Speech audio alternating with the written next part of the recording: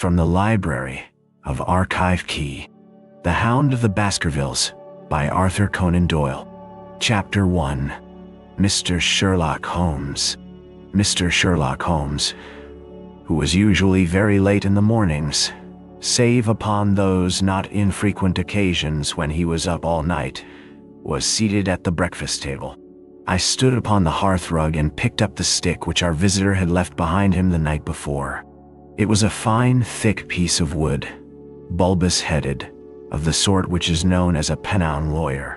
Just under the head was a broad silver band nearly an inch across. To James Mortimer, MRCS, from his friends of the CCH, was engraved upon it, with the date 1884. It was just such a stick as the old-fashioned family practitioner used to carry, dignified, solid, and reassuring. "Well, Watson, what do you make of it?" Holmes was sitting with his back to me, and I had given him no sign of my occupation. "How did you know what I was doing? I believe you have eyes in the back of your head." "I have at least a well-polished, silver-plated coffee pot in front of me," said he. "Tell me, Watson, what do you make of our visitor's stick? Since we have been so unfortunate as to miss him and have no notion of his errand, this accidental souvenir becomes of importance. Let me hear you reconstruct the man by an examination of it." "I think," said I, following as far as I could the methods of my companion, "that Dr. Mortimer is a successful, elderly medical man, well esteemed since those who know him give him this mark of their appreciation.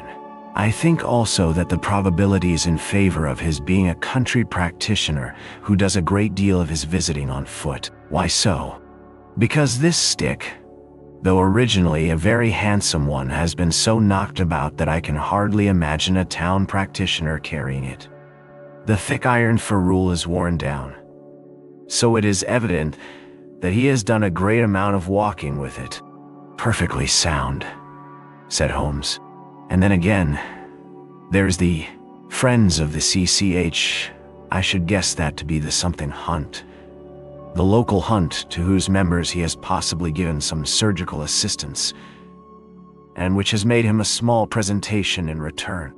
"Really, Watson, you excel yourself," said Holmes, pushing back his chair and lighting a cigarette. "I am bound to say that in all the accounts which you have been so good as to give of my own small achievements, you have habitually underrated your own abilities. It may be that you are not yourself luminous, but you are a conductor of light. Some people without possessing genius have a remarkable power." He had never said as much before, and I must admit that his words gave me keen pleasure, for I had often been piqued by his indifference to my admiration and to the attempts which I had made to give publicity to his methods. I was proud, too, to think that I had so far mastered his system as to apply it in a way which earned his approval. He now took the stick from my hands and examined it for a few minutes with his naked eyes. Then, with an expression of interest, he laid down his cigarette, and carrying the cane to the window, he looked over it again with a convex lens. "Interesting, though elementary," said he as he returned to his favorite corner of the settee. "There are certainly one or two indications upon the stick. It gives us the basis for several deductions." "Has anything escaped me?"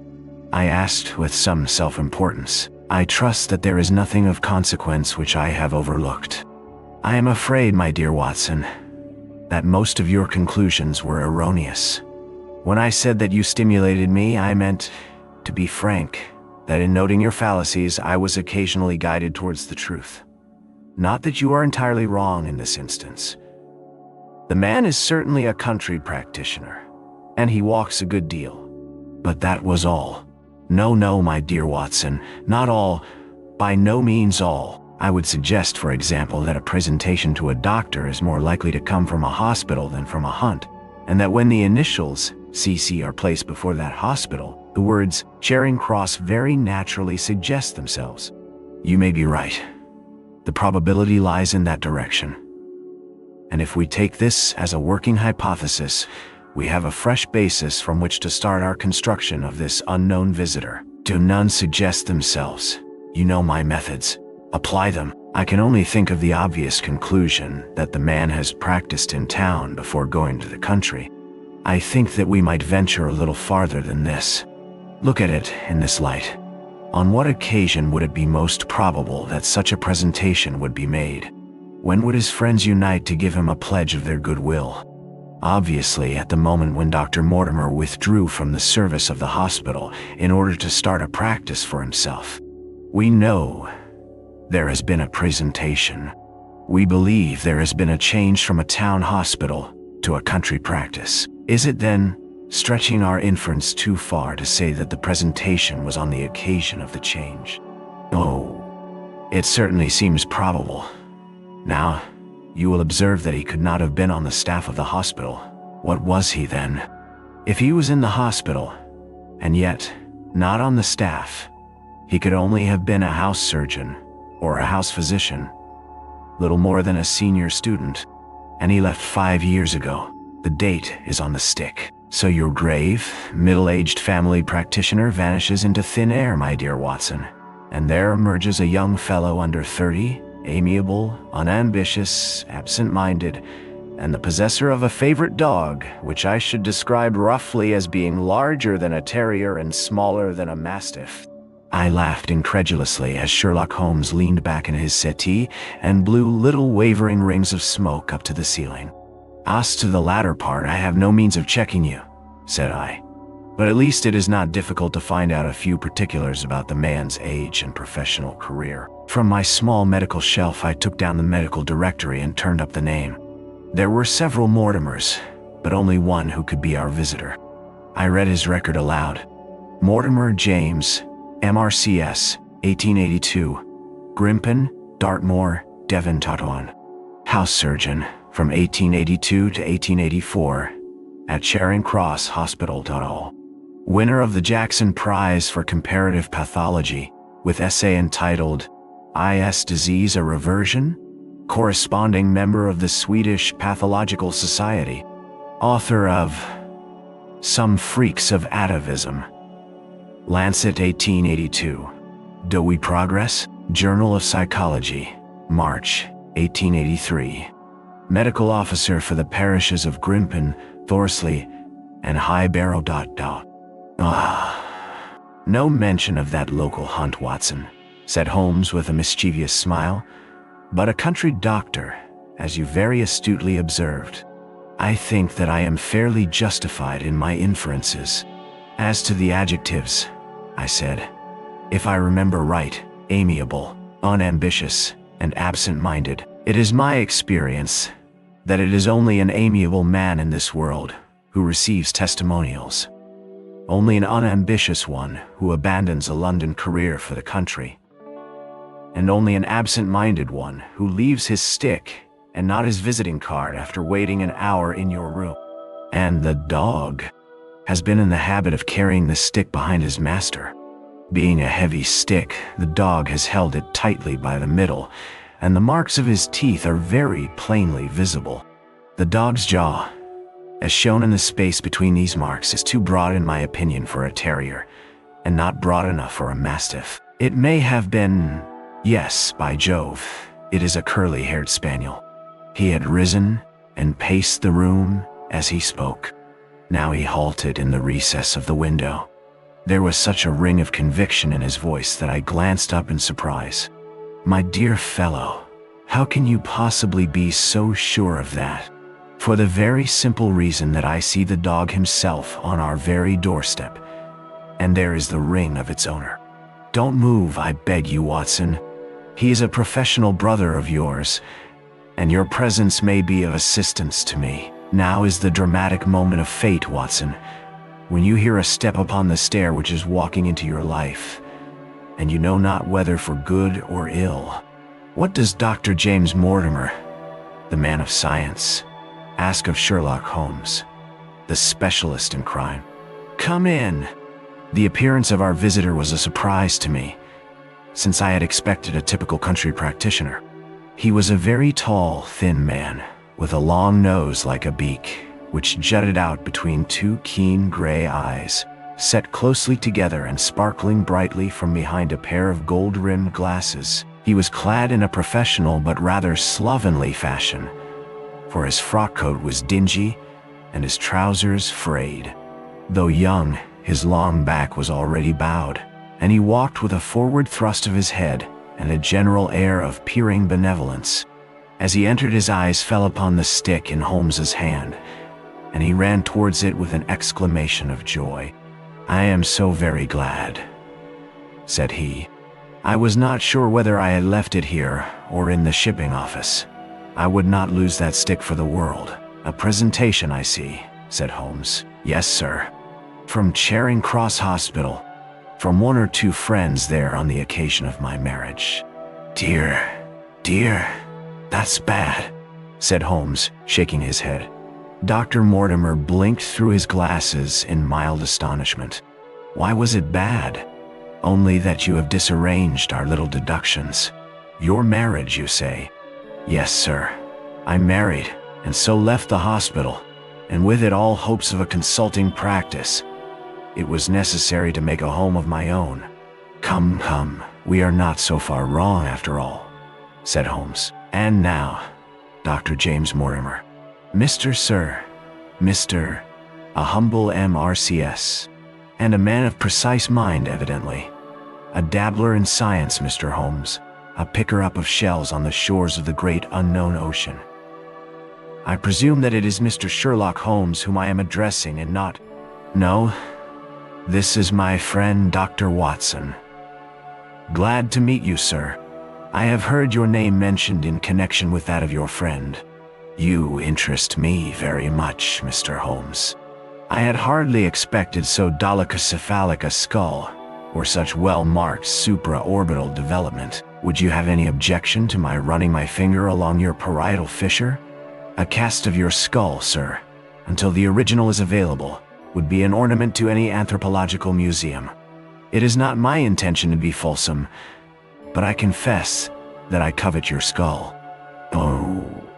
Sherlock Holmes waved our strange visitor into a chair. "You are an enthusiast in your line of thought, I perceive, sir, as I am in mine," said he. "I observe from your forefinger that you make your own cigarettes. Have no hesitation in lighting one." The man drew out paper and tobacco, and twirled the one up in the other with surprising dexterity. He had long, quivering fingers as agile and restless as the antennae of an insect. Holmes was silent, but his little darting glances showed me the interest which he took in our curious companion. "I presume, sir," said he at last, "that it was not merely for the purpose of examining my skull that you have done me the honor to call here last night, and again today?" "No, sir. No. Though I am happy to have had the opportunity of doing that as well. I came to you, Mr. Holmes, because I recognize that I am myself an unpractical man, and because I am suddenly confronted with a most serious and extraordinary problem, recognizing as I do that you are the second highest expert in Europe." "Indeed, sir. May I inquire who has the honor to be the first?" asked Holmes with some asperity. "To the man of precisely scientific mind, the work of Monsieur Bertillon must always appeal strongly." "Then had you not better consult him?" "I said, sir, to the precisely scientific mind. But as a practical man of affairs, it is acknowledged that you stand alone." "I trust, sir, that I have not inadvertently—" "Just a little," said Holmes. "I think, Dr. Mortimer, you would do wisely if without more ado you would kindly tell me plainly what the exact nature of the problem is in which you demand my assistance." Chapter 2. The Curse of the Baskervilles. "I have in my pocket a manuscript," said Dr. James Mortimer. "I observed it as you entered the room," said Holmes. "It is an old manuscript, early 18th century, unless it is a forgery." "How can you say that, sir? You have presented an inch or two of it to my examination all the time that you have been talking. It would be a poor expert who could not give the date of a document within a decade or so. You may possibly have read my little monograph upon the subject. I put that at 1730. The exact date is 1742. Dr. Mortimer drew it from his breast pocket. This family paper was committed to my care by Sir Charles Baskerville, whose sudden and tragic death some 3 months ago created so much excitement in Devonshire. I may say that I was his personal friend as well as his medical attendant. He was a strong-minded man, sir, shrewd, practical, and Holmes stretched out his hand for the manuscript and flattened it upon his knee. You will observe, Watson, the alternative use of the long S and the short. It is one of several indications which enabled me to fix the date. I looked over his shoulder at the yellow paper and the faded script. At the head was written, Baskerville Hall, and below in large scrawling figures, 1742. It appears to be a statement of some sort. Yes, it is a statement of a certain legend which runs in the Baskerville family. But I understand that it is something more modern and practical upon which you wish to consult me. Most modern, a most practical pressing matter which must be decided within 24 hours. But the manuscript is short and is intimately connected with the affair. With your permission, I will read it to you. Holmes leaned back in his chair, placed his fingertips together, and closed his eyes with an air of resignation. Dr. Mortimer turned the manuscript to the light and read in a high, cracking voice the following curious, old-world narrative. Of the origin of the Hound of the Baskervilles there have been many statements, yet as I come in a direct line from Hugo Baskerville, and as I had the story from my father, who also had it from his, I have set it down with all belief that it occurred even as is here set forth. And I would have you believe, my sons, that the same justice which punishes sin may also most graciously forgive it, and that no ban is so heavy, but that by prayer and repentance it may be removed. Learn then from this story not to fear the fruits of the past, but rather to be circumspect in the future, that those foul passions whereby our family has suffered so grievously may not again be loosed to our undoing. Know then that in the time of the Great Rebellion, the history of which by the learned Lord Clarendon I most earnestly commend to your attention, this manor of Baskerville was held by Hugo of that name, nor can it be gainsaid that he was a most wild, profane, and godless man. This, in truth, his neighbors might have pardoned, seeing that saints have never flourished in those parts.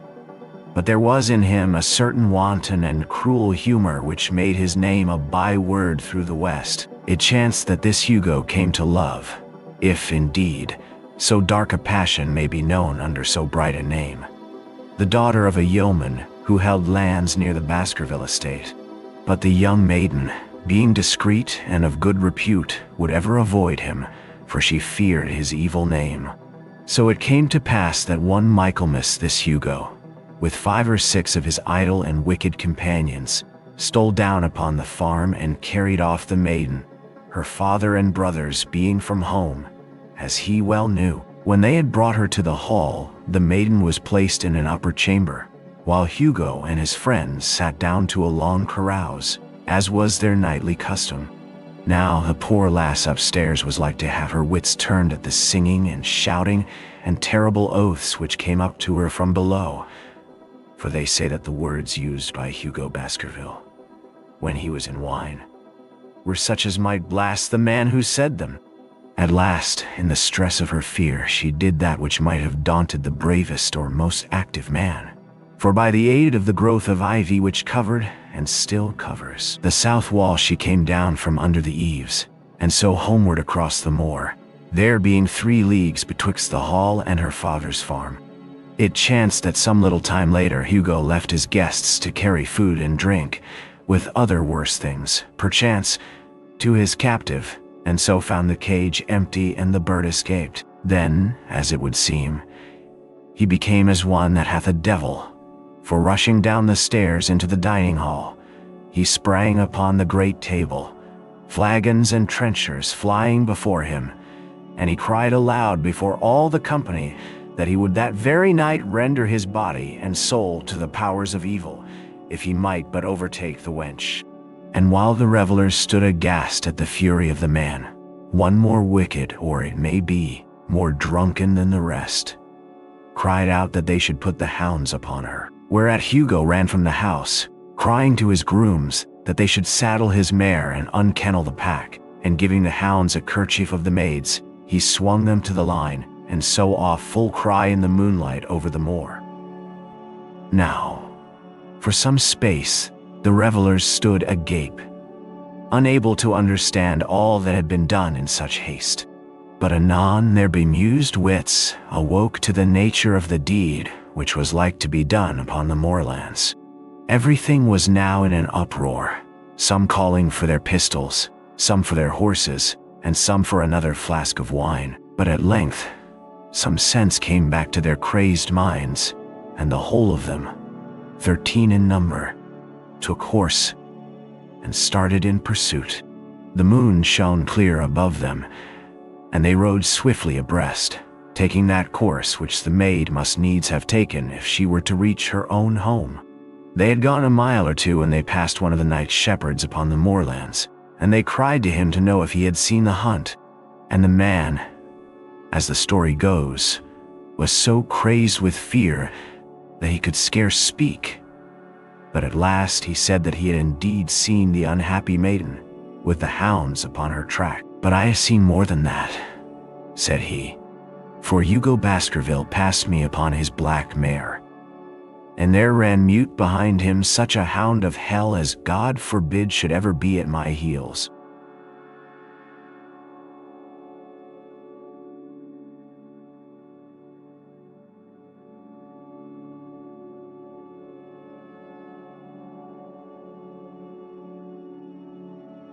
So the drunk, but soon their skins turned cold, for there came a galloping across the moor, and the black mare, dabbled with white froth, went past with trailing bridle and empty saddle.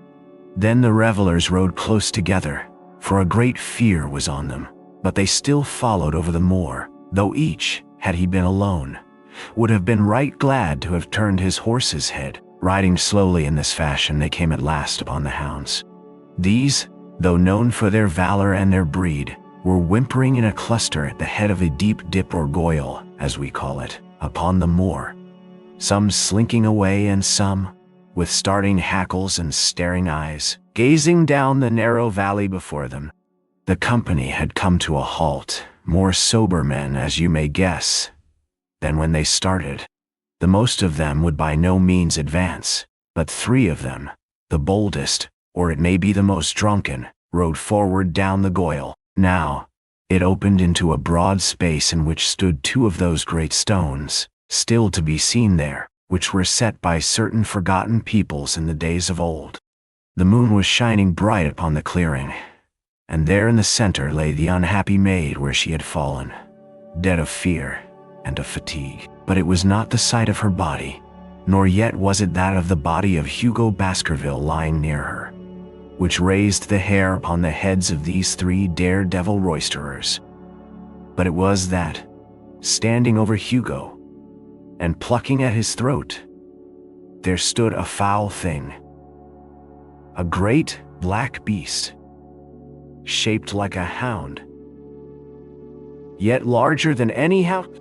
And even as they looked, the thing tore the throat out of Hugo Baskerville, on which, as it turned its blazing eyes and dripping jaws upon them, the 3 shrieked with fear and rode for dear life, still screaming across the moor. One, it is said, died that very night of what he had seen, and the other 2 were but broken men for the rest of their days.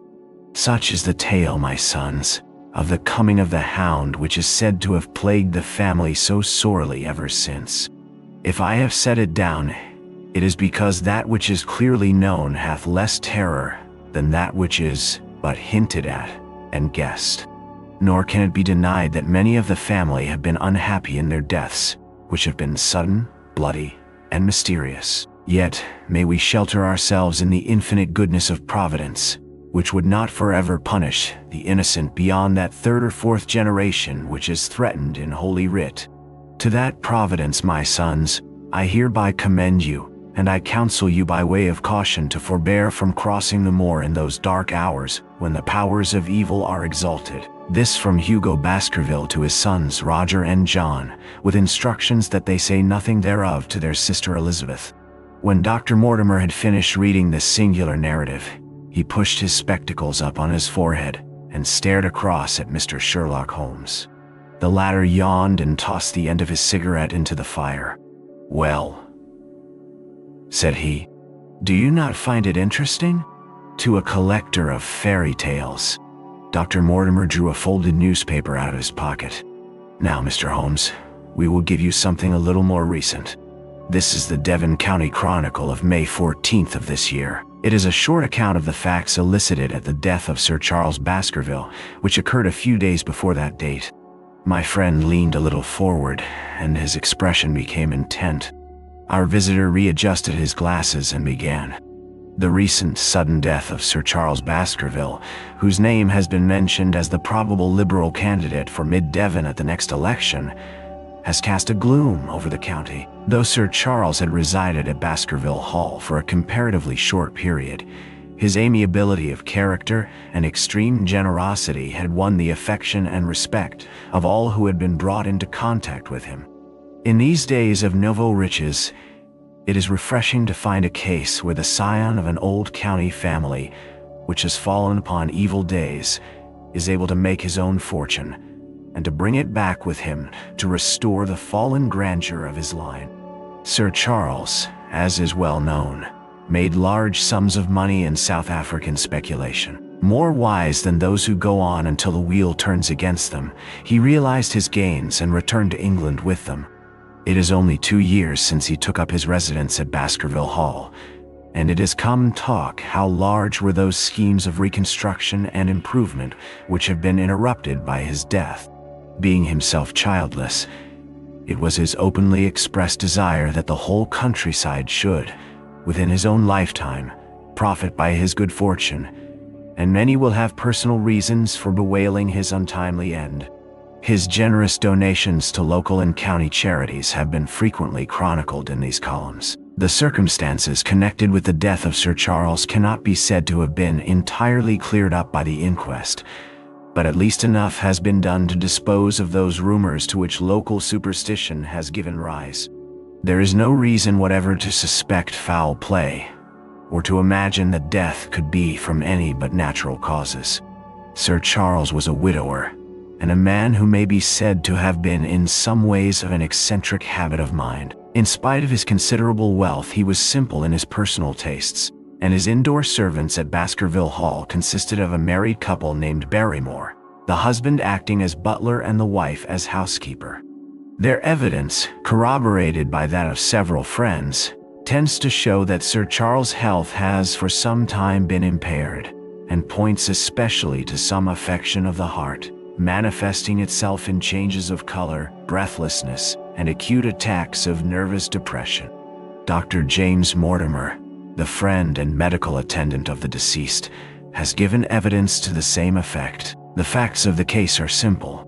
Sir Charles Baskerville was in the habit every night before going to bed of walking down the famous yew alley of Baskerville Hall. The evidence of the Barrymores shows that this had been his custom. On the 4th of May, Sir Charles had declared his intention of starting next day for London, and had ordered Barrymore to prepare his luggage. That night he went out as usual for his nocturnal walk, in the course of which he was in the habit of smoking a cigar. He never returned.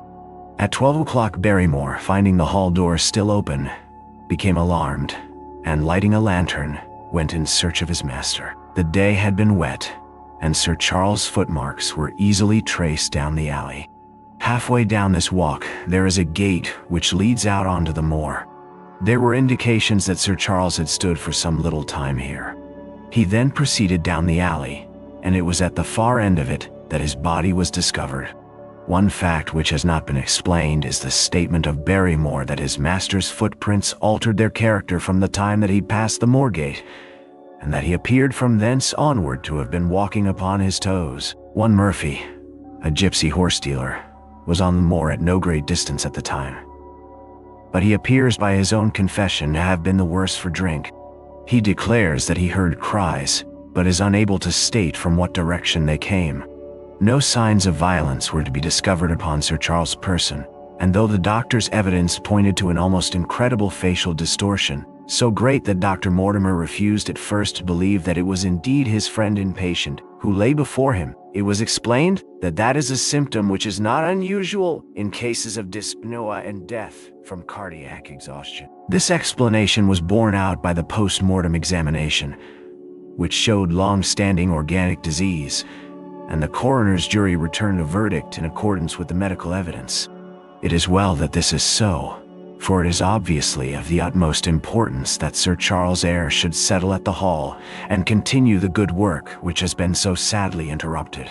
Had the prosaic finding of the coroner not finally put an end to the romantic stories which have been whispered in connection with the affair, it might have been difficult to find a tenant for Baskerville Hall. It is understood that the next of kin is Mr. Henry Baskerville, if he be still alive, the son of Sir Charles Baskerville's younger brother.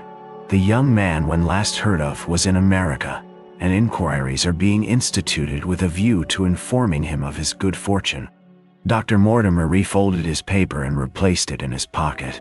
Those are the public facts, Mr. Holmes, in connection with the death of Sir Charles Baskerville. I must thank you, said Sherlock Holmes, for calling my attention to a case which certainly presents some features of interest. I had observed some newspaper comment at the time, but I was exceedingly preoccupied by that little affair of the Vatican cameos, and in my anxiety to oblige the Pope, I lost touch with several interesting English cases. This article, you say, contains all the public facts? It does. Then let me have the private ones. He leaned back, put his fingertips together, and assumed his most impassive and judicial expression. In doing so, said Dr. Mortimer, who had begun to show signs of some strong emotion, I am telling that which I have not confided to anyone. My motive for withholding it from the coroner's inquiry is that a man of science shrinks from placing himself in the public position of seeming to endorse a popular superstition.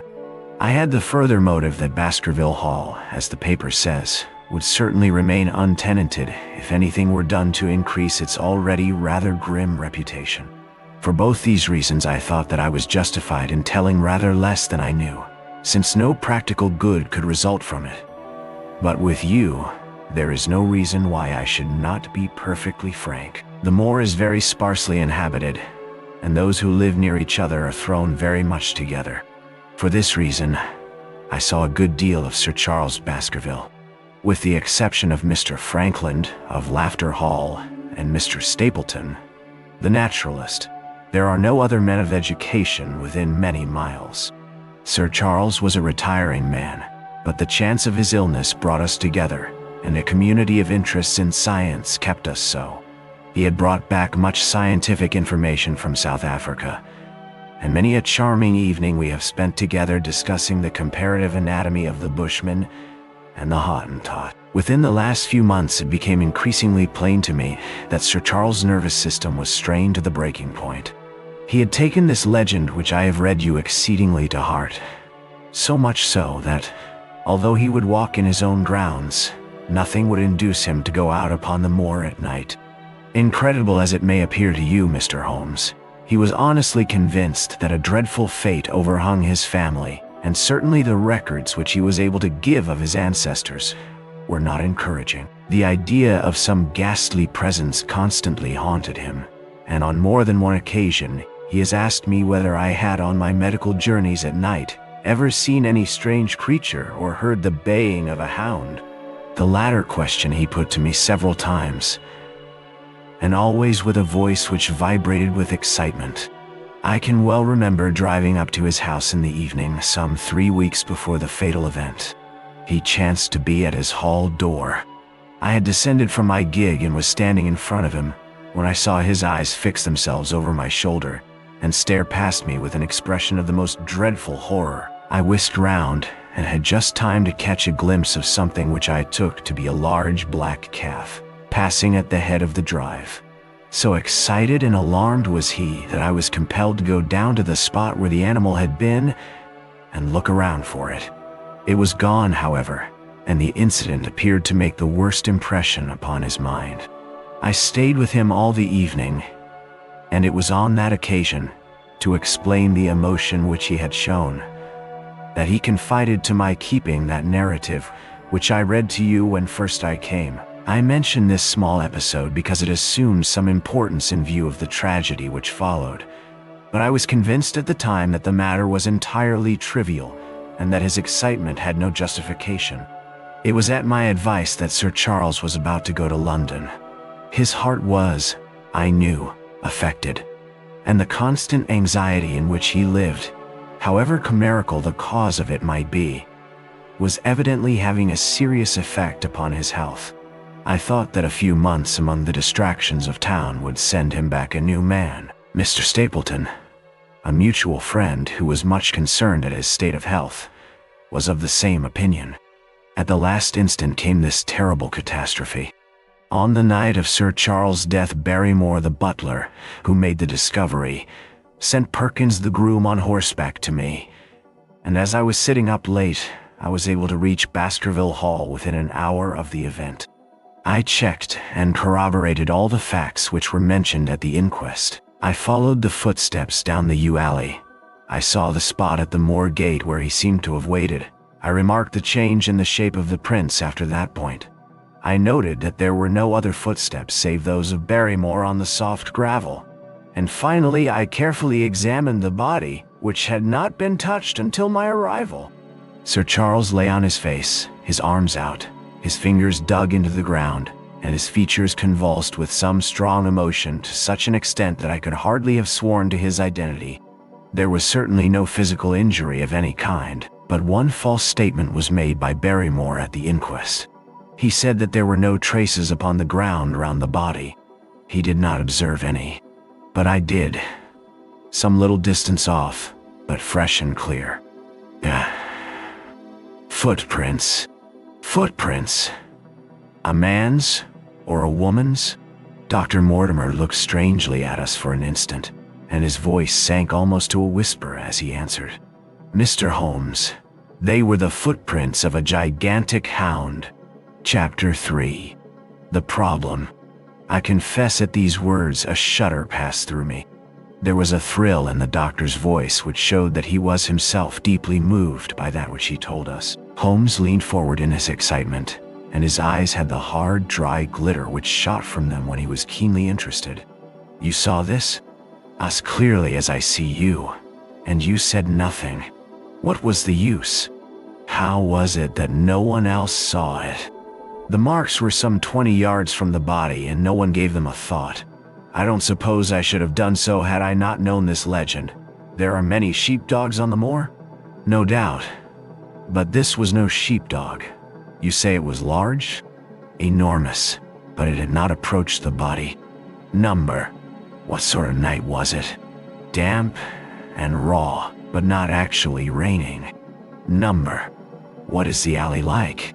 There are 2 lines of old yew hedge, 12 feet high and impenetrable. The walk in the center is about 8 feet across. Is there anything between the hedges and the walk? Yes. There is a strip of grass about 6 feet broad on either side. I understand that the yew hedge is penetrated at one point by a gate. Yes. The wicket gate which leads onto the moor. Is there any other opening? None. So that to reach the yew alley one either has to come down it from the house, or else to enter it by the moor gate. There is an exit through a summer house at the far end. Had Sir Charles reached this? No. He lay about 50 yards from it. Now, tell me, Dr. Mortimer, and this is important, the marks which you saw were on the path and not on the grass? No marks could show on the grass. Were they on the same side of the path as the moor gate? Yes. They were on the edge of the path on the same side as the moor gate. You interest me exceedingly. Another point. Was the wicket gate closed? Closed and padlocked. How high was it? About 4 feet high. Then anyone could have got over it. Yes. And what marks did you see by the wicket gate? None in particular. Good heaven, did no one examine?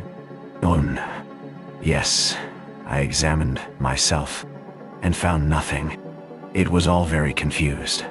Sir Charles had evidently stood there for 5 or 10 minutes. How do you know that?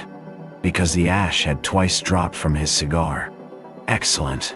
This is a colleague, Watson, after our own heart. But the marks? He had left his own marks all over that small patch of gravel. I could discern no others. Sherlock Holmes struck his hand against his knee with an impatient gesture. "If I had only been there," he cried. "It is evidently a case of extraordinary interest, and one which presented immense opportunities to the scientific expert. That gravel page upon which I might have read so much has been long ere this smudged by the rain and defaced by the clogs of curious peasants. Oh, Dr. Mortimer, to think that you should not have called me in. You have indeed much to answer for." "I could not call you in, Mr. Holmes, without disclosing these facts to the world, and I have already given my reasons for not wishing to do so. Besides, why do you hesitate? There's a realm in which the most acute and most experienced of detectives is helpless. You mean that the thing is supernatural?" "I did not positively say so." "No. But you evidently think it. Since the tragedy, Mr. Holmes, there have come to my ears several incidents which are hard to reconcile with the settled order of nature. For example, I find that before the terrible event occurred, several people had seen a creature upon the moor which corresponds with this Baskerville demon, and which could not possibly be any animal known to science. They all agreed that it was a huge creature, luminous, ghastly, and spectral. I have cross-examined these men, one of them a hard-headed countryman, one a farrier, and one a moorland farmer, who all tell the same story of this dreadful apparition, exactly corresponding to the hellhound of the legend. I assure you that there is a reign of terror in the district, and that it is a hardy man who will cross the moor at night. And you, a trained man of science, believe it to be supernatural? I do not know what to believe." Holmes shrugged his shoulders. "I have hitherto confined my investigations to this world," said he. "In a modest way I have combated evil, but to take on the father of evil himself would perhaps be too ambitious a task. Yet you must admit that the footmark is material. The original Hound was material enough to tug a man's throat out, and yet he was diabolical as well. I see that you have quite gone over to the supernaturalists. But now, Dr. Mortimer, tell me this. If you hold these views, why have you come to consult me at all? You tell me in the same breath that it is useless to investigate Sir Charles' death, and that you desire me to do it. I did not say that I desired you to do it. Then, how can I assist you? By advising me as to what I should do with Sir Henry Baskerville, who arrives at Waterloo Station." Dr. Mortimer looked at his watch. "In exactly 1 hour and a quarter. He being the heir?" "Yes. On the death of Sir Charles, we inquired for this young gentleman, and found that he had been farming in Canada.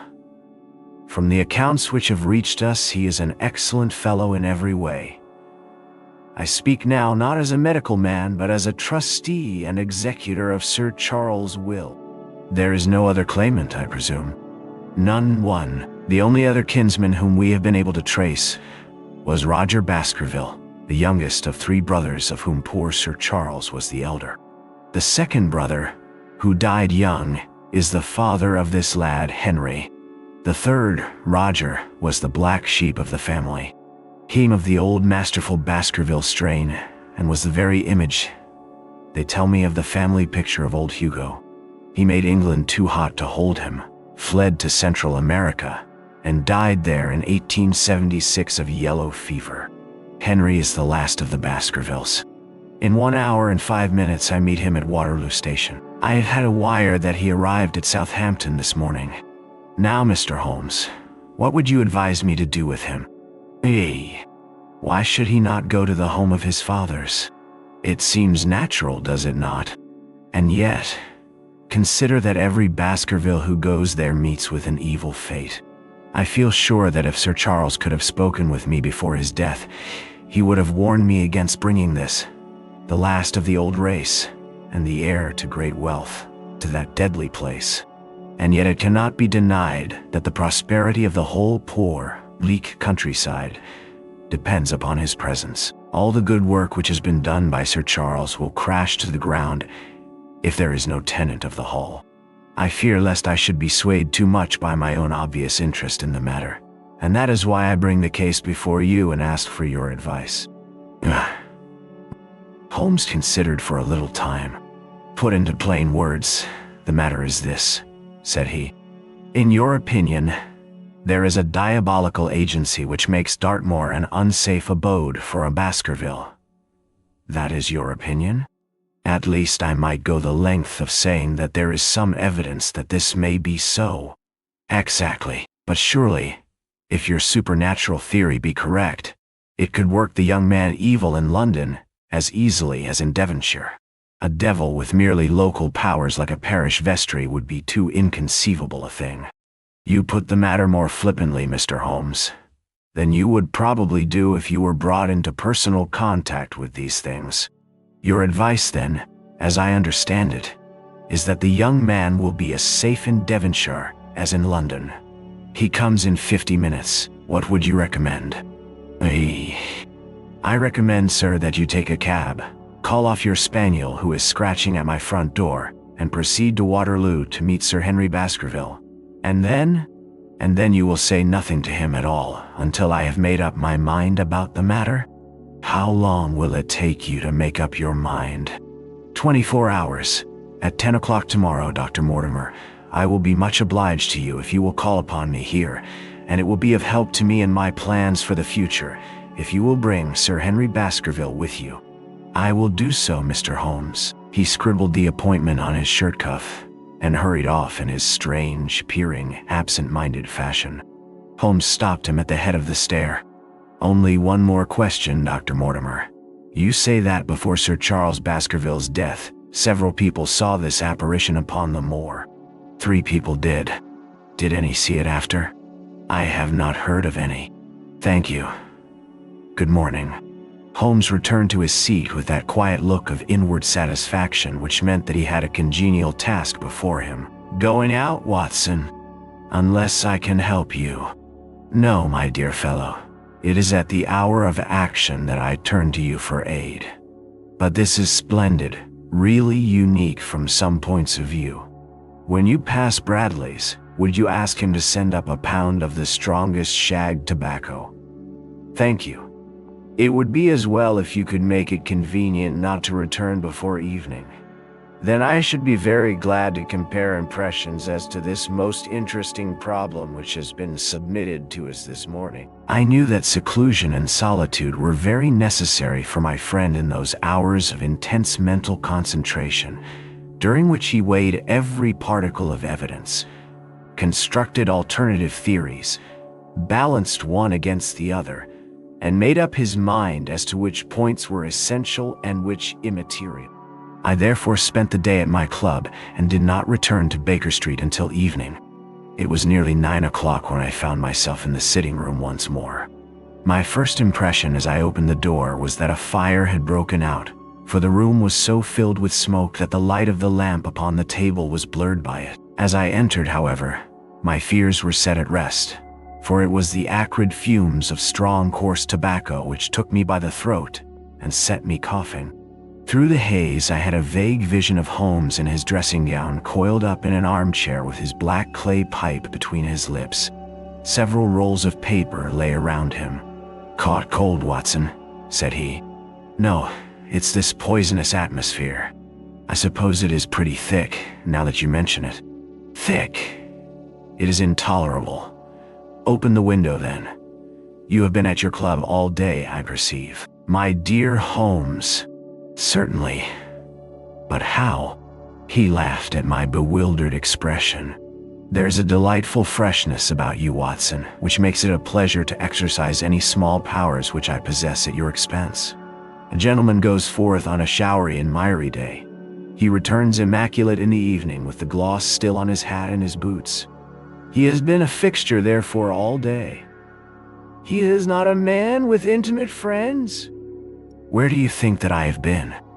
A fixture also. On the contrary, I have been to Devonshire.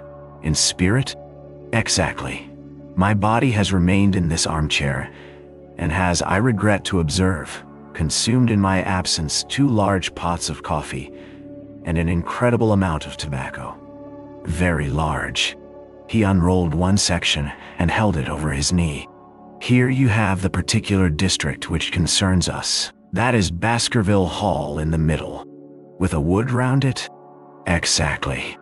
I fancy the yew alley, though not marked under that name, must stretch along this line, with the moor, as you perceive. Upon the right of it, this small clump of buildings here is the hamlet of Grimpen, where our friend Dr. Mortimer has his headquarters. Within a radius of 5 miles there are, as you see, only a very few scattered dwellings. Here is Laughter Hall, which was mentioned in the narrative. There is a house indicated here which may be the residence of the naturalist. Stapleton, if I remember right, was his name. Here are 2 moorland farmhouses, High Tor and Foulmire. Then, 14 miles away, the great convict prison of Princetown. Between and around these scattered points extends the desolate, lifeless moor. This, then, is the stage upon which tragedy has been played, and upon which we may help to play it again. It must be a wild place. Yes, the setting is a worthy one. If the devil did desire to have a hand in the affairs of men, then you are yourself inclining to the supernatural explanation. The devil's agents may be of flesh and blood, may they not? There are 2 questions waiting for us at the outset. The one is whether any crime has been committed at all. The second is, what is the crime, and how was it committed? Of course, if Dr. Mortimer's surmise should be correct, and we are dealing with forces outside the ordinary laws of nature, there is an end of our investigation. But we are bound to exhaust all other hypotheses before falling back upon this one. I think we'll shut that window again if you don't mind. It is a singular thing, but I find that a concentrated atmosphere helps a concentration of thought. I have not pushed it to the length of getting into a box to think, but that is the logical outcome of my convictions. Have you turned the case over in your mind? I have thought a good deal of it in the course of the day. What do you make of it? It is very bewildering. It has certainly a character of its own. There are points of distinction about it. That change in the footprints, for example. What do you make of that? Mortimer said that the man had walked on tiptoe down that portion of the alley. He only repeated what some fool had said at the inquest. Why should a man walk on tiptoe down the alley? He was running, Watson. Running desperately. Running for his life. Running until he burst his heart and fell dead upon his face. Running from what? There lies our problem. There are indications that the man was crazed with fear before ever he began to run. How can you say that? I am presuming that the cause of his fears came to him across the moor. If that were so, and it seems most probable, only a man who had lost his wits would have run from the house instead of towards it. If the gypsy's evidence may be taken as true, he ran with cries for help in the direction where help was least likely to be.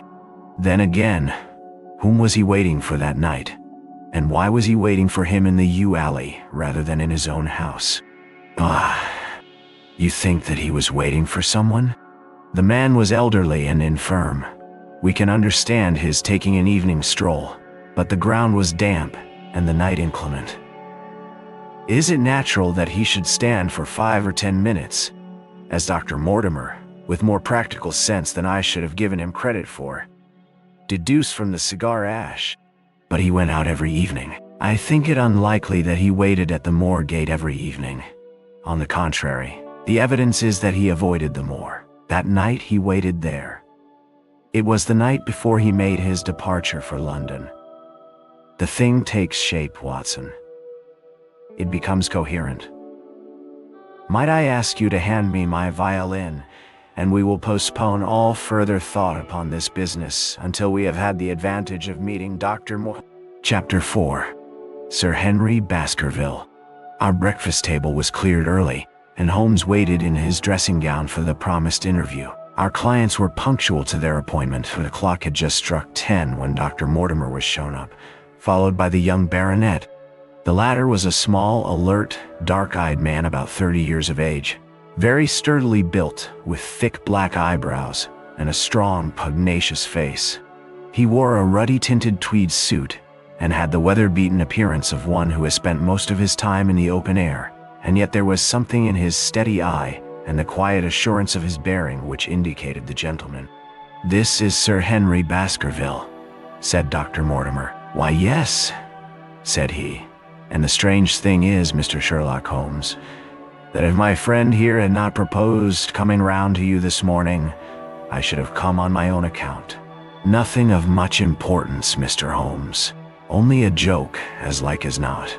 It was this letter, if you can call it a letter, which reached me this morning." He laid an envelope upon the table, and we all bent over it. It was of common quality, grayish in color. The address, Sir Henry Baskerville, Northumberland Hotel, was printed in rough characters. The postmark, Charing Cross, and the date of posting the preceding evening. "Who knew that you were going to the Northumberland Hotel?" asked Holmes, glancing keenly across at our visitor. "No one could have known. We only decided after I met Dr. Mortimer."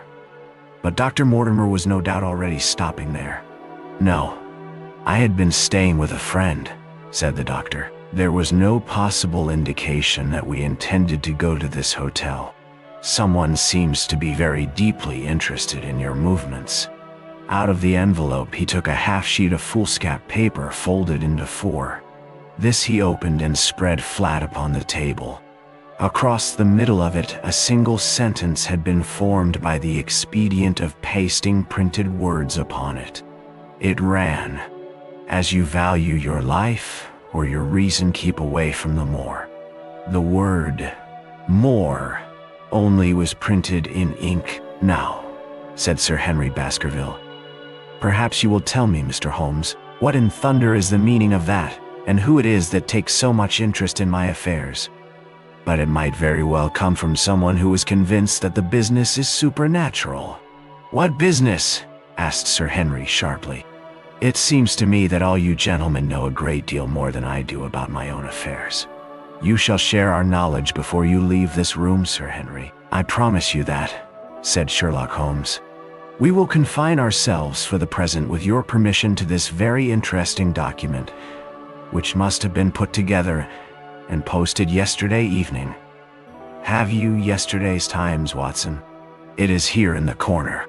Might I trouble you for it? The inside page, please, with the leading articles." He glanced swiftly over it, running his eyes up and down the columns. "Capital article this on free trade. Permit me to give you an extract from it. You may be cajoled into imagining that your own special trade or your own industry will be encouraged by a protective tariff. But it stands to reason that such legislation must in the long run keep away wealth from the country, diminish the value of our imports, and lower the general conditions of life in this island." "What do you think of that, Watson?"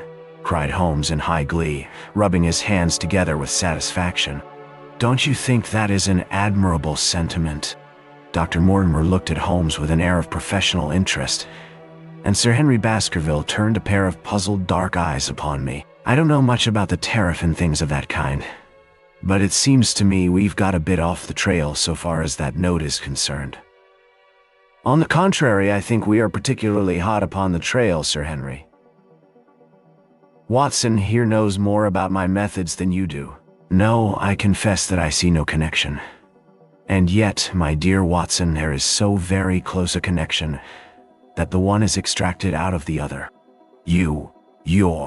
Your life, reason, value? Keep away from the— Don't you see now whence these words have been taken?" "No, you're right. Well, if that isn't smart," cried Sir Henry. "If any possible doubt remained, it is settled by the fact that keep away and from the R cut out in one piece." "Well now, so it is. Really, Mr. Holmes, this exceeds anything which I could have imagined," said Dr. Mortimer. gazing at my friend in amazement. I could understand anyone saying that the words were from a newspaper, but that you should name which, and add that it came from the leading article, is really one of the most remarkable things which I have ever known. How did you do it? I presume, Doctor, that you could tell the skull of a Negro from that of an Esquimau? Most certainly. But how? Because that is my special hobby. The differences are obvious. The supraorbital crest, the facial angle, the maxillary curve, But this is my special hobby, and the differences are equally obvious. There is as much difference to my eyes between the leaded bourgeois type of a Times article and the slovenly print of an evening halfpenny paper as there could be between your Negro and your Esquimau. The detection of types is one of the most elementary branches of knowledge to the special expert in crime, though I confess that once when I was very young, I confused the Leeds Mercury with the Western Morning News. But a Times leader is entirely distinctive, and these words could have been taken from nothing else. As it was done yesterday, the strong probability was that we should find the words in yesterday's issue. So far as I can follow you then, Mr. Holmes, said Sir Henry Baskerville. Someone cut out this message with a scissors. Nail scissors, said Holmes. You can see that it was a very short-bladed scissors, since the cutter had to take 2 snips over, keep away. That is so. Someone then cut out the message with a pair of short-bladed scissors, pasted it with paste, said Holmes, with gum onto the paper. But I want to know why the word more should have been written. Because he could not find it in print. The other words were all simple and might be found in any issue, but more would be less common. Why, of course, that would explain it. Have you read anything else in this message, Mr. Holmes?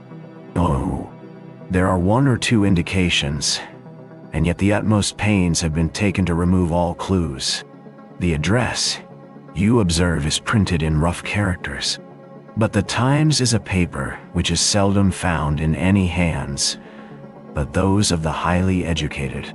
We may take it, therefore, that the letter was composed by an educated man who wished to pose as an uneducated one, and his effort to conceal his own writing suggests that that writing might be known, or come to be known, by you.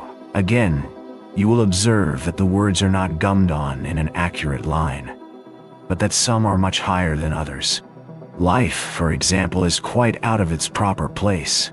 That may point to carelessness, or it may point to agitation and hurry upon the part of the cutter. On the whole, I incline to the latter view, since the matter was evidently important, and it is unlikely that the composer of such a letter would be careless. If he were in a hurry, it opens up the interesting question why he should be in a hurry, since any letter posted up to early morning would reach Sir Henry before he would leave his hotel. Did the composer fear an interruption? And from whom? Shh. We are coming now rather into the region of guesswork, said Dr. Mortimer. Say rather, into the region where we balance probabilities and choose the most likely. It is the scientific use of the imagination, but we have always some material basis on which to start our speculation. Now you would call it a guess, no doubt. But I am almost certain that this address has been written in a hotel. If you examine it carefully, you will see that both the pen and the ink have given the writer trouble. The pen has spluttered twice in a single word and has run dry 3 times in a short address, showing that there was very little ink in the bottle. Now, a private pen or ink bottle is seldom allowed to be in such a state, and the combination of the two must be quite rare. But you know the hotel ink and the hotel pen, where it is rare to get anything else. Yes, I have very little hesitation in saying that could we examine the wastepaper baskets of the hotels around Charing Cross until we found the remains of the mutilated Times leader, we could lay our hands straight upon the person who sent this singular message. Halloa. Halloa. What's this? Nah. He was carefully examining the foolscap, upon which the words were pasted, holding it only an inch or 2 from his eyes. It is a blank half-sheet of paper, without even a watermark upon it.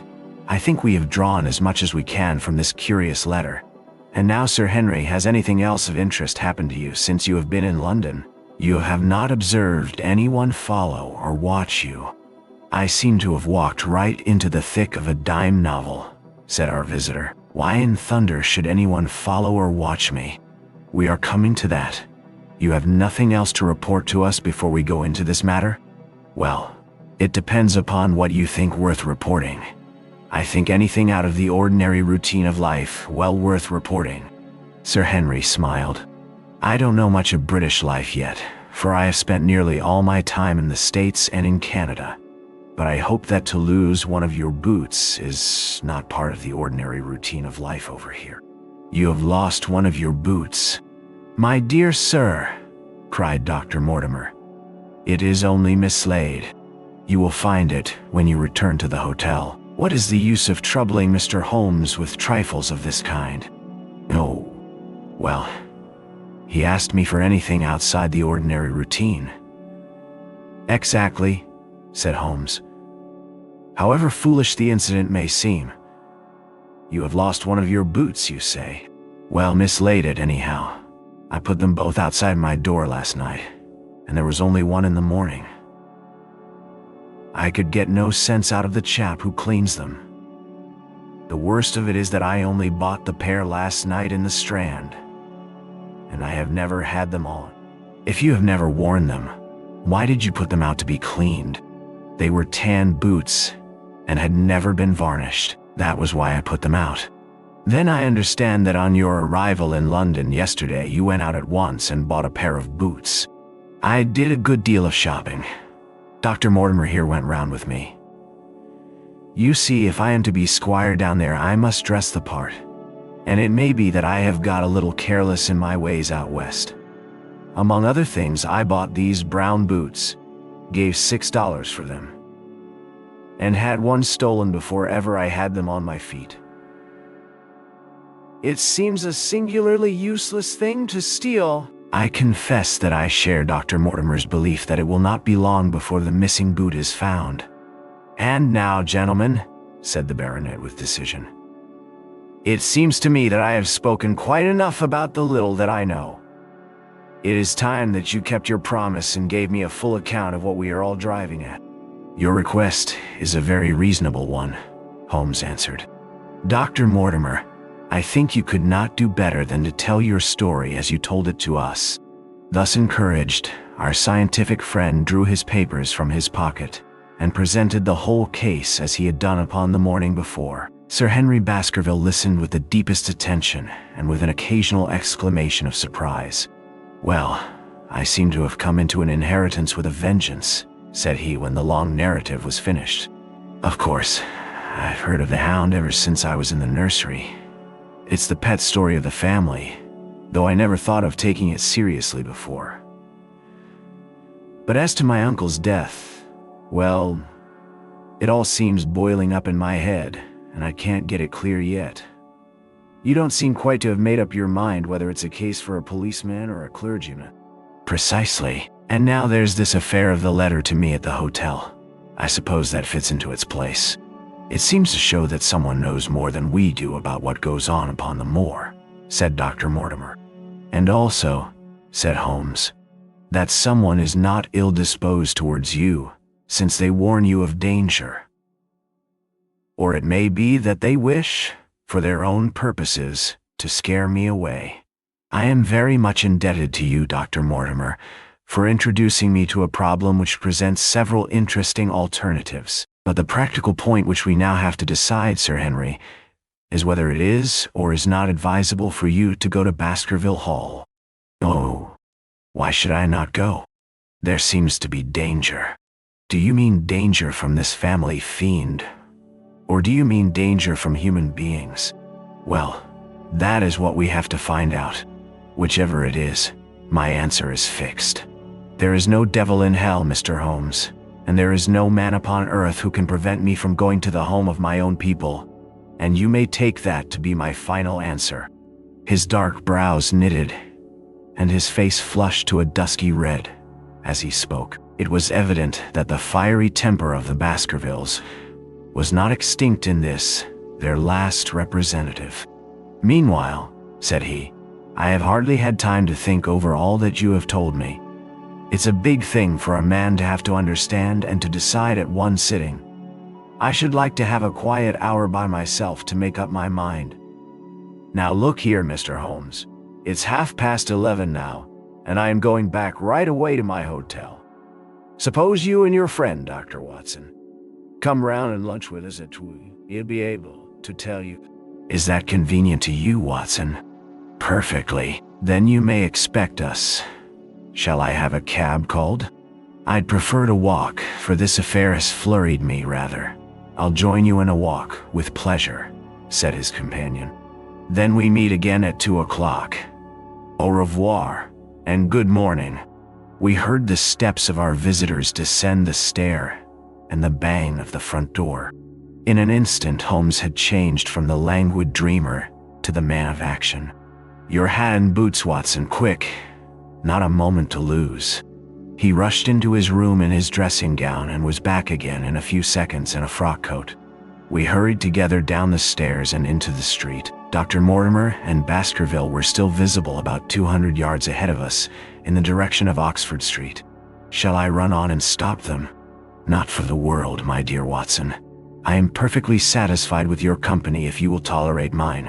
Our friends are wise, for it is certainly a very fine morning for a walk." He quickened his pace until we had decreased the distance which divided us by about half. Keeping 100 yards behind, we followed into Oxford Street, and so down Regent Street. Once our friends stopped and stared into a shop window, upon which Holmes did the same. An instant afterwards he gave a little cry of satisfaction, and following the direction of his eager eyes, I saw that a hansom cab with a man inside, which had halted on the other side of the street, was now proceeding slowly onward again. "There's our man, Watson.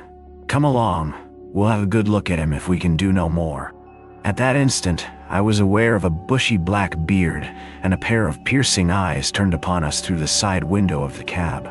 Instantly, the trapdoor at the top flew up. Something was screamed to the driver, and the cab flew madly off down Regent Street. Holmes looked eagerly round for another, but no empty one was in sight.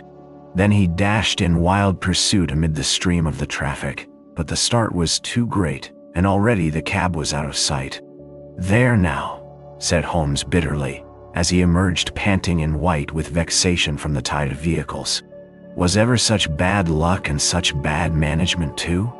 Who was the man? I have not an idea. A spy? Well, it was evident from what we have heard that Baskerville has been very closely shadowed by someone since he has been in town. How else could it be known so quickly that it was the Northumberland Hotel which he had chosen? If they had followed him the first day, I argued that they would follow him also the second. You may have observed that I twice strolled over to the window while Dr. Mortimer was reading his letter." "Yes, I remember. I was looking out for loiterers in the street, but I saw none. We are dealing with a clever man, Watson. This matter cuts very deep, and though I have not finally made up my mind whether it is a benevolent or a malevolent agency which is in touch with us, I am conscious always of power and design. When our friends left, I at once followed them in the hopes of marking down their invisible attendant. So wily was he that he had not trusted himself upon foot, but he had availed himself of a cab, so that he could loiter behind or dash past them, and so escape their notice. His method had the additional advantage that if they were to take a cab, he was all ready to follow them. It has, however, one obvious disadvantage. It puts him in the power of the cabman." "Exactly. What a pity we did not get the number. My dear Watson, clumsy as I have been, you surely do not seriously imagine that I neglected to get the number. Number 2704 is our man. But that is no use to us for the moment. I fail to see how you could have done more. On observing the cab, I should have instantly turned and walked in the other direction. I should then at my leisure have hired a second cab and followed the first at a respectful distance, or, better still, have driven to the Northumberland Hotel and waited there. When our unknown had followed Baskerville home, we should have had the opportunity of playing his own game upon himself and seeing where he made for. As it is, by an indiscreet eagerness, which was taken advantage of with extraordinary quickness and energy by our opponent, we have betrayed ourselves and lost our man. We had been sauntering slowly down Regent Street during this conversation, and Dr. Mortimer, with his companion, had long vanished in front of us. "There is no object in our following them," said Holmes. "The shadow has departed and will not return. We must see what further cards we have in our hands and play them with decision." "Could you swear to that man's face within the cab?" "I could swear only to the beard. And so could I, from which I gather that in all probability it was a false one. A clever man upon so delicate an errand has no use for a beard save to conceal his features. Come in here, Watson." He turned into one of the district messenger offices, where he was warmly greeted by the manager. "Ah, Wilson, I see you have not forgotten the little case in which I had the good fortune to help you." "No, sir, indeed I have not. You saved my good name and perhaps my life." "My dear fellow, you exaggerate." "I have some recollection, Wilson, that you had among your boys a lad named Cartwright who showed some ability during the investigation, and I should be glad to have change of this £5 note." A lad of 14, with a bright, keen face, had obeyed the summons of the manager. He stood now gazing with great reverence at the famous detective. "Let me have the hotel directory," said Holmes. "Thank you. Now, Cartwright, there are the names of 23 hotels here, all in the immediate neighborhood of Charing Cross. Do you see?" "Yes, sir." "You will visit each of these in turn?" "Yes, sir." "You will begin in each case by giving the outside porter 1 shilling. Here are 23 shillings." "Aye, sir." "You will tell him that you want to see the waste paper of yesterday. You will say that an important telegram has miscarried and that you are looking for it. You understand?" "Yes, sir. But what you are really looking for is the center page of the Times with some holes cut in it with scissors. Here is a copy of the Times. It is this page. You could easily recognize it, could you not?" "Yes, sir." "In each case, the outside porter will send for the hall porter, to whom also you will give 1 shilling. Here are 23 shillings. You will then learn in possibly 20 cases out of the 23 that the waste of the day before has been burned or removed. In the 3 other cases, you will be shown a heap of paper, and you will look for this page of the Times among it. The odds are enormously against your finding it. There are 10 shillings over in case of emergencies. Let me have a report by wire at Baker Street before evening. And now, Watson, it only remains for us to find out by wire the identity of the cabman, number 2007-4. And then we will drop into one of the Bond Street picture galleries and fill in the time until we are due at the hotel. Chapter 5. 3 Broken Threads. Sherlock Holmes had, in a very remarkable degree, the power of detaching his mind at will. For 2 hours the strange business in which we had been involved appeared to be forgotten, and he was entirely absorbed in the pictures of the modern Belgian masters. He would talk of nothing but art, of which he had the crudest ideas, from our leaving the gallery until we found ourselves at the Northumberland Hotel. "Sir Henry Baskerville is upstairs expecting you," said the clerk. "He asked me to show you up at once when you came." "Have you any objection to my looking at your register?" said Holmes. "Not in the least." The book showed that 2 names had been added after that of Baskerville. One was Theophilus Johnson and family, of Newcastle.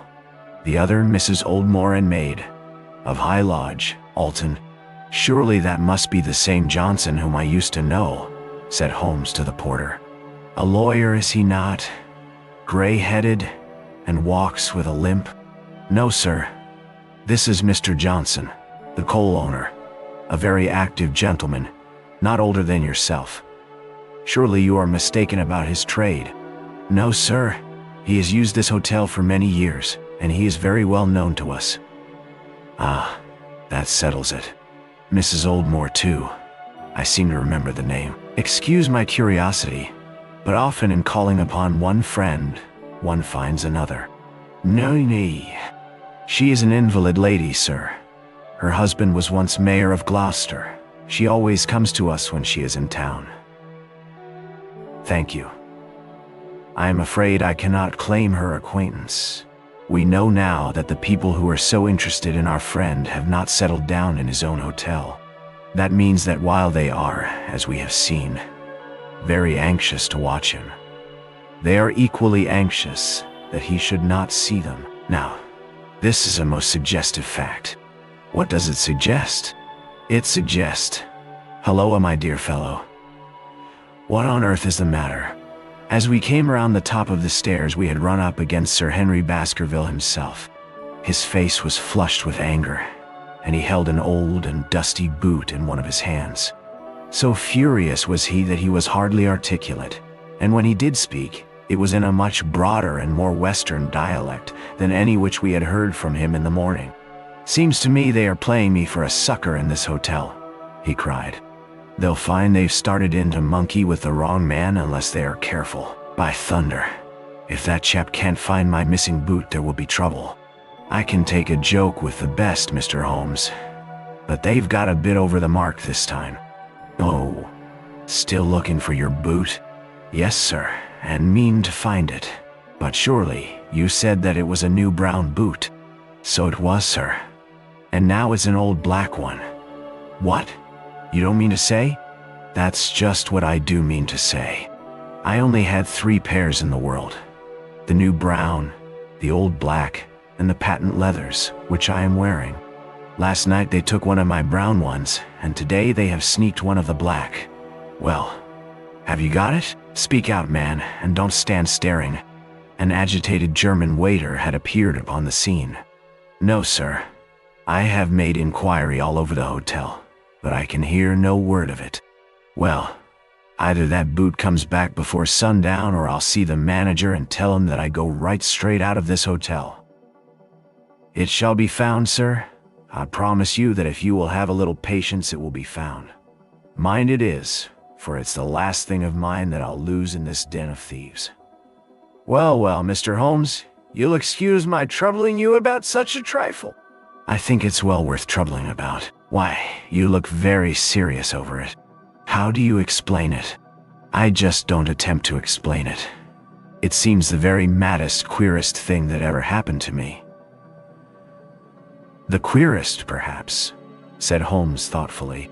"What do you make of it yourself?" "I don't profess to understand it yet. This case of yours is very complex, Sir Henry. When taken in conjunction with your uncle's death, I am not sure that of all the 500 cases of capital importance which I have handled, there is one which cuts so deep. But we hold several threads in our hands, and the odds are that one or other of them guides us to the truth. We may waste time in following the wrong one, but sooner or later we must come upon the right." We had a pleasant luncheon in which little was said of the business which had brought us together. It was in the private sitting room to which we afterwards repaired that Holmes asked Baskerville what were his intentions. To go to Baskerville Hall, and when? The end of the week. "On the whole," said Holmes, "I think that your decision is a wise one. I have ample evidence that you are being dogged in London, and amid the millions of this great city, it is difficult to discover who these people are or what their object can be. If their intentions are evil, they might do you a mischief, and we should be powerless to prevent it. You did not know, Dr. Mortimer, that you were followed this morning from my house?" "Oh, nah." Dr. Mortimer started violently. "Followed? By whom?" "That, unfortunately, is what I cannot tell you." "Have you among your neighbors or acquaintances on Dartmoor any man with a black full beard?" "No. Or, let me see. Why, yes. Barrymore, Sir Charles Butler, is a man with a full black beard." "Ha! Where is Barrymore?" "He is in charge of the hall. We had best ascertain if he is really there, or if by any possibility he might be in London." "How can you do that?" "Give me a telegraph form. Is all ready for Sir Henry. That will do. Address to Mr. Barrymore, Baskerville Hall." By the way, Dr. Mortimer, who is this Barrymore anyhow? He's the son of the old caretaker, who is dead. They have looked after the hall for 4 generations now. So far as I know, he and his wife are as respectable a couple as any in the county. Did Barrymore profit at all by Sir Charles' will? Asked Holmes. He and his wife had £500 each. Did they know that they would receive this? Nisao. Oh, obey. Yes. Sir Charles was very fond of talking about the provisions of his will. That is very interesting.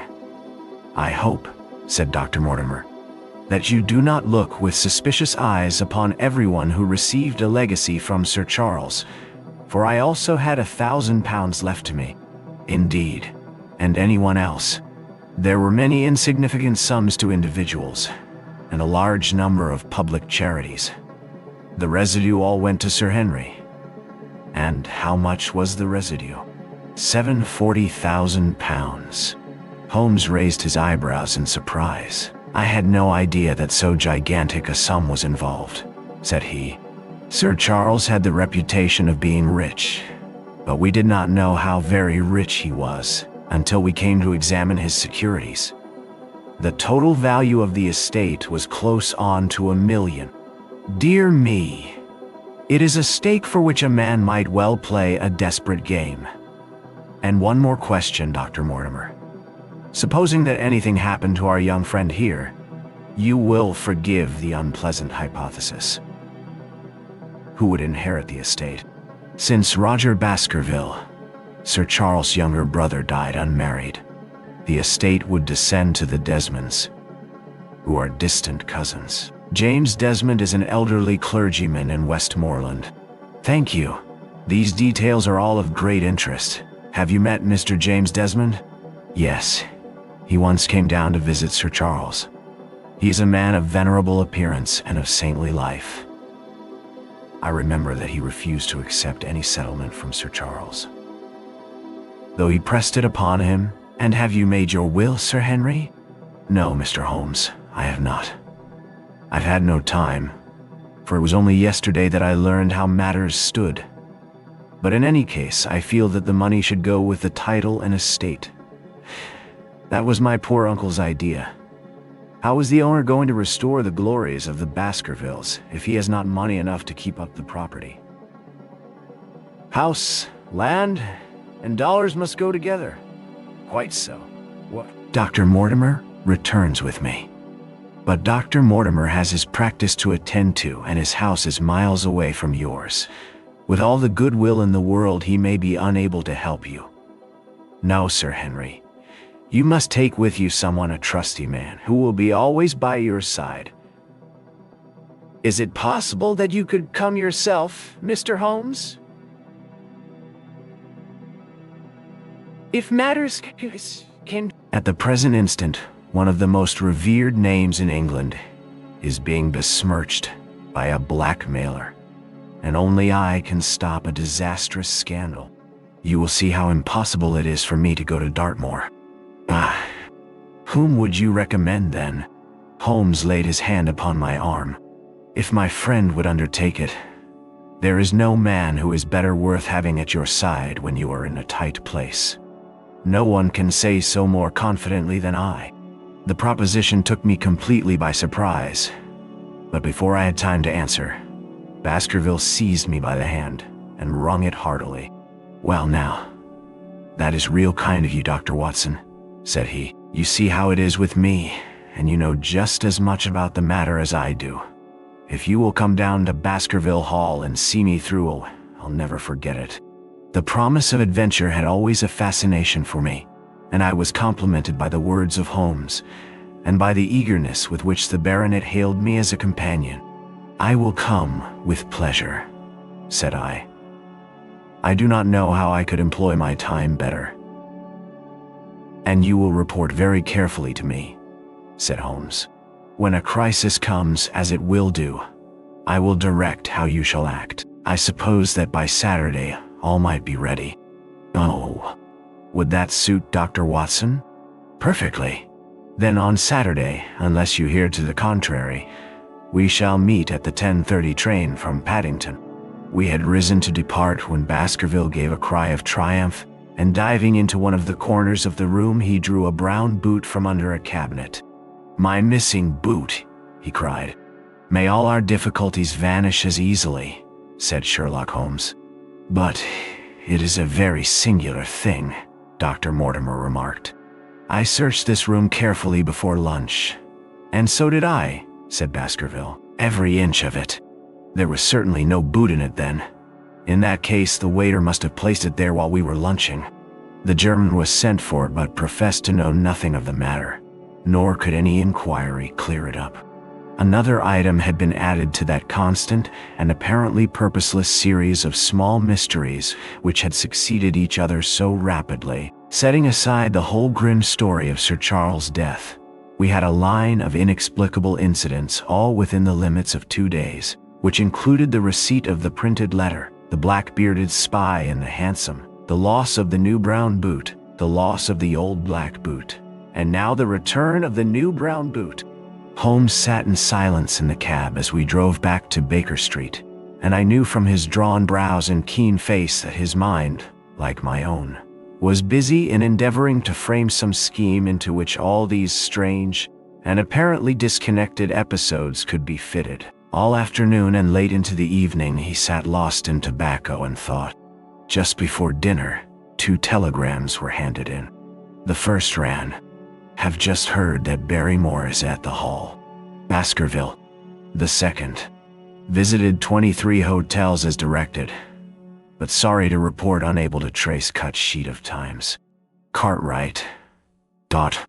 There go 2 of my threads, Watson. There is nothing more stimulating than a case where everything goes against you. We must cast round for another scent.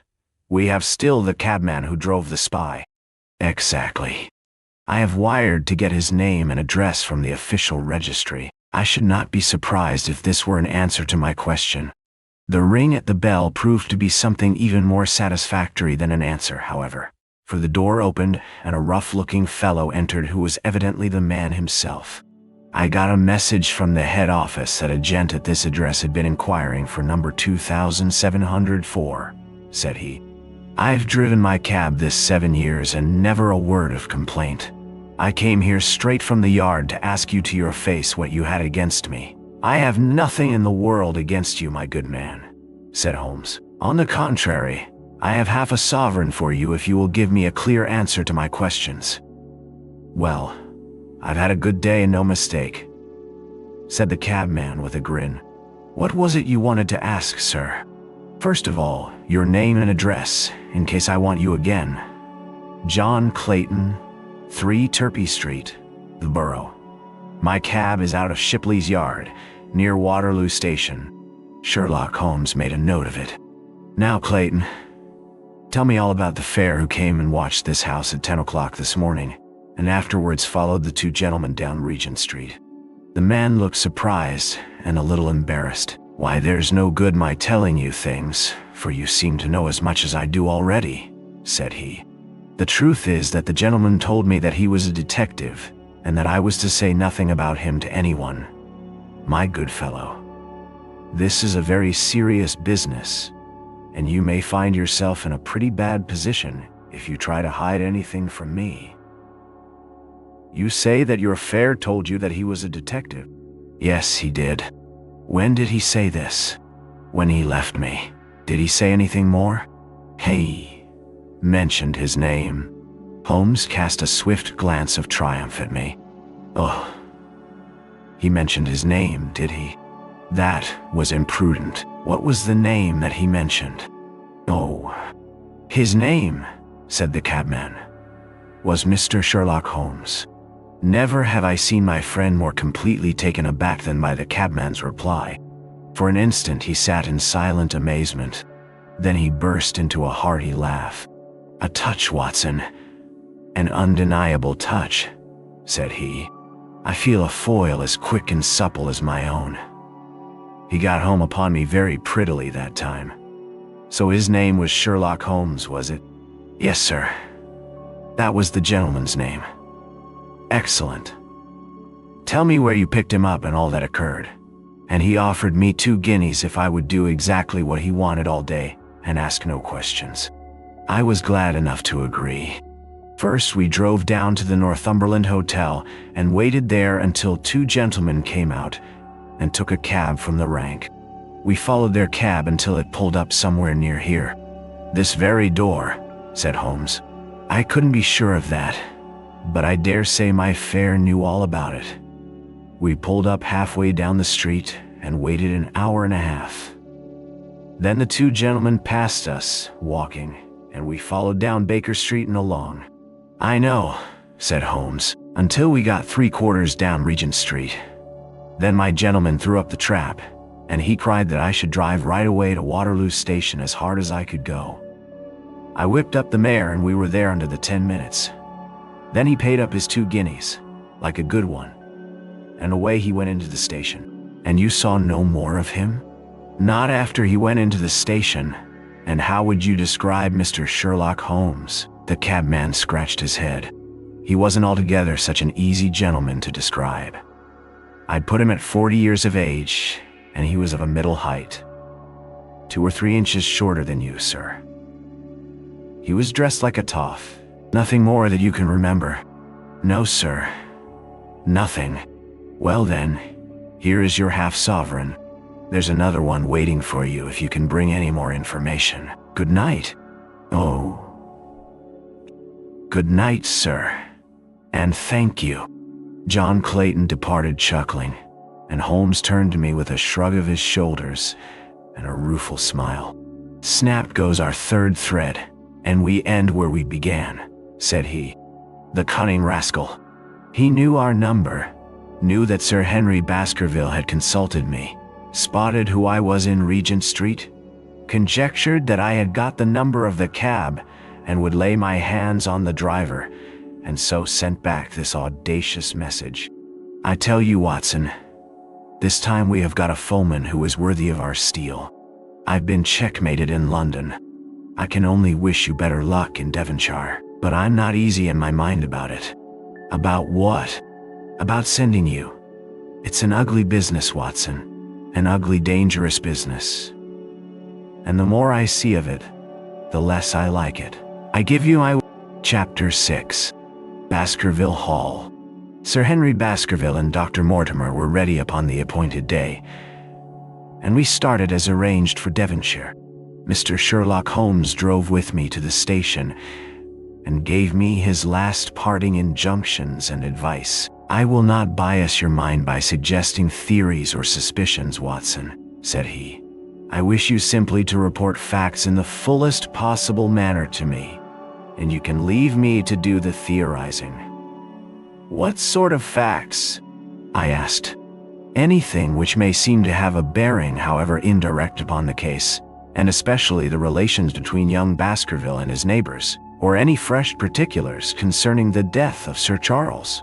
I have made some inquiries myself in the last few days, but the results have, I fear, been negative. One thing only appears to be certain, and that is that Mr. James Desmond, who is the next heir, is an elderly gentleman of a very amiable disposition, so that this persecution does not arise from him. I really think that we may eliminate him entirely from our calculations. There remain the people who will actually surround Sir Henry Baskerville upon the moor. Would it not be well in the first place to get rid of this Barrymore couple? By no means. You could not make a greater mistake. If they are innocent, it would be a cruel injustice. And if they are guilty, we should be giving up all chance of bringing it home to them. No. We will preserve them upon our list of suspects. Then there is a groom at the Hall, if I remember right. There are 2 moorland farmers. There is our friend Dr. Mortimer, whom I believe to be entirely honest, and there is his wife, of whom we know nothing. There is this naturalist, Stapleton, and there is his sister, who is said to be a young lady of attractions. There is Mr. Frankland, of Laughter Hall, who is also an unknown factor, and there are 1 or 2 other neighbors. These are the folk who must be your very special study. I will do my best. You have arms, I suppose? Yes. I thought it as well to take them. Most certainly. Keep your revolver near you night and day, and never relax your precautions. Our friends had already secured a first-class carriage and were waiting for us upon the platform. No, we have no news of any kind, said Dr. Mortimer in answer to my friend's questions. I can swear to one thing, and that is that we have not been shadowed during the last 2 days. We have never gone out without keeping a sharp watch, and no one could have escaped our notice. You have always kept together, I presume. Except yesterday afternoon. I usually give up one day to pure amusement when I come to town, so I spent it at the Museum of the College of Surgeons. And I went to look at the folk in the park, said Baskerville. But we had no trouble of any kind. It was imprudent all the same, said Holmes, shaking his head and looking very grave. I beg, Sir Henry, that you will not go about alone. Some great misfortune will befall you if you do. Did you get your other boot? No, sir. It is gone forever. Indeed. That is very interesting. Well, goodbye, he added as the train began to glide down the platform. Bear in mind, Sir Henry, one of the phrases in that queer old legend which Dr. Mortimer has read to us, and avoid the moor in those hours of darkness when the powers of evil are exalted. I looked back at the platform when we had left it far behind and saw the tall, austere figure of Holmes standing motionless and gazing after us. The journey was a swift and pleasant one, and I spent it in making the more intimate acquaintance of my 2 companions and in playing with Dr. Mortimer's spaniel. In a very few hours, the brown earth had become ruddy. The brick had changed to granite, and red cows grazed in well-hedged fields where the lush grasses and more luxuriant vegetation spoke of a richer, if a damper, climate. Young Baskerville stared eagerly out of the window and cried aloud with delight as he recognized the familiar features of the Devon scenery. I've been over a good part of the world since I left it, Dr. Watson, said he, but I have never seen a place to compare with it. I never saw a Devonshire man who did not swear by his county, I remarked. It depends upon the breed of men quite as much as on the county, said Dr. Mortimer. A glance at our friend here reveals the rounded head of the Celt, which carries inside it the Celtic enthusiasm and power of attachment.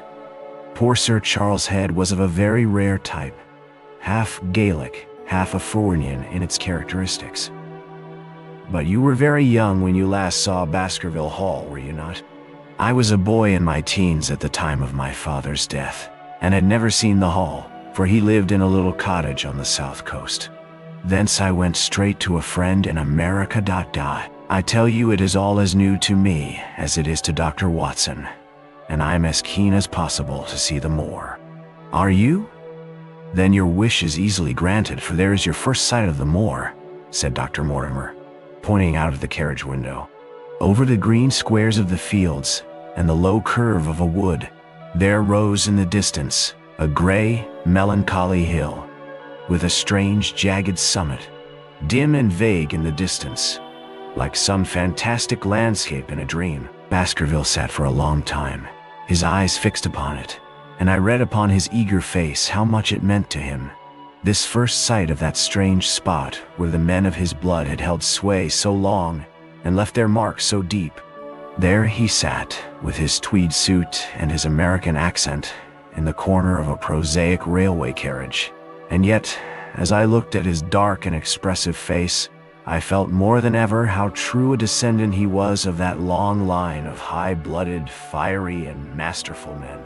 There were pride, valor, and strength in his thick brows, his sensitive nostrils, and his large hazel eyes. If on that forbidding moor a difficult and dangerous quest should lie before us, this was at least a comrade for whom one might venture to take a risk with the certainty that he would bravely share it. The train pulled up at a small wayside station, and we all descended. Outside, beyond the low white fence, a wagonette with a pair of cobs was waiting. Our coming was evidently a great event, for station master and porters clustered round us to carry out our luggage. It was a sweet, simple country spot, but I was surprised to observe that by the gate, there stood two soldierly men in dark uniforms who leaned upon their short rifles and glanced keenly at us as we passed. The coachman, a hard-faced, gnarled little fellow, saluted Sir Henry Baskerville, and in a few minutes we were flying swiftly down the broad white road. Rolling pasture lands curved upward on either side of us, and old gabled houses peeped out from amid the thick green foliage. But behind the peaceful and sunlit countryside there rose ever, dark against the evening sky, the long gloomy curve of the moor, broken by the jagged and sinister hills. The wagonette swung round into a side road, and we curved upward through deep lanes worn by centuries of wheels, high banks on either side, heavy with dripping moss and fleshy hart's-tongue ferns. Bronzing bracken and mottled bramble gleamed in the light of the sinking sun. Still steadily rising, we passed over a narrow granite bridge and skirted a noisy stream which gushed swiftly down, foaming and roaring amid the gray boulders. Both road and stream wound up through a valley dense with scrub oak and fir. At every turn Baskerville gave an exclamation of delight, looking eagerly about him and asking countless questions. To his eyes all seemed beautiful, but to me a tinge of melancholy lay upon the countryside, which bore so clearly the mark of the waning year. Yellow leaves carpeted the lanes and fluttered down upon us as we passed. The rattle of our wheels died away as we drove through drifts of rotting vegetation, sad gifts, as it seemed to me, for nature to throw before the carriage of the returning heir of the Baskervilles. "Halloa!" cried Dr. Mortimer. "What is this?" A steep curve of heath-clad land, an outlying spur of the moor, lay in front of us.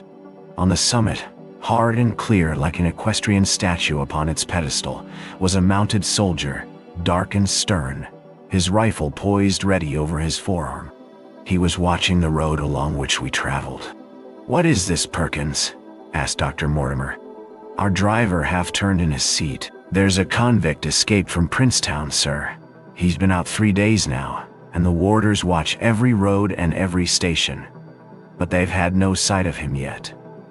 The farmers about here don't like it, sir. And that's a fact. Well, I understand that they get £5 if they can give information." "Yes, sir. But the chance of £5 is but a poor thing compared to the chance of having your throat cut. You see, it isn't like any ordinary convict. This is a man that would stick at nothing." "Who is he, then?" "It is Selden, the Notting Hill murderer." I remembered the case well, for it was one in which Holmes had taken an interest on account of the peculiar ferocity of the crime and the wanton brutality which had marked all the actions of the assassin. The commutation of his death sentence had been due to some doubts as to his complete sanity, so atrocious was his conduct. Our wagonette had topped a rise, and in front of us rose the huge expanse of the moor, mottled with gnarled and craggy cairns and tors. A cold wind swept down from it and set us shivering. Somewhere there, on that desolate plain, was lurking this fiendish man, hiding in a burrow like a wild beast, his heart full of malignancy against the whole race which had cast him out. It needed but this to complete the grim suggestiveness of the barren waste, the chilling wind, and the darkling sky. Even Baskerville fell silent and pulled his overcoat more closely around him. We had left the fertile country behind and beneath us. We looked back on it now, the slanting rays of a low sun turning the streams to threads of gold and glowing on the red earth, new turned by the plow in the broad tangle of the woodlands. The road in front of us grew bleaker and wilder over huge russet and olive slopes, sprinkled with giant boulders. Now and then we passed a moorland cottage, walled and roofed with stone, with no creeper to break its harsh outline. Suddenly we looked down into a cup-like depression, patched with stunted oaks and firs, which had been twisted and bent by the fury of years of storm. 2 high, narrow towers rose over the trees. The driver pointed with his whip. "Baskerville Hall," said he. Its master had risen and was staring with flushed cheeks and shining eyes. A few minutes later, we had reached the lodge gates, a maze of fantastic tracery and wrought iron, with weather-bitten pillars on either side, blotched with lichens and surmounted by the boar's heads of the Baskervilles. The lodge was a ruin of black granite and bared ribs of rafters. But facing it was a new building, half-constructed, the first fruit of Sir Charles' South African gold. Through the gateway, we passed into the avenue, where the wheels were again hushed amid the leaves, and the old trees shot their branches in a somber tunnel over our heads. Baskerville shuddered as he looked up the long dark drive to where the house glimmered like a ghost at the farther end. "Was it here?" he asked in a low voice. No. The yew alley is on the other side." The young heir glanced round with a gloomy face. "It's no wonder my uncle felt as if trouble were coming on him in such a place as this," said he. "It's enough to scare any man. I'll have a row of electric lamps up here inside of 6 months, and you won't know it again, with 1,000 candle power Swan and Edison right here in front of the hall door." The avenue opened into a broad expanse of turf, and the house lay before us. In the fading light, I could see that the center was a heavy block of building from which a porch projected. The whole front was draped in ivy, with a patch clipped bare here and there where a window or a coat of arms broke through the dark veil. From this central block rose the twin towers, ancient, crenellated, and pierced with many loopholes. To right and left of the turrets were more modern wings of black granite. A dull light shone through heavy mullioned windows, and from the high chimneys which rose from the steep, high-angled roof, there sprang a single black column of smoke. "Welcome, Sir Henry. Welcome to Baskerville Hall." A tall man had stepped from the shadow of the porch to open the door of the wagonette. The figure of a woman was silhouetted against the yellow light of the hall. She came out and helped the man to hand down our bags. "You don't mind my driving straight home, Sir Henry?" said Dr. Mortimer. "My wife is expecting me. Surely you will stay and have some dinner." "No, I must go. I shall probably find some work awaiting me. I would stay to show you over the house, but Barrymore will be a better guide than I. Goodbye, and never hesitate night or day to send for me if I can be of service." The wheels died away down the drive while Sir Henry and I turned into the hall, and the door clanged heavily behind us. It was a fine apartment in which we found ourselves, large, lofty, and heavily raftered with huge balks of age-blackened oak. In the great old-fashioned fireplace behind the high iron dogs, a log fire crackled and snapped.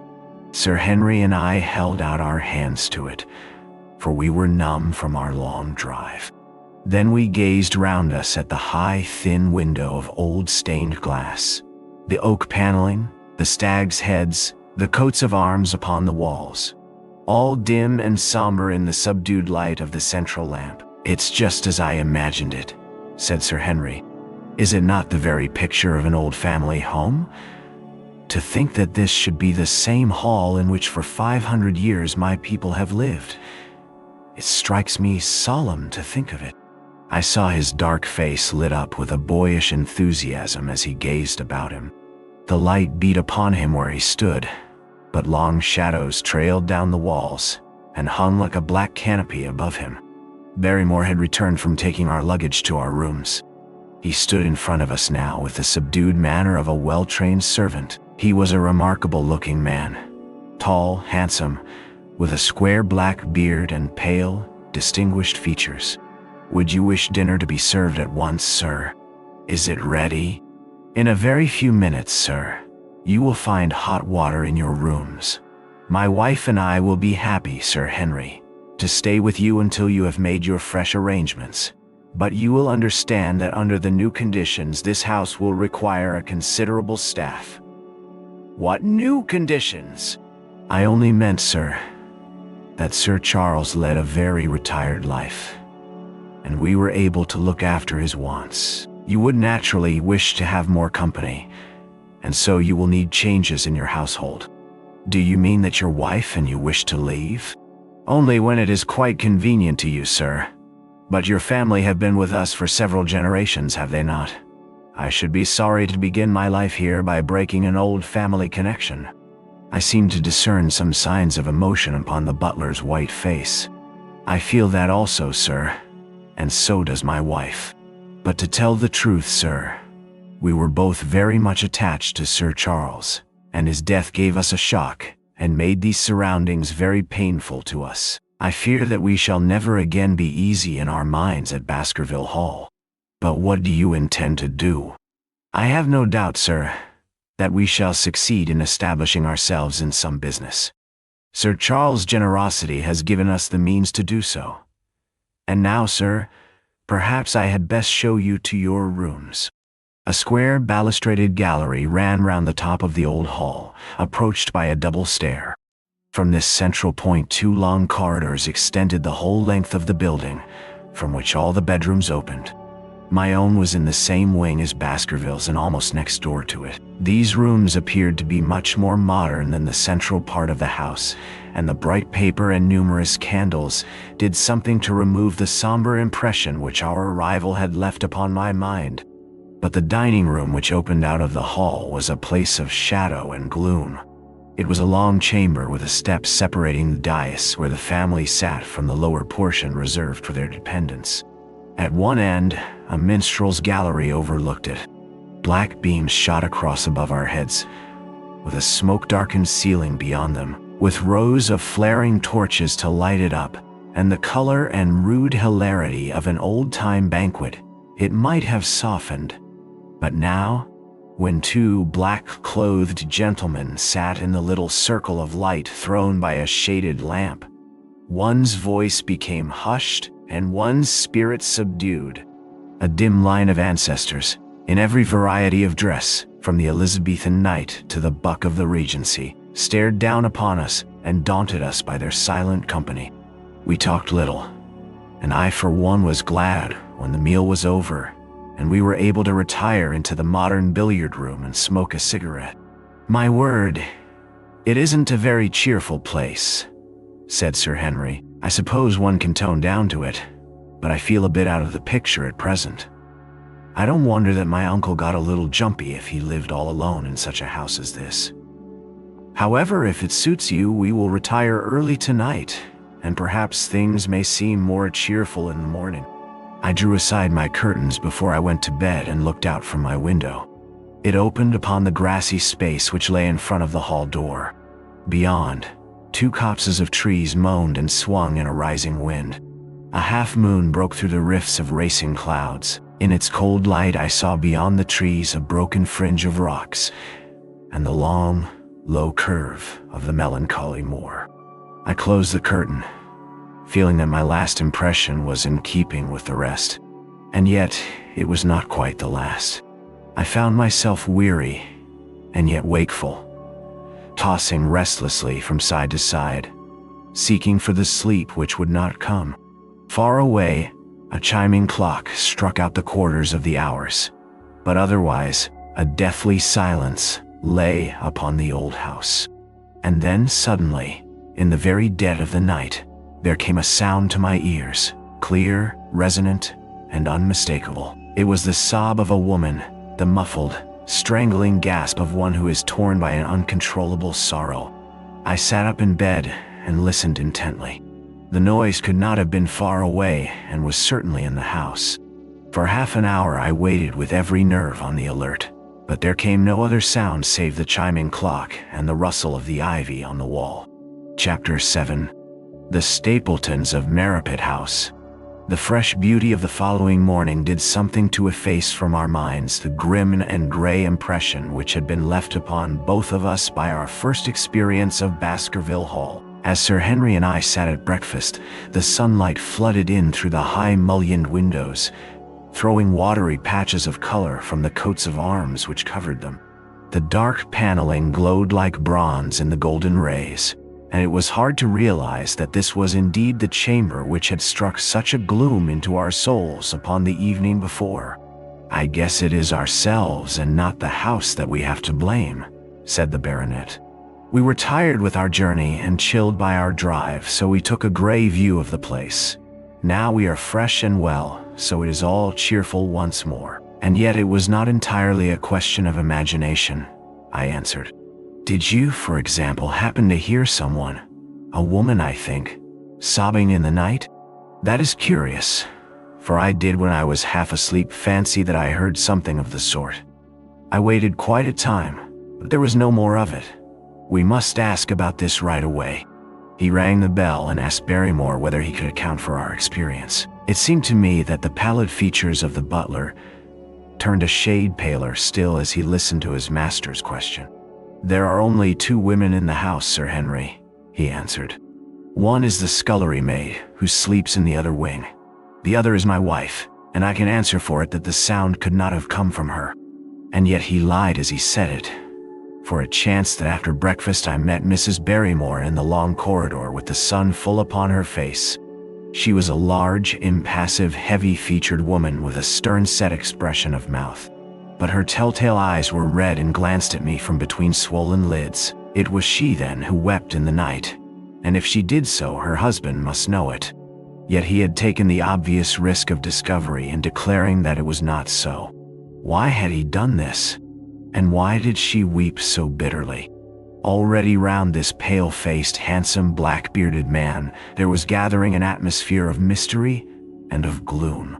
It was he who had been the first to discover the body of Sir Charles, and we had only his word for all the circumstances which led up to the old man's death. Was it possible that it was Barrymore, after all, whom we had seen in the cab in Regent Street? The beard might well have been the same. The cabman had described a somewhat shorter man, but such an impression might easily have been erroneous. How could I settle the point forever? Obviously, the first thing to do was to see the Grimpen postmaster and find whether the test telegram had really been placed in Barrymore's own hands. Be the answer what it might, I should at least have something to report to Sherlock Holmes. Sir Henry had numerous papers to examine after breakfast, so that the time was propitious for my excursion. It was a pleasant walk of 4 miles along the edge of the moor, leading me at last to a small grey hamlet, in which 2 larger buildings, which proved to be the inn and the house of Dr. Mortimer, stood high above the rest. The postmaster, who was also the village grocer, had a clear recollection of the telegram. "Certainly, sir," said he. "I had the telegram delivered to Mr. Barrymore exactly as directed." "Who delivered it?" "My boy here. James, you delivered that telegram to Mr. Barrymore at the hall last week, did you not?" "Yes, father, I delivered it." "Into his own hands?" I asked. "Well, he was up in the loft at the time, so that I could not put it into his own hands.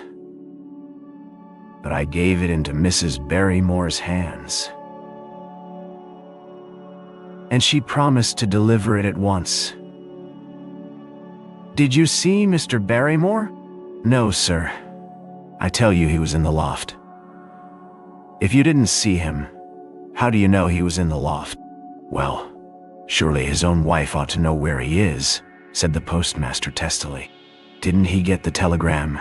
If there is any mistake, it is for Mr. Barrymore himself to complain." It seemed hopeless to pursue the inquiry any farther, but it was clear that in spite of Holmes's ruse, we had no proof that Barrymore had not been in London all the time. Suppose that it were so. Suppose that the same man had been the last who had seen Sir Charles alive, and the first to dog the new heir when he returned to England. What then? Was he the agent of others, or had he some sinister design of his own? What interest could he have in persecuting the Baskerville family? I thought of the strange warning clipped out of the leading article of the Times. Was that his work, or was it possibly the doing of someone who was bent upon counteracting his schemes? The only conceivable motive was that which had been suggested by Sir Henry, that if the family could be scared away, a comfortable and permanent home would be secured for the Barrymores. But surely such an explanation as that would be quite inadequate to account for the deep and subtle scheming which seemed to be weaving an invisible net round the young baronet. Holmes himself had said that no more complex case had come to him in all the long series of his sensational investigations. I prayed, as I walked back along the gray, lonely road, that my friend might soon be freed from his preoccupations and able to come down to take this heavy burden of responsibility from my shoulders. Suddenly my thoughts were interrupted by the sound of running feet behind me, and by a voice which called me by name. I turned, expecting to see Dr. Mortimer, but to my surprise, It was a stranger who was pursuing me.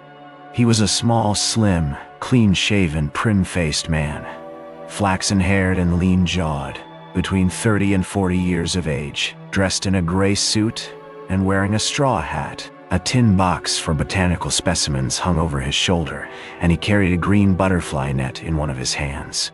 "You will, I am sure, excuse my presumption, Dr. Watson," said he, as he came panting up to where I stood. "Here on the moor we are homely folk and do not wait for formal introductions. You may possibly have heard my name from our mutual friend, Mortimer.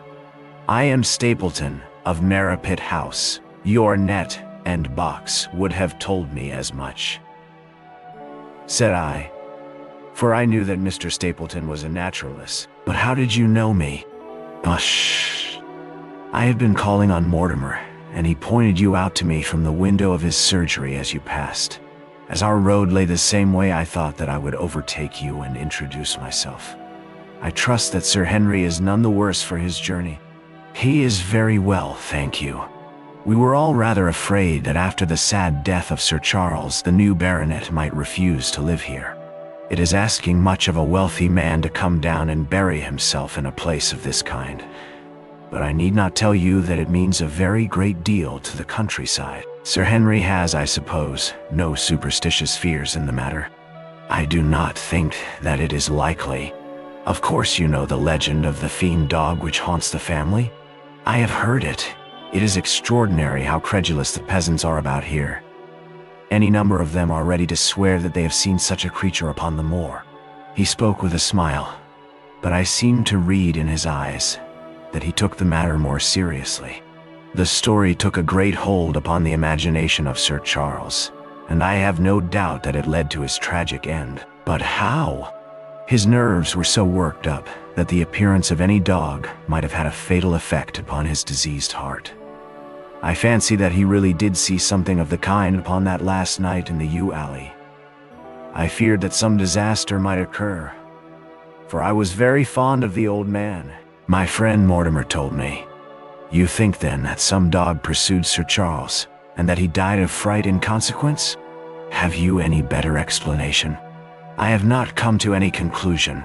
Has Mr. Sherlock Holmes? The words took away my breath for an instant, but a glance at the placid face and steadfast eyes of my companion showed that no surprise was intended.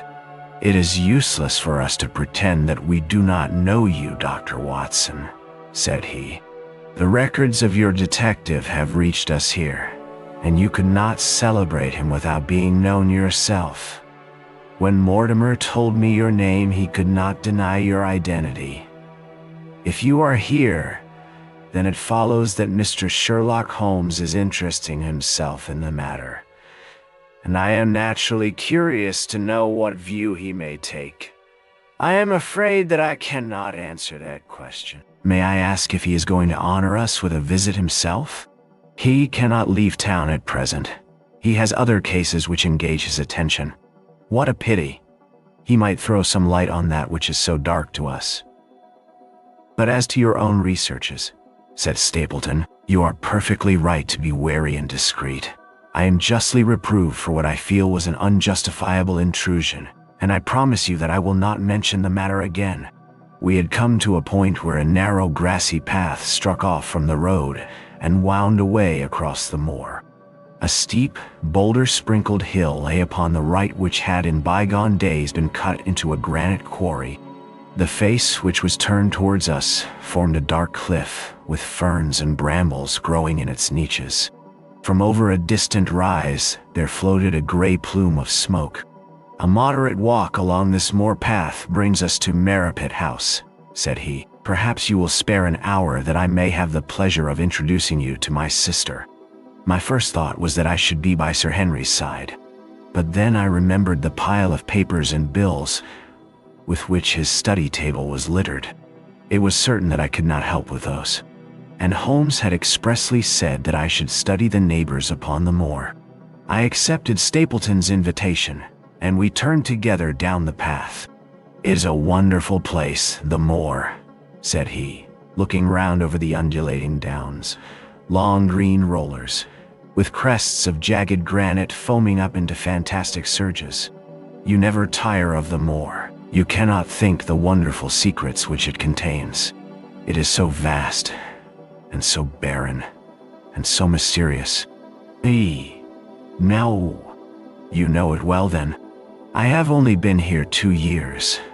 The residents would call me a newcomer. We came shortly after Sir Charles settled. But my tastes led me to explore every part of the country round, and I should think that there are few men who know it better than I do. Is it hard to know? Very hard. You see, for example, this great plain to the north here with the queer hills breaking out of it? Do you observe anything remarkable about that? It would be a rare place for a gallop. You would naturally think so, and the thought has cost several their lives before now. You notice those bright green spots scattered thickly over it? Yes. They seem more fertile than the rest. Stapleton laughed. That is the great Grimpen Mire, said he. A false step yonder means death to man or beast. Only yesterday I saw one of the moor ponies wander into it. He never came out. I saw his head for quite a long time craning out of the bog hole, but it sucked him down at last. Even in dry seasons it is a danger to cross it, but after these autumn rains, it is an awful place. And yet, I can find my way to the very heart of it, and return alive. By George, there is another of those miserable ponies. Something brown was rolling and tossing among the green sedges. Then a long, agonized, writhing neck shot upward, and a dreadful cry echoed over the moor. It turned me cold with horror, but my companion's nerves seemed to be stronger than mine. It's gone, said he. The mire has him. 2 in 2 days, and many more perhaps, for they get in the way of going there in the dry weather, and never know the difference until the mire has them in its clutches. It's a bad place, the great Grimpen Mire, and you say you can penetrate it. Yes, there are 1 or 2 paths which a very active man can take. I have found them out. But why should you wish to go into so horrible a place? Well, you see the hills beyond? They are really islands cut off on all sides by the impassable mire, which has crawled round them in the course of years. That is where the rare plants and the butterflies are, if you have the wit to reach them. I shall try my luck some day. He looked at me with a surprised face. For God's sake, put such an idea out of your mind, said he. Your blood would be upon my head. I assure you that there would not be the least chance of your coming back alive. It is only by remembering certain complex landmarks that I am able to do it. Hello, I cried. What is that? A long, low moan, indescribably sad, swept over the moor. It filled the whole air, and yet it was impossible to say whence it came. From a dull murmur it swelled into a deep roar, and then sank back into a melancholy, throbbing murmur once again. Stapleton looked at me with a curious expression in his face. Queer place, the moor, said he. But what is it? The peasants say it is the hound of the Baskervilles calling for its prey. I've heard it once or twice before, but never quite so loud. I looked round, with a chill of fear in my heart, at the huge swelling plain, mottled with the green patches of rushes. Nothing stirred over the vast expanse save a pair of ravens, which croaked loudly from a tor behind us. You are an educated man. You don't believe such nonsense as that, said I. What do you think is the cause of so strange a sound? Bogs make queer noises sometimes. It's the mud settling, or the water rising, or something. No, that was a living voice. Well, perhaps it was. Did you ever hear a bittern booming? No, I never did. It's a very rare bird, practically extinct, in England now. But all things are possible upon the moor. Yes, I should not be surprised to learn that what we have heard is the cry of the last of the bitterns. The whole steep slope was covered with gray circular rings of stone, a score of them at least. What are they? Sheep pens? No. They are the homes of our worthy ancestors. Prehistoric man lived thickly on the moor, and as no one in particular has lived there since, we find all his little arrangements exactly as he left them. These are his wigwams with the roofs off. You can even see his hearth and his couch if you have the curiosity to go inside. But it is quite a town. When was it inhabited? Neolithic man. No date. What did he do? He grazed his cattle on these slopes, and he learned to dig for tin when the bronze sword began to supersede the stone axe. Look at the great trench in the opposite hill. That is his mark. Yes. You will find some very singular points about the moor, Dr. Watson. Excuse me an instant. It is surely cyclopides. A small fly or moth had fluttered across our path, and in an instant, Stapleton was rushing with extraordinary energy and speed in pursuit of it.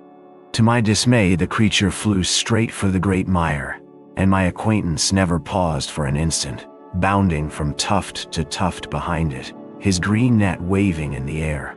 His gray clothes and jerky, zigzag, irregular progress made him not unlike some huge moth himself. I was standing watching his pursuit, with a mixture of admiration for his extraordinary activity and fear, lest he should lose his footing in the treacherous mire, when I heard the sound of steps, and, turning round, found a woman near me upon the path.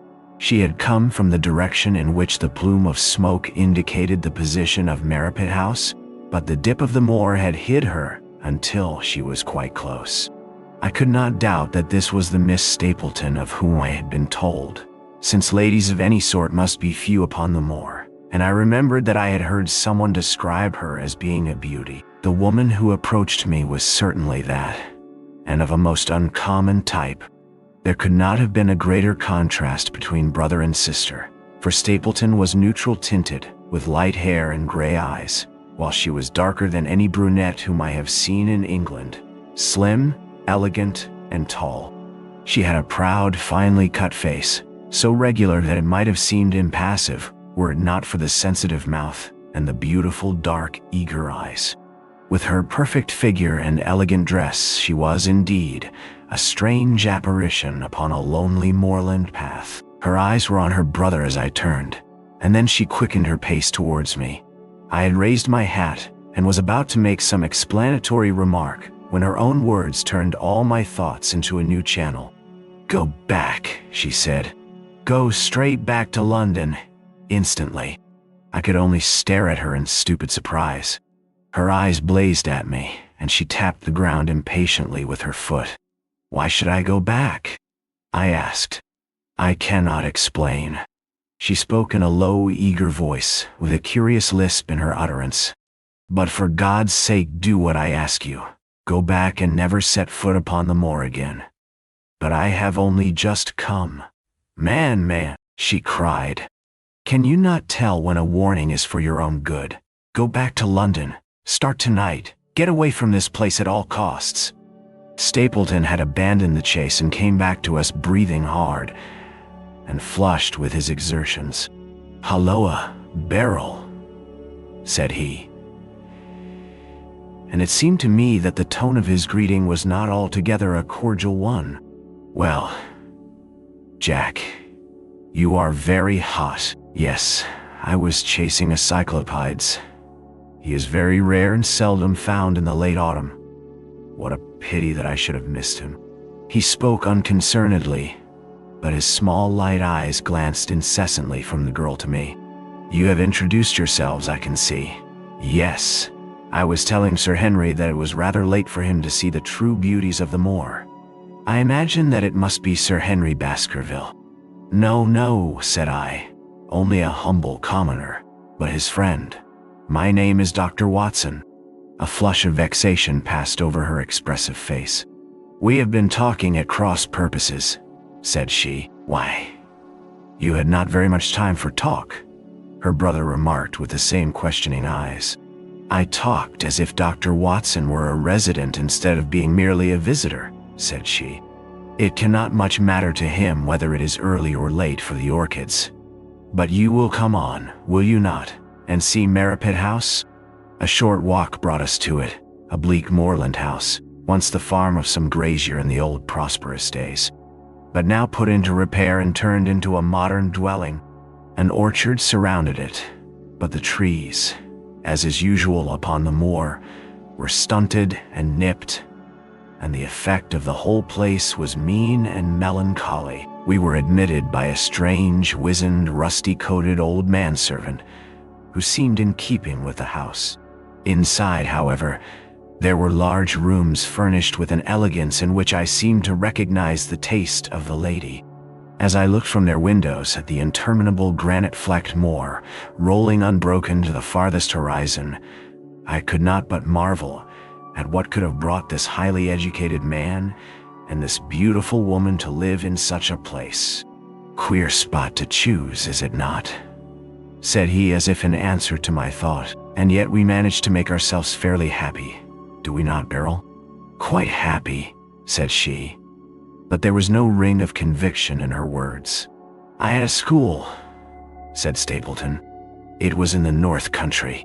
The work to a man of my temperament was mechanical and uninteresting, but the privilege of living with youth, of helping to mold those young minds, and of impressing them with one's own character and ideals was very dear to me.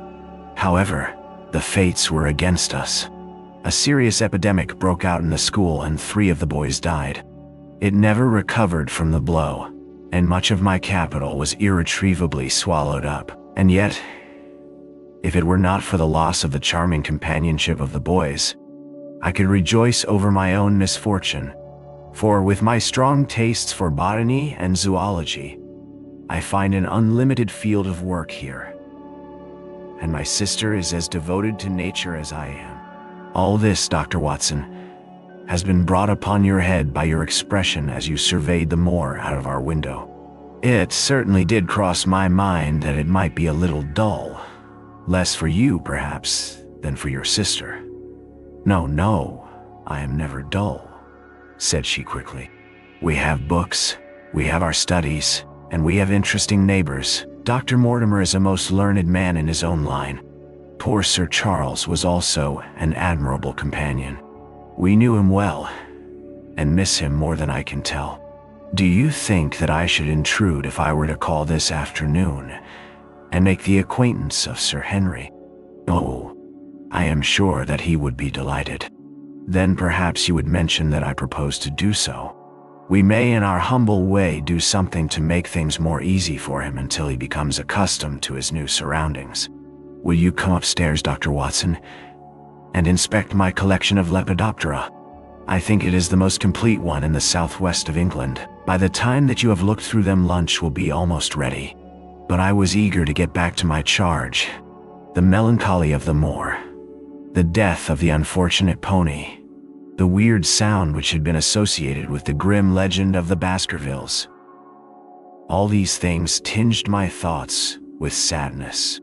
Then, on the top of these more or less vague impressions, there had come the definite and distinct warning of Miss Stapleton, delivered with such intense earnestness that I could not doubt that some grave and deep reason lay behind it. I resisted all pressure to stay for lunch, and I set off at once upon my return journey, taking the grass-grown path by which we had come. It seems, however, that there must have been some short-cut for those who knew it, for before I had reached the road I was astounded to see Miss Stapleton sitting upon a rock by the side of the track. Her face was beautifully flushed with her exertions, and she held her hand to her side. "I have run all the way in order to cut you off, Dr. Watson," said she.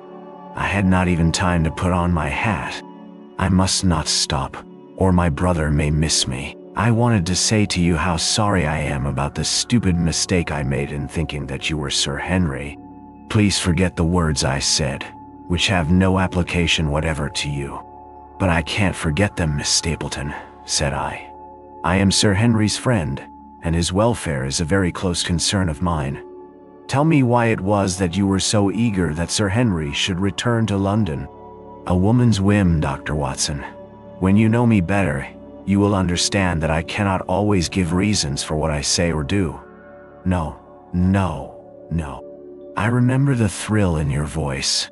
I remember the look in your eyes. Please, please be frank with me, Miss Stapleton, for ever since I have been here, I have been conscious of shadows all round me. Life has become like that great Grimpen mire, with little green patches everywhere into which one may sink, and with no guide to point the track.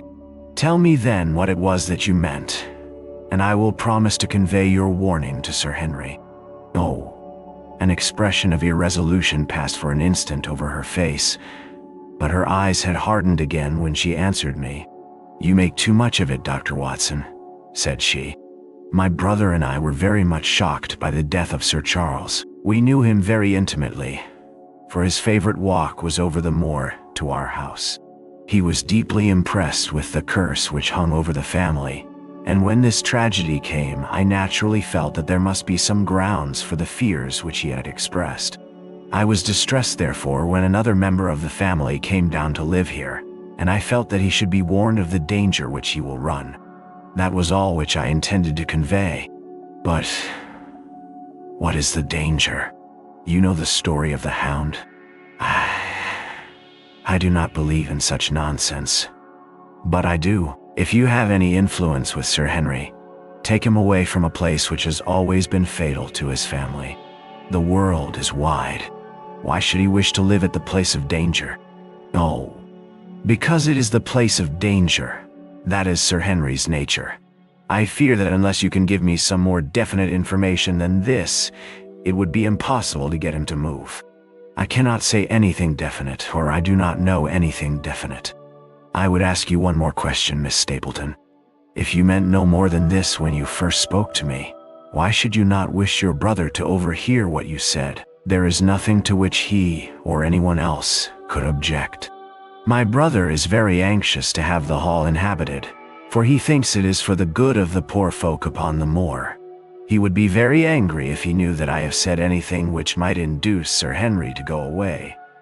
But I have done my duty now, and I will say no more. I must go back, or he will miss me, and suspect that I have seen you. Goodbye.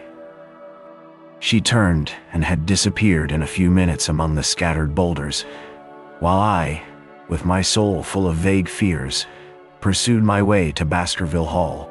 Chapter 8. First Report of Dr. Watson. From this point onward, I will follow the course of events by transcribing my own letters to Mr. Sherlock Holmes, which lie before me on the table. One page is missing, but otherwise, they are exactly as written, and show my feelings and suspicions of the moment more accurately than my memory, clear as it is upon these tragic events, can possibly do. Baskerville Hall, October 13th. My dear Holmes, my previous letters and telegrams have kept you pretty well up to date as to all that has occurred in this most God-forsaken corner of the world. The longer one stays here, the more does the spirit of the moor sink into one's soul, its vastness, and also its grim charm. When you are once out upon its bosom, you have left all traces of modern England behind you. But on the other hand, you are conscious everywhere of the homes and the work of the prehistoric people. On all sides of you as you walk are the houses of these forgotten folk, with their graves and the huge monoliths which are supposed to have marked their temples. As you look at their gray stone huts against the scarred hillsides, you leave your own age behind you. And if you were to see a skin-clad, hairy man crawl out from the low door fitting a flint-tipped arrow onto the string of his bow, you would feel that his presence there was more natural than your own. The strange thing is that they should have lived so thickly on what must always have been most unfruitful soil.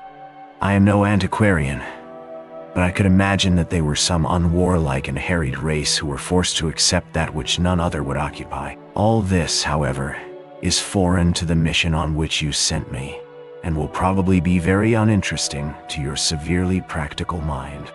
I can still remember your complete indifference as to whether the sun moved round the earth or the earth round the sun.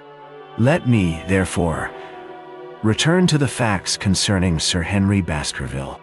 If you have not had any report within the last few days, It is because up to today there was nothing of importance to relate. Then a very surprising circumstance occurred, which I shall tell you in due course. I must keep you in touch with some of the other factors in the situation. One of these, concerning which I have said little, is the escaped convict upon the moor.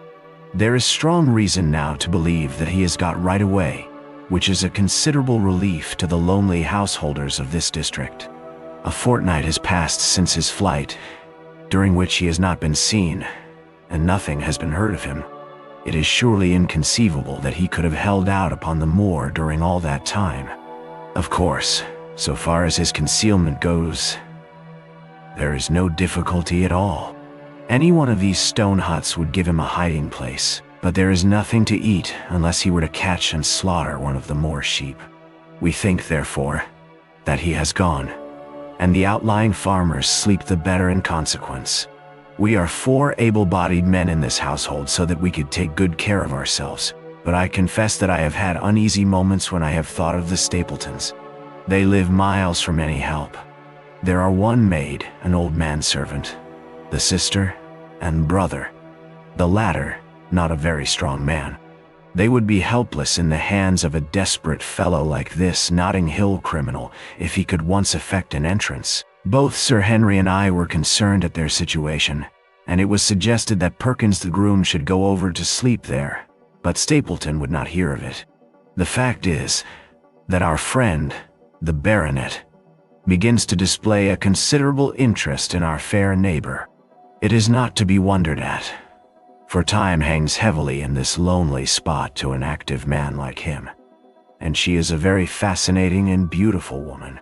There is something tropical and exotic about her which forms a singular contrast to her cool and unemotional brother. Yet he also gives the idea of hidden fires. He has certainly a very marked influence over her, for I have seen her continually glance at him as she talked, as if seeking approbation for what she said. I trust that he is kind to her. There is a dry glitter in his eyes and a firm set of his thin lips, which goes with a positive and possibly a harsh nature. You would find him an interesting study. He came over to call upon Baskerville on that first day, and the very next morning he took us both to show us the spot where the legend of the wicked Hugo is supposed to have had its origin. It was an excursion of some miles across the moor to a place which is so dismal that it might have suggested the story. We found a short valley between rugged tors which led to an open grassy space flecked over with the white cotton grass. In the middle of it rose 2 great stones, worn and sharpened at the upper end until they looked like the huge corroding fangs of some monstrous beast. In every way it corresponded with the scene of the old tragedy. Sir Henry was much interested and asked Stapleton more than once whether he did really believe in the possibility of the interference of the supernatural in the affairs of men. He spoke lightly, but it was evident that he was very much in earnest. Stapleton was guarded in his replies, but it was easy to see that he said less than he might, and that he would not express his whole opinion out of consideration for the feelings of the baronet. He told us of similar cases where families had suffered from some evil influence, and he left us with the impression that he shared the popular view upon the matter.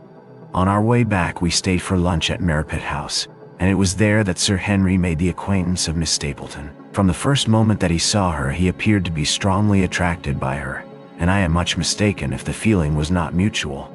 He referred to her again and again on our walk home, and since then hardly a day has passed that we have not seen something of the brother and sister. They dine here tonight, and there is some talk of our going to them next week. One would imagine that such a match would be very welcome to Stapleton, and yet I have more than once caught a look of the strongest disapprobation in his face when Sir Henry has been paying some attention to his sister. He is much attached to her, no doubt, and would lead a lonely life without her. But it would seem the height of selfishness if he were to stand in the way of her making so brilliant a marriage.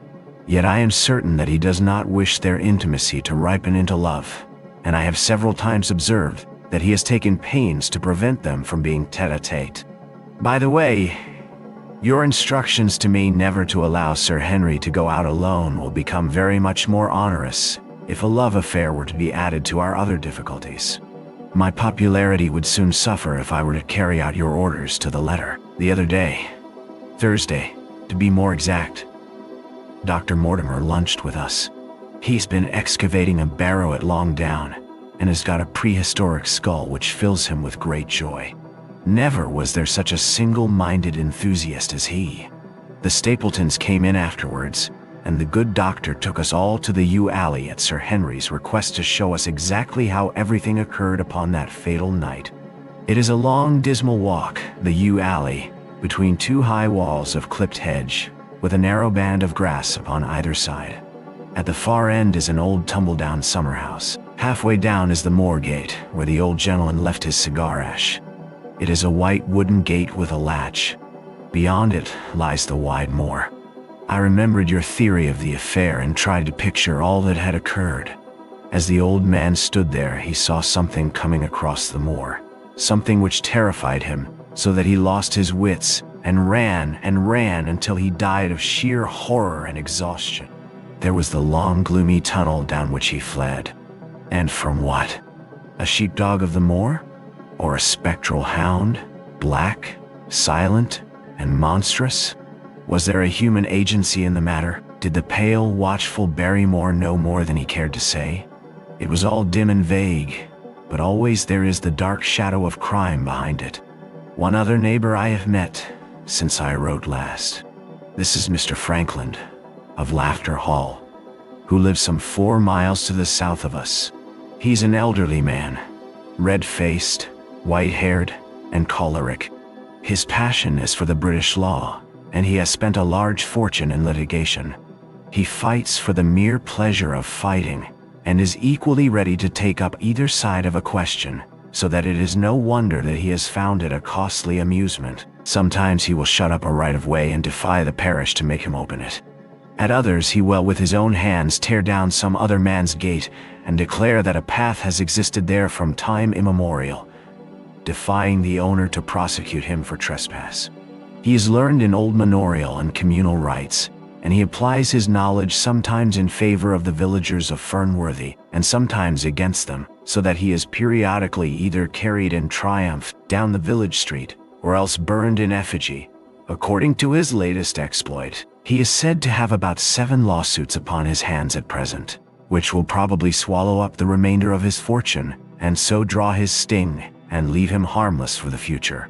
Apart from the law, he seems a kindly, good-natured person, and I only mention him because you were particular that I should send some description of the people who surround us. He is curiously employed at present, for, being an amateur astronomer, he has an excellent telescope, with which he lies upon the roof of his own house and sweeps the moor all day in the hope of catching a glimpse of the escaped convict. If he would confine his energies to this, all would be well.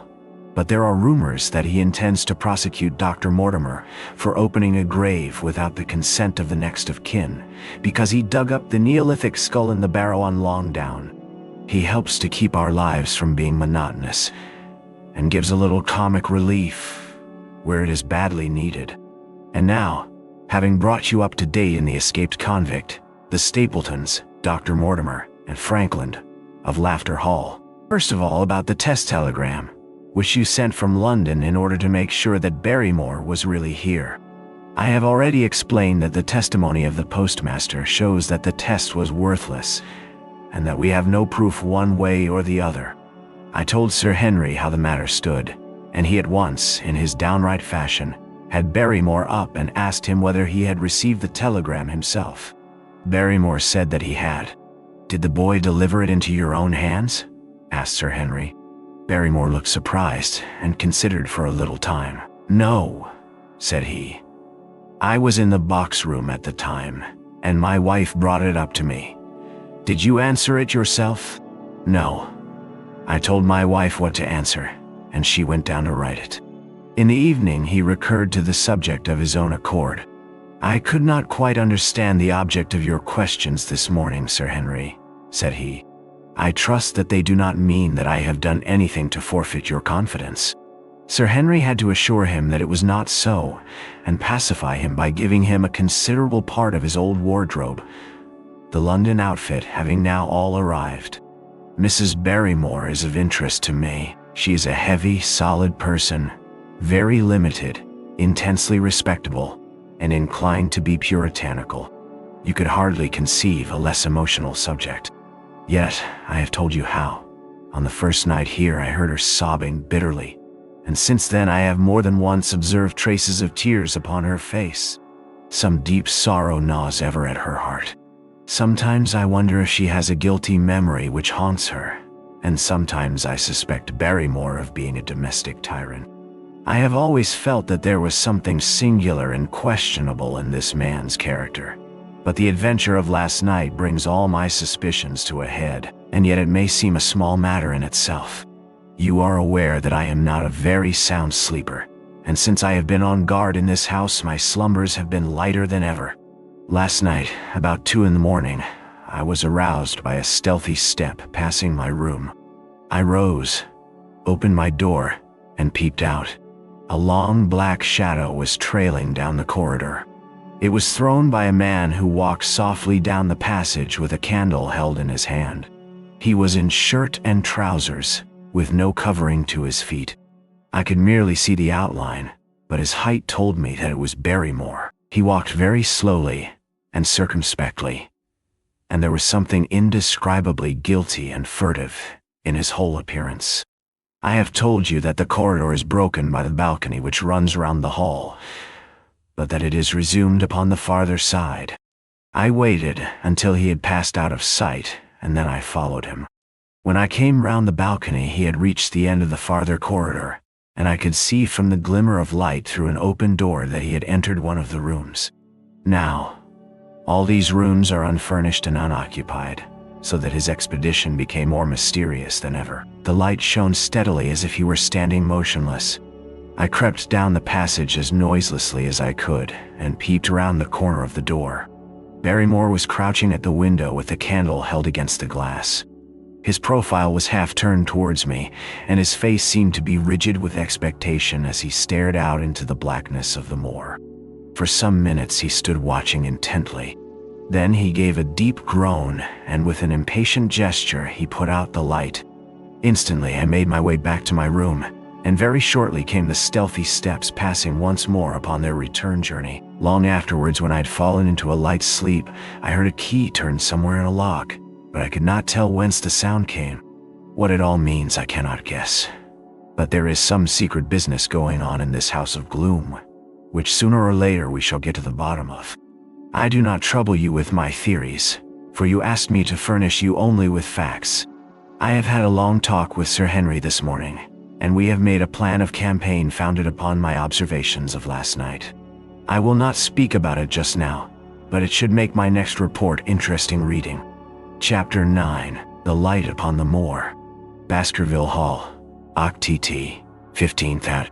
My dear Holmes, if I was compelled to leave you without much news during the early days of my mission, you must acknowledge that I am making up for lost time, and that events are now crowding thick and fast upon us. In my last report I ended upon my top note with Barrymore at the window, and now I have quite a budget already which will, unless I am much mistaken, considerably surprise you. Things have taken a turn which I could not have anticipated. In some ways they have within the last 48 hours become much clearer, and in some ways they have become more complicated, but I will tell you all, and you shall judge for yourself. Before breakfast on the morning following my adventure, I went down the corridor and examined the room in which Barrymore had been on the night before. The western window through which he had stared so intently has, I noticed, one peculiarity above all other windows in the house. It commands the nearest outlook onto the moor.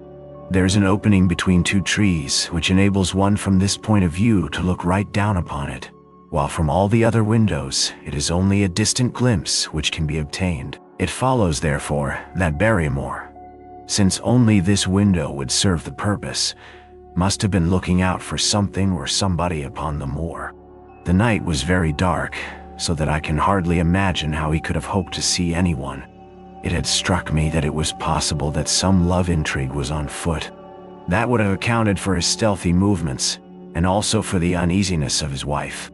The man is a striking-looking fellow, very well equipped to steal the heart of a country girl, so that this theory seemed to have something to support it. That opening of the door, which I had heard after I had returned to my room, might mean that he had gone out to keep some clandestine appointment. So I reasoned with myself in the morning, and I tell you the direction of my suspicions, however much the result may have shown that they were unfounded. But whatever the true explanation of Barrymore's movements might be, I felt that the responsibility of keeping them to myself until I could explain them was more than I could bear. I had an interview with the baronet in his study after breakfast, and I told him all that I had seen. He was less surprised than I had expected. I knew that Barrymore walked about nights, and I had a mind to speak to him about it, said he. 2 or 3 times I have heard his steps in the passage coming and going, just about the hour you name. Perhaps then he pays a visit every night to that particular window, I suggested. Perhaps he does. If so, we should be able to shadow him and see what it is that he is after. I wonder what your friend Holmes would do if he were here. I believe that he would do exactly what you now suggest, said I. He would follow Barrymore and see what he did. Then we shall do it together. But surely he would hear us. The man is rather deaf, and in any case we must take our chance of that. We'll sit up in my room tonight and wait until he passes. Sir Henry rubbed his hands with pleasure, and it was evident that he hailed the adventure as a relief to his somewhat quiet life upon the moor.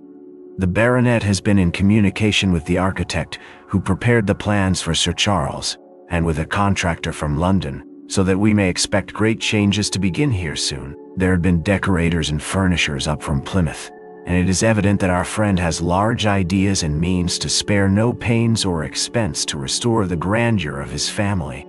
When the house is renovated and refurnished, all that he will need will be a wife to make it complete. Between ourselves, there are pretty clear signs that this will not be wanting if the lady is willing, for I have seldom seen a man more infatuated with a woman than he is with our beautiful neighbor, Miss Stapleton. And yet the course of true love does not run quite as smoothly as one would under the circumstances expect. Today, for example, its surface was broken by a very unexpected ripple, which has caused our friend considerable perplexity and annoyance. After the conversation which I have quoted about Barrymore, Sir Henry put on his hat and prepared to go out. As a matter of course, I did the same. "What are you coming, Watson?" he asked, looking at me in a curious way. "That depends on whether you are going on the moor," said I. "Yes, I am." "Well, you know what my instructions are. I am sorry to intrude, but you heard how earnestly Holmes insisted that I should not leave you, and especially that you should not go alone upon the moor." Sir Henry put his hand upon my shoulder with a pleasant smile. "My dear fellow, it put me in a most awkward position. I was at a loss what to say or what to do, and before I had made up my mind he picked up his cane and was gone. But when I came to think the matter over, my conscience reproached me bitterly for having on any pretext allowed him to go out of my sight. I imagined what my feelings would be if I had to return to you and to confess that some misfortune had occurred through my disregard for your instructions. I assure you my cheeks flushed at the very thought. It might not even now be too late to overtake him, so I set off at once in the direction of Merripit House. I hurried along the road at the top of my speed without seeing anything of Sir Henry, until I came to the point where the moor path branches off. There, fearing that perhaps I had come in the wrong direction after all, I mounted a hill from which I could command a view, the same hill which is cut into the dark quarry. Thence I saw him at once. He was on the moor path about a quarter of a mile off, and a lady was by his side who could only be Miss Stapleton. It was clear that there was already an understanding between them, and that they had met by appointment. They were walking slowly along in deep conversation, and I saw her making quick little movements of her hands, as if she were very earnest in what she was saying, while he listened intently and once or twice shook his head in strong dissent. I stood among the rocks watching them, very much puzzled as to what I should do next. To follow them and break into their intimate conversation seemed to be an outrage, and yet My clear duty was never for an instant to let him out of my sight. To act the spy upon a friend was a hateful task. Still, I could see no better course than to observe him from the hill, and to clear my conscience by confessing to him afterwards what I had done. It is true that if any sudden danger had threatened him, I was too far away to be of use. And yet, I am sure that you will agree with me that the position was very difficult, and that there was nothing more which I could do. Our friend, Sir Henry, and the lady had halted on the path, and were standing deeply absorbed in their conversation, when I was suddenly aware that I was not the only witness of their interview. A wisp of green floating in the air caught my eye, and another glance showed me that it was carried on a stick by a man who was moving among the broken ground. It was Stapleton with his butterfly net. He was very much closer to the pair than I was, and he appeared to be moving in their direction. At this instant, Sir Henry suddenly drew Miss Stapleton to his side. His arm was round her, but it seemed to me that she was straining away from him with her face averted. He stooped his head to hers, and she raised one hand as if in protest. Next moment I saw them spring apart and turn hurriedly round. Stapleton was the cause of the interruption. He was running wildly towards them, his absurd net dangling behind him. He gesticulated and almost danced with excitement in front of the lovers. What the scene meant I could not imagine, but it seemed to me that Stapleton was abusing Sir Henry, who offered explanations, which became more angry as the other refused to accept them. The lady stood by in haughty silence. Finally, Stapleton turned upon his heel and beckoned in a peremptory way to his sister, who, after an irresolute glance at Sir Henry, walked off by the side of her brother. The naturalist's angry gestures showed that the lady was included in his displeasure. The baronet stood for a minute looking after them, and then he walked slowly back the way that he had come, his head hanging, the very picture of dejection. What all this meant I could not imagine, but I was deeply ashamed to have witnessed so intimate a scene without my friend's knowledge. I ran down the hill, therefore, and met the baronet at the bottom. His face was flushed with anger, and his brows were wrinkled, like one who is at his wits' ends what to do. "Halloa, Watson. Where you dropped from?" said he. "You don't mean to say that you came after me in spite of all?" I explained everything to him. How I had found it impossible to remain behind, how I had followed him, and how I had witnessed all that had occurred. For an instant his eyes blazed at me, but my frankness disarmed his anger, and he broke at last into a rather rueful laugh. "You would have thought the middle of that prairie a fairly safe place for a man to be private," said he. "But by thunder, the whole countryside seems to have been out to see me do my wooing, and a mighty poor wooing at that. Where had you engaged a seat?" "I was on that hill, quite in the back row, eh?" But her brother was well up to the front. "Did you see him come out on us? Did he ever strike you as being crazy, this brother of hers?" "I can't say that he ever did. I dare say not. I always thought him sane enough until today, but you can take it from me that either he or I ought to be in a straitjacket. What's the matter with me, anyhow? You've lived near me for some weeks, Watson. Tell me straight now. Is there anything that would prevent me from making a good husband to a woman that I loved?" "Oh, and she. I should say not. He can't object to my worldly position, so it must be myself that he has this down on. What has he against me? I never hurt man or woman in my life, that I know of. Did he say so?" "That, and a deal more. I tell you, Watson, I've only known her these few weeks, but from the first, I just felt that she was made for me. And she too. She was happy when she was with me, and that I'll swear. There's a light in a woman's eyes that speaks louder than words. But he has never let us get together, and it was only today for the first time that I saw a chance of having a few words with her alone. She was glad to meet me, but when she did, it was not love that she would talk about, and she wouldn't have let me talk about it either if she could have stopped it. She kept coming back to it that this was a place of danger, and that she would never be happy until I had left it. I told her that since I had seen her, I was in no hurry to leave it, and that if she really wanted me to go, the only way to work it was for her to arrange to go with me. With that, I offered in as many words to marry her. But before she could answer, down came this brother of hers, running at us with a face on him like a madman. He was just white with rage, and those light eyes of his were blazing with fury. What was I doing with the lady? How dared I offer her attentions which were distasteful to her? Did I think that because I was a baronet, I could do what I liked? If he had not been her brother, I should have known better how to answer him. As it was, I told him that my feelings towards his sister were such as I was not ashamed of, and that I hoped that she might honor me by becoming my wife. That seemed to make the matter no better. So then I lost my temper too, and I answered him rather more hotly than I should perhaps, considering that she was standing by. So it ended by his going off with her, as you saw. And here am I, as badly puzzled a man as any in this county. Just tell me what it all means, Watson, and I'll owe you more than ever I can hope to pay. Oh, I tried one or two explanations, but indeed, I was completely puzzled myself.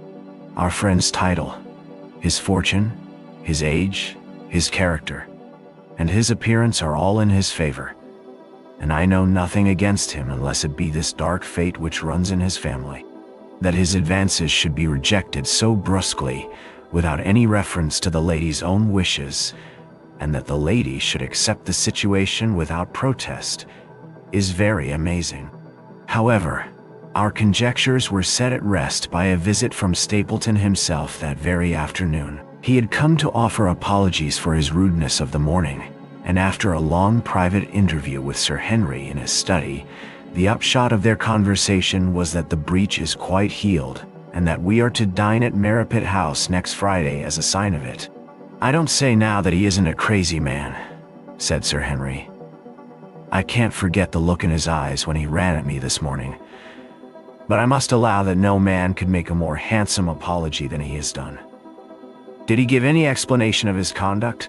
His sister is everything in his life, he says. That is natural enough, and I am glad that he should understand her value. They have always been together, and according to his account he has been a very lonely man with only her as a companion, so that the thought of losing her was really terrible to him.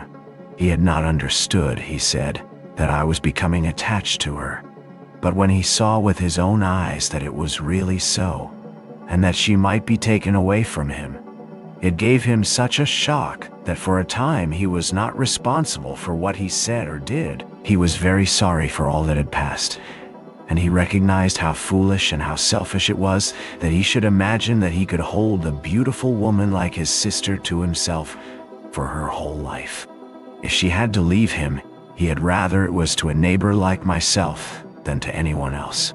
But in any case, it was a blow to him, and it would take him some time before he could prepare himself to meet it.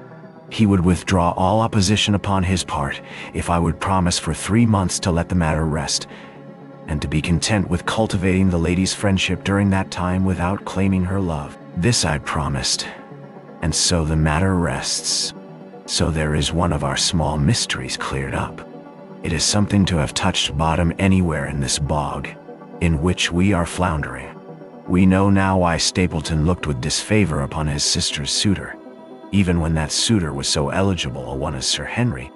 And now I pass on to another thread which I have extricated out of the tangled skein.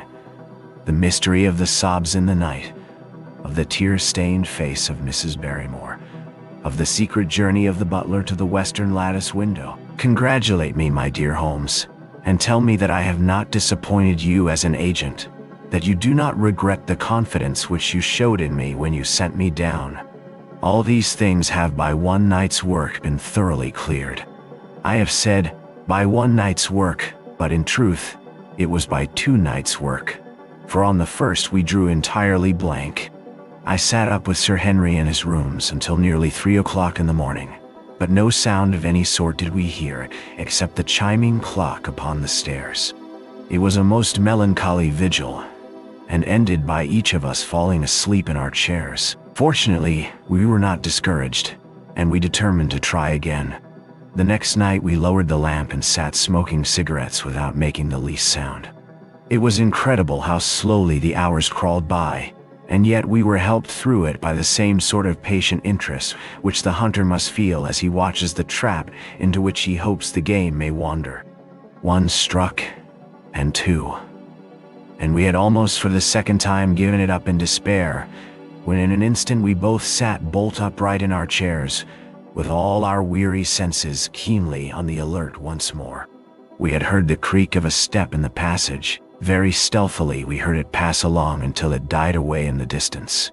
Then the baronet gently opened his door, and we set out in pursuit. Already our man had gone round the gallery, and the corridor was all in darkness. Softly, we stole along until we had come into the other wing. We were just in time to catch a glimpse of the tall, black-bearded figure, his shoulders rounded as he tiptoed down the passage.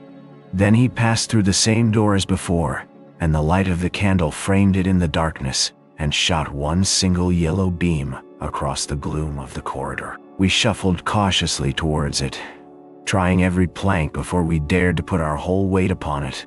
We had taken the precaution of leaving our boots behind us, but even so, the old boards snapped and creaked beneath our tread. Sometimes it seemed impossible that he should fail to hear our approach.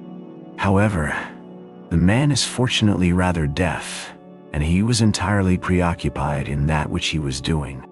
When at last we reached the door and peeped through, we found him crouching at the window, candle in hand, his white, intent face pressed against the pane, exactly as I had seen him 2 nights before. We had arranged no plan of campaign, but the baronet is a man to whom the most direct way is always the most natural.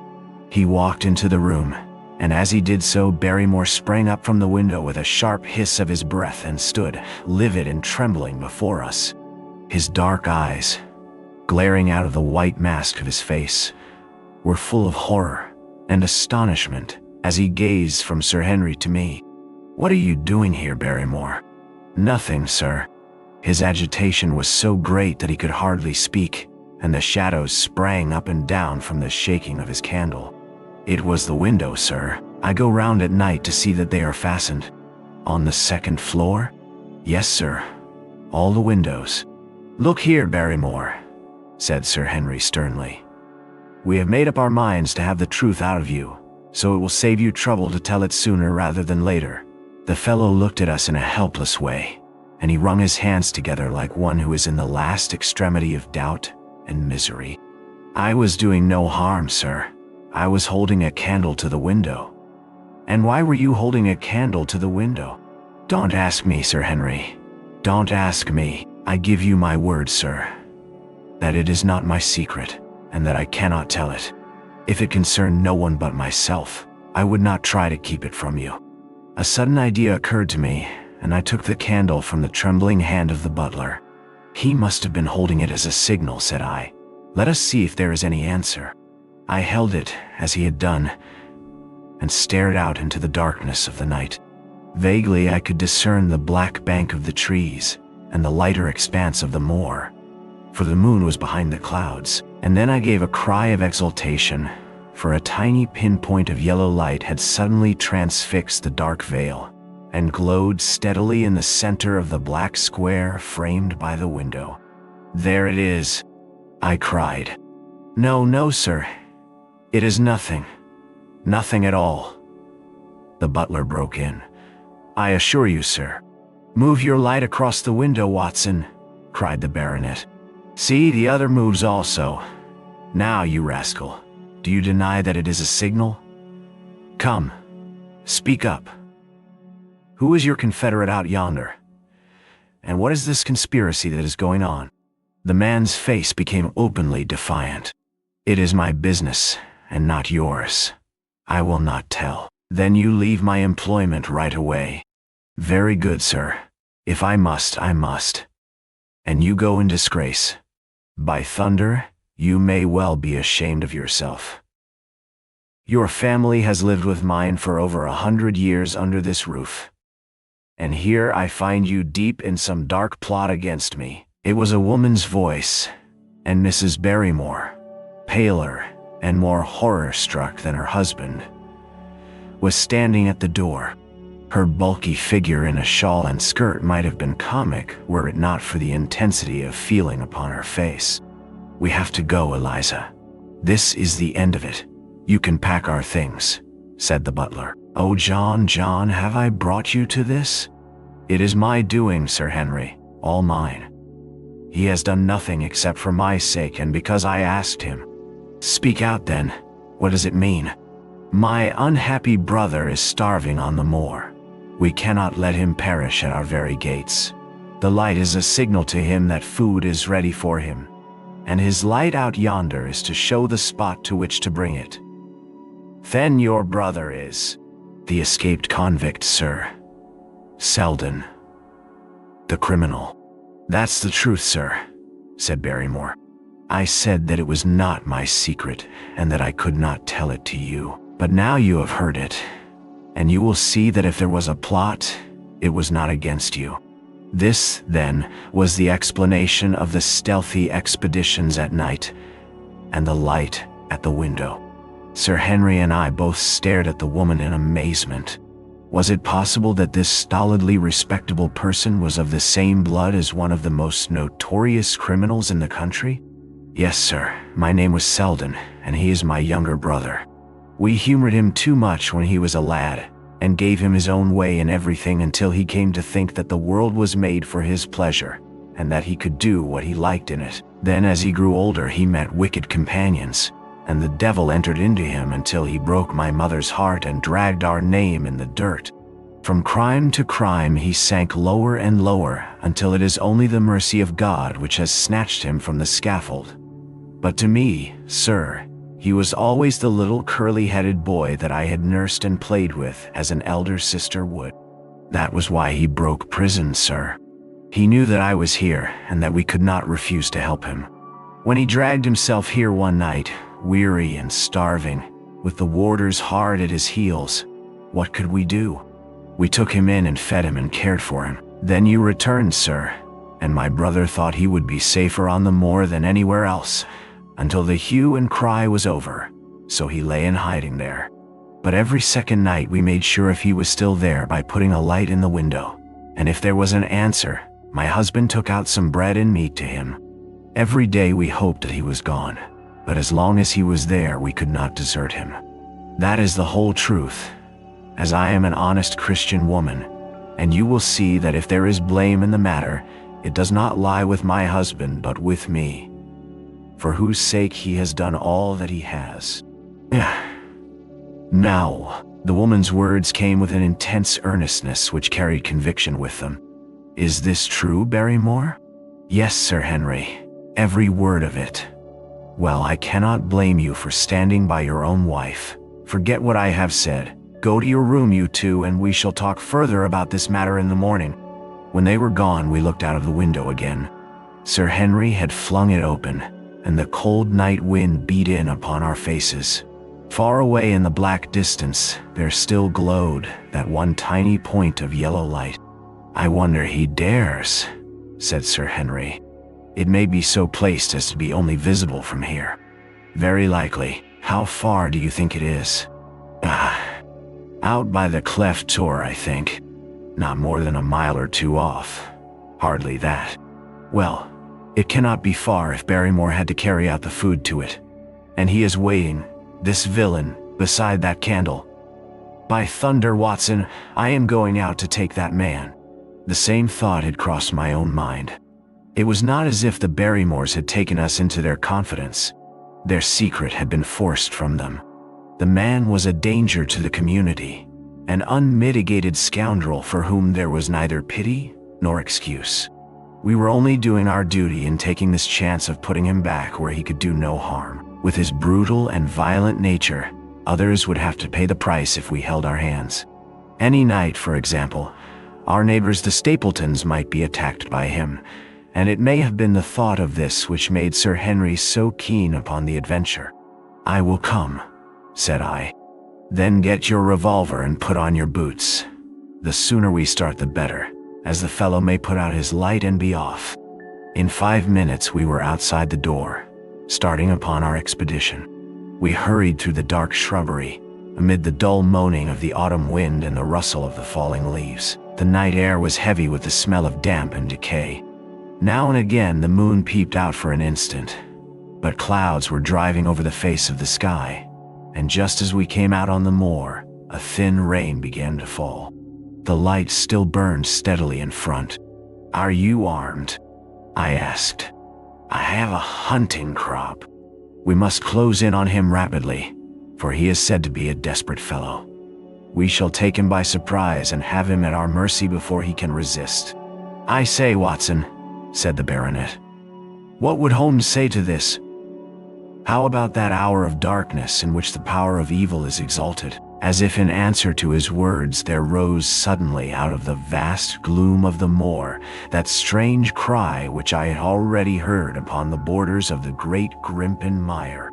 It came with the wind through the silence of the night, a long, deep mutter, then a rising howl, and then the sad moan in which it died away.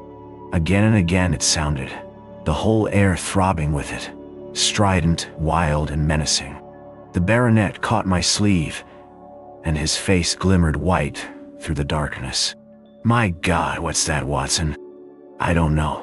It's a sound they have on the moor. I heard it once before." It died away, and an absolute silence closed in upon us. We stood straining our ears, but nothing came. "Watson," said the baronet, "it was the cry of a hound." My blood ran cold in my veins, for there was a break in his voice which told of the sudden horror which had seized him. "What did they call this sound?" he asked. "Who?" "The folk on the countryside." "Oh, they are ignorant people. Why should you mind what they call it? Tell me, Watson, what do they say of it?" I hesitated but could not escape the question.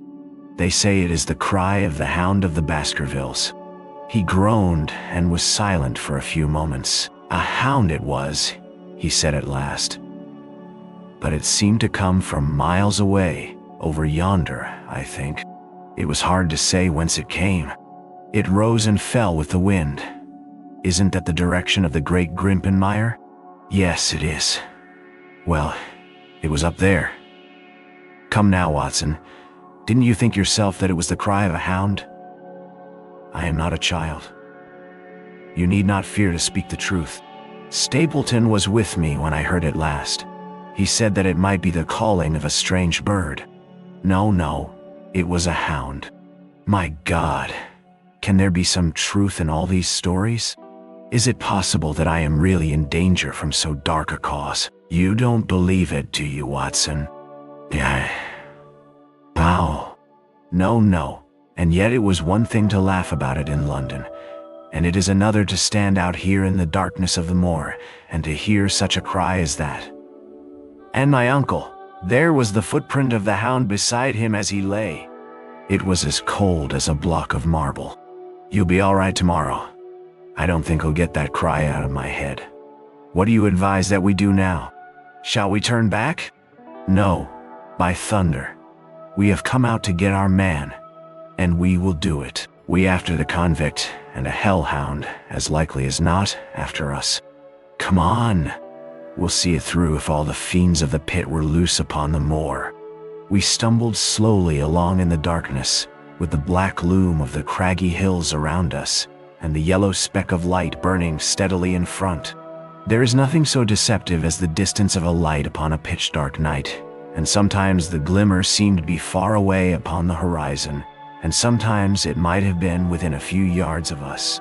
But at last we could see whence it came, and then we knew that we were indeed very close. A guttering candle was stuck in a crevice of the rocks which flanked it on each side, so as to keep the wind from it, and also to prevent it from being visible, save in the direction of Baskerville Hall.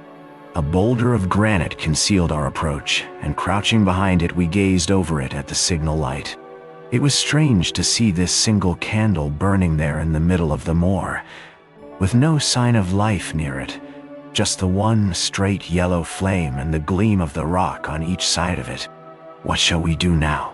whispered Sir Henry. "Wait here. He must be near his light. Let us see if we can get a glimpse of him." The words were hardly out of my mouth when we both saw him. Over the rocks, in the crevice of which the candle burned, there was thrust out an evil yellow face, a terrible animal face, all seamed and scored with vile passions, foul with mire, with a bristling beard, and hung with matted hair. It might well have belonged to one of those old savages who dwelt in the burrows on the hillsides. The light beneath him was reflected in his small, cunning eyes, which peered fiercely to right and left through the darkness like a crafty and savage animal who has heard the steps of the hunters. Something had evidently aroused his suspicions. It may have been that Barrymore had some private signal which we had neglected to give, or the fellow may have had some other reason for thinking that all was not well. But I could read his fears upon his wicked face. Any instant he might dash out the light and vanish in the darkness. I sprang forward, therefore, and Sir Henry did the same. At the same moment, the convict screamed out a curse at us and hurled a rock which splintered up against the boulder which had sheltered us. I caught one glimpse of his short, squat, strongly built figure as he sprang to his feet and turned to run. At the same moment, by a lucky chance, the moon broke through the clouds. We rushed over the brow of the hill, and there was our man running with great speed down the other side, springing over the stones in his way with the activity of a mountain goat. A lucky long shot of my revolver might have crippled him, but I had brought it only to defend myself if attacked, and not to shoot an unarmed man who was running away. We were both swift runners and in fairly good training, but we soon found that we had no chance of overtaking him. We saw him for a long time in the moonlight, until he was only a small speck moving swiftly among the boulders upon the side of a distant hill. We ran and ran until we were completely blown, but the space between us grew ever wider. Finally, we stopped and sat panting on two rocks while we watched him disappearing in the distance. And it was at this moment that there occurred a most strange and unexpected thing. We had risen from our rocks and were turning to go home, having abandoned the hopeless chase. The moon was low upon the right, and the jagged pinnacle of a granite tor stood up against the lower curve of its silver disk. There, outlined as black as an ebony statue on that shining background, I saw the figure of a man upon the tor. Do not think that it was a delusion, Holmes. I assure you that I have never in my life seen anything more clearly. As far as I could judge, the figure was that of a tall, thin man. He stood with his legs a little separated, his arms folded, his head bowed, as if he were brooding over that enormous wilderness of peat and granite which lay before him. He might have been the very spirit of that terrible place. It was not the convict. This man was far from the place where the latter had disappeared. Besides, he was a much taller man. With a cry of surprise, I pointed him out to the baronet, but in the instant during which I had turned to grasp his arm, the man was gone. There was the sharp pinnacle of granite still cutting the lower edge of the moon, but its peak bore no trace of that silent and motionless figure. I wished to go in that direction and to search the tor, but it was some distance away. The baronet's nerves were still quivering from that cry, which recalled the dark story of his family, and he was not in the mood for fresh adventures. He had not seen this lonely man upon the tor, and could not feel the thrill which his strange presence and his commanding attitude had given to me. "A warder, no doubt," said he. "The moor has been thick with them since this fellow escaped. Well, perhaps his explanation may be the right one, but I should like to have some further proof of it. Today we mean to communicate to the Princetown people where they should look for their missing man. But it is hard lines that we have not actually had the triumph of bringing him back as our own prisoner. Such are the adventures of last night, and you must acknowledge, my dear Holmes, that I have done you very well in the matter of a report. Much of what I tell you is no doubt quite irrelevant, but still, I feel that it is best that I should let you have all the facts and leave you to select for yourself those which will be of most service to you in helping you to your conclusions. We are certainly making some progress. So far as the Barrymores go, we have found the motive of their actions, and that has cleared up the situation very much. But the moor, with its mysteries and its strange inhabitants, remains as inscrutable as ever. Perhaps in my next, I may be able to throw some light upon this also. Best of all would it be if you could come down to us. In any case, you will hear from me again in the course of the next few days. Chapter 10. Extract from the Diary of Dr. Watson. So far, I have been able to quote from the reports which I have forwarded during these early days to Sherlock Holmes. Now, however, I have arrived at a point in my narrative where I am compelled to abandon this method and to trust once more to my recollections, aided by the diary which I kept at the time. A few extracts from the latter will carry me on to those scenes which are indelibly fixed in every detail upon my memory. I proceed, then, from the morning which followed our abortive chase of the convict and our other strange experiences upon the moor. October 16th. A dull and foggy day with a drizzle of rain. The house is banked in with rolling clouds, which rise now and then to show the dreary curves of the moor, with thin silver veins upon the sides of the hills, and the distant boulders gleaming where the light strikes upon their wet faces. It is melancholy, outside and in. The baronet is in a black reaction after the excitements of the night. I am conscious myself of a weight at my heart and a feeling of impending danger, ever-present danger, which is the more terrible because I am unable to define it.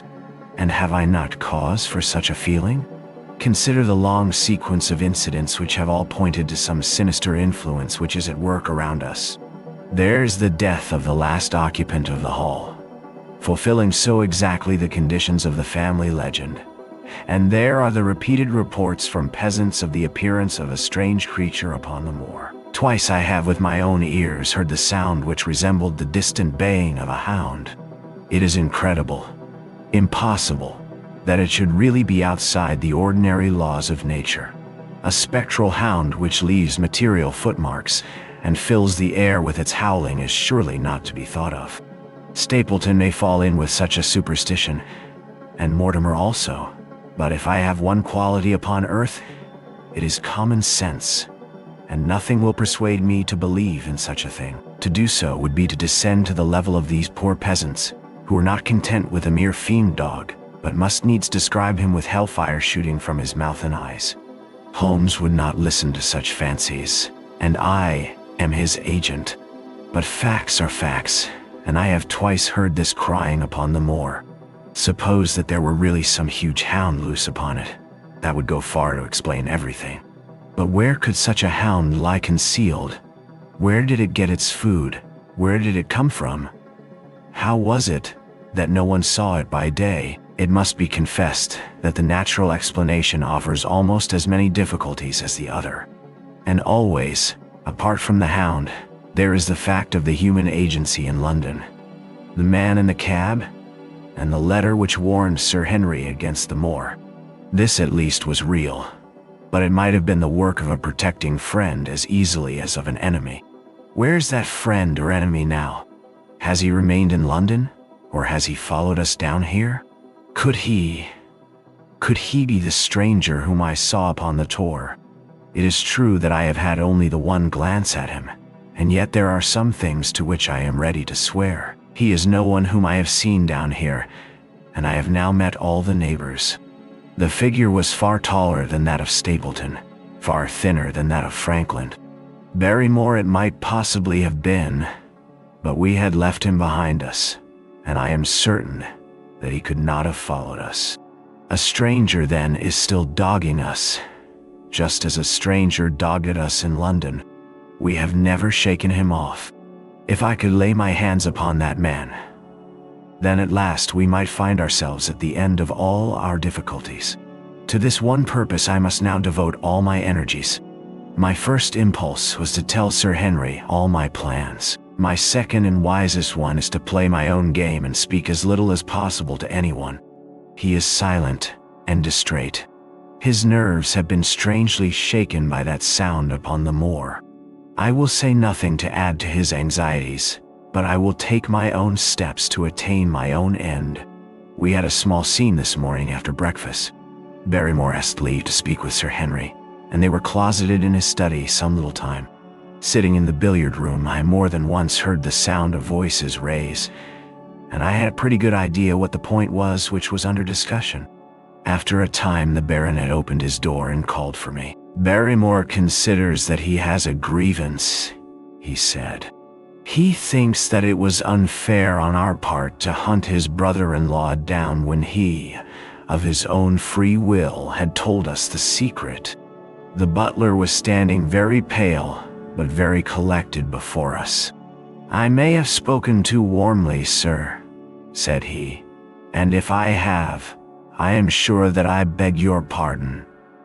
At the same time, I was very much surprised when I heard you two gentlemen come back this morning and learned that you had been chasing Selden. The poor fellow has enough to fight against without my putting more upon his track." "If you had told us of your own free will, it would have been a different thing," said the baronet. "You only told us, or rather your wife only told us, when it was forced from you and you could not help yourself. The man is a public danger. There are lonely houses scattered over the moor, and he is a fellow who would stick at nothing. You only want to get a glimpse of his face to see that. Look at Mr. Stapleton's house, for example, with no one but himself to defend it. There's no safety for anyone until he is under lock and key. He'll break into no house, sir.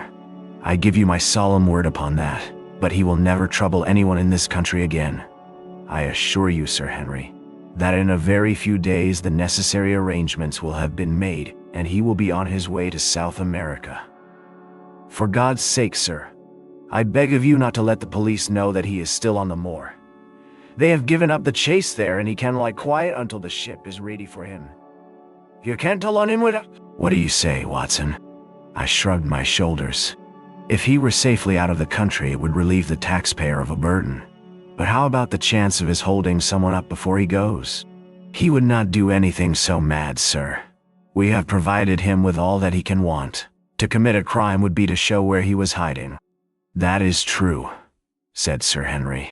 "Well, Barrymore, God bless you, sir, and thank you from my heart.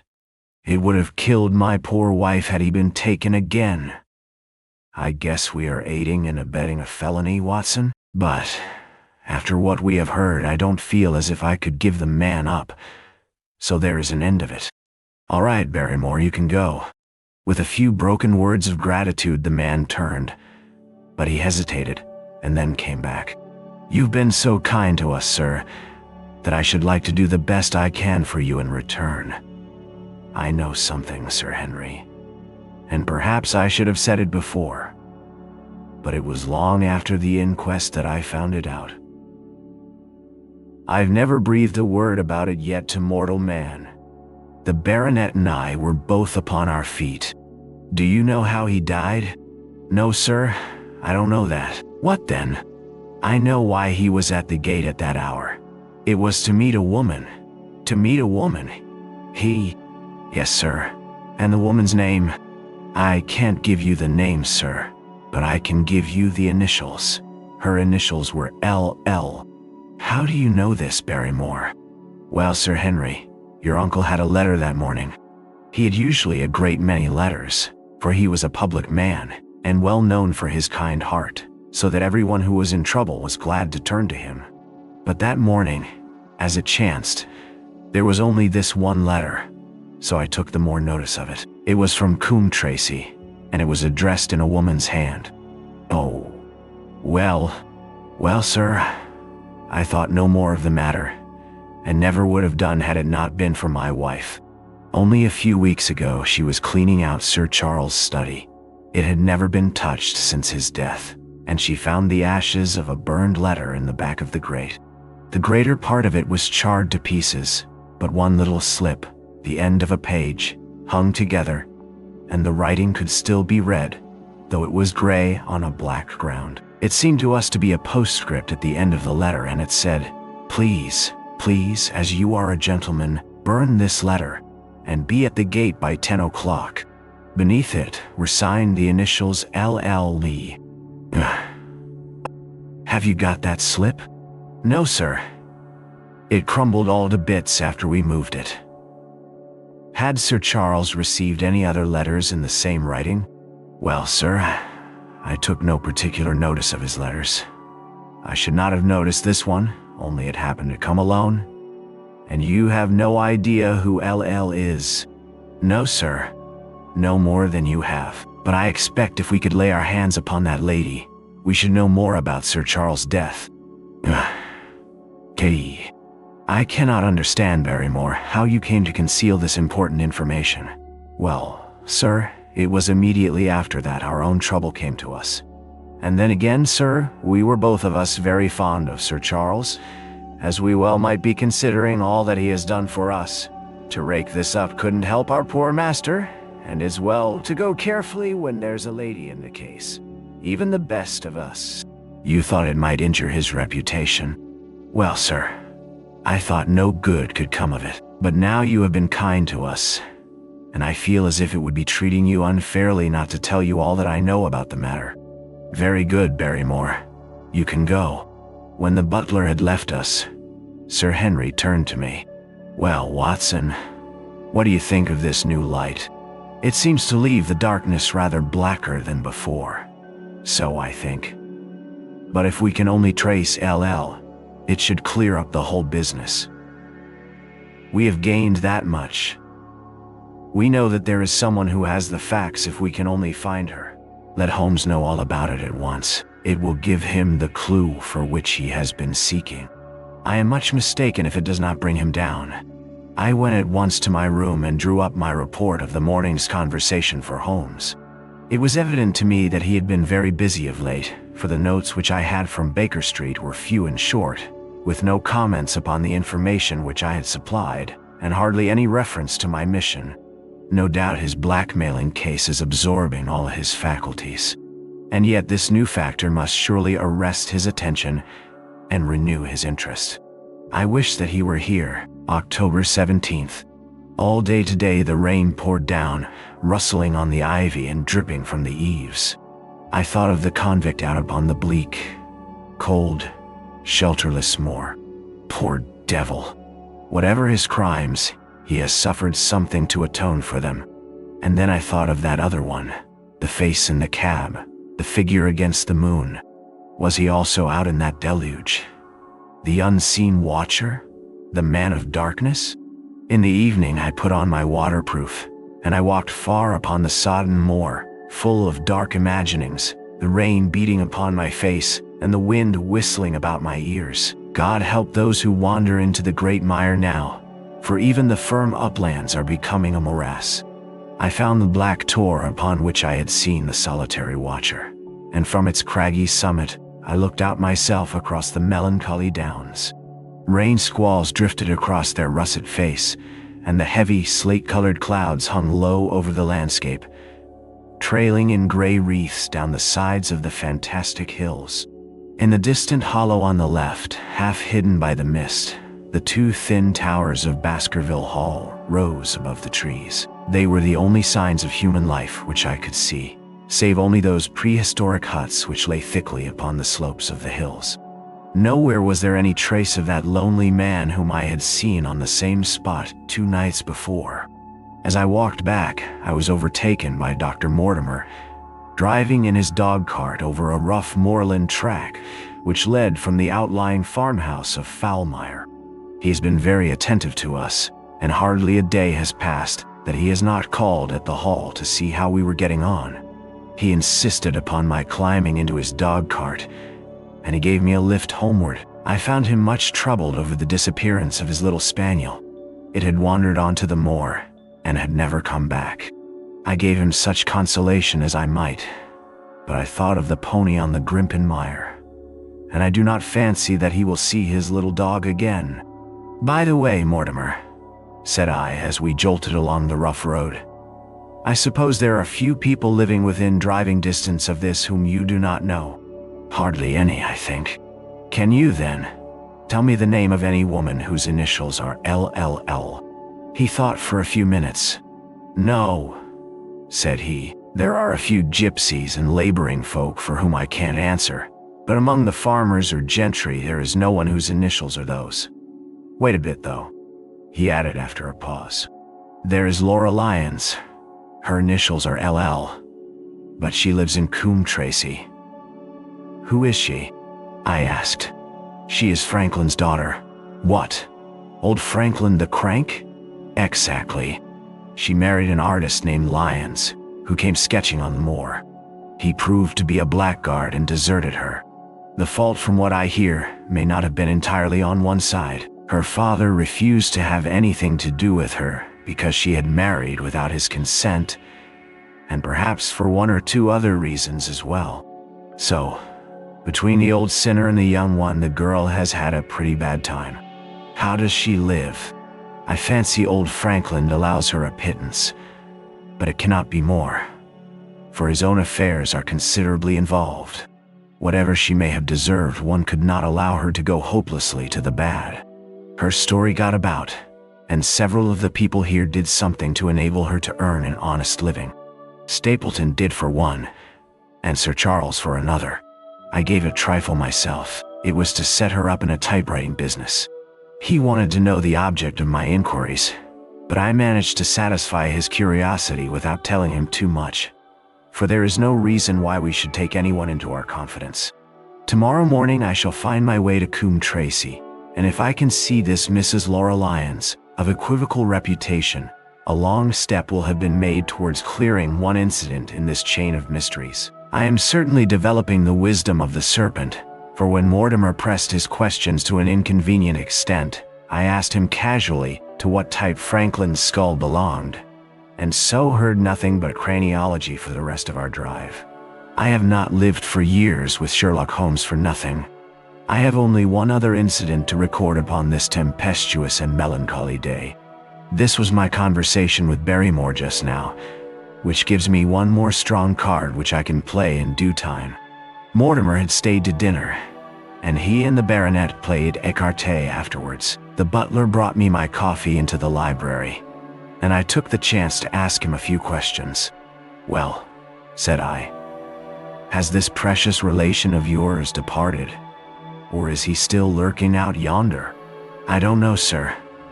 I hope to heaven that he is gone, for he has brought nothing but trouble here. I've not heard of him since I left out food for him last, and that was 3 days ago. Did you see him then? No, sir. But the food was gone when next I went that way. Then he was certainly there. So you would think, sir, unless it was the other man who took it. I sat with my coffee cup halfway to my lips and stared at Barrymore. You know that there is another man, then? Yes, sir. There is another man upon the moor. Have you seen him? No, sir.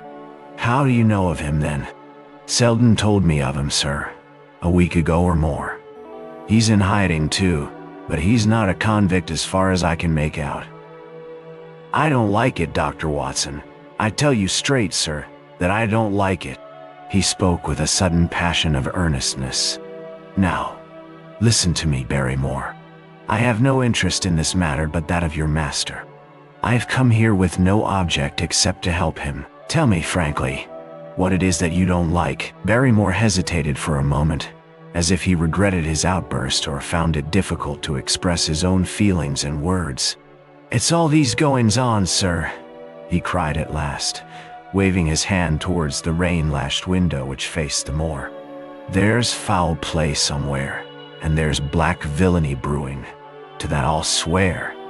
Very glad I should be, sir, to see Sir Henry on his way back to London again.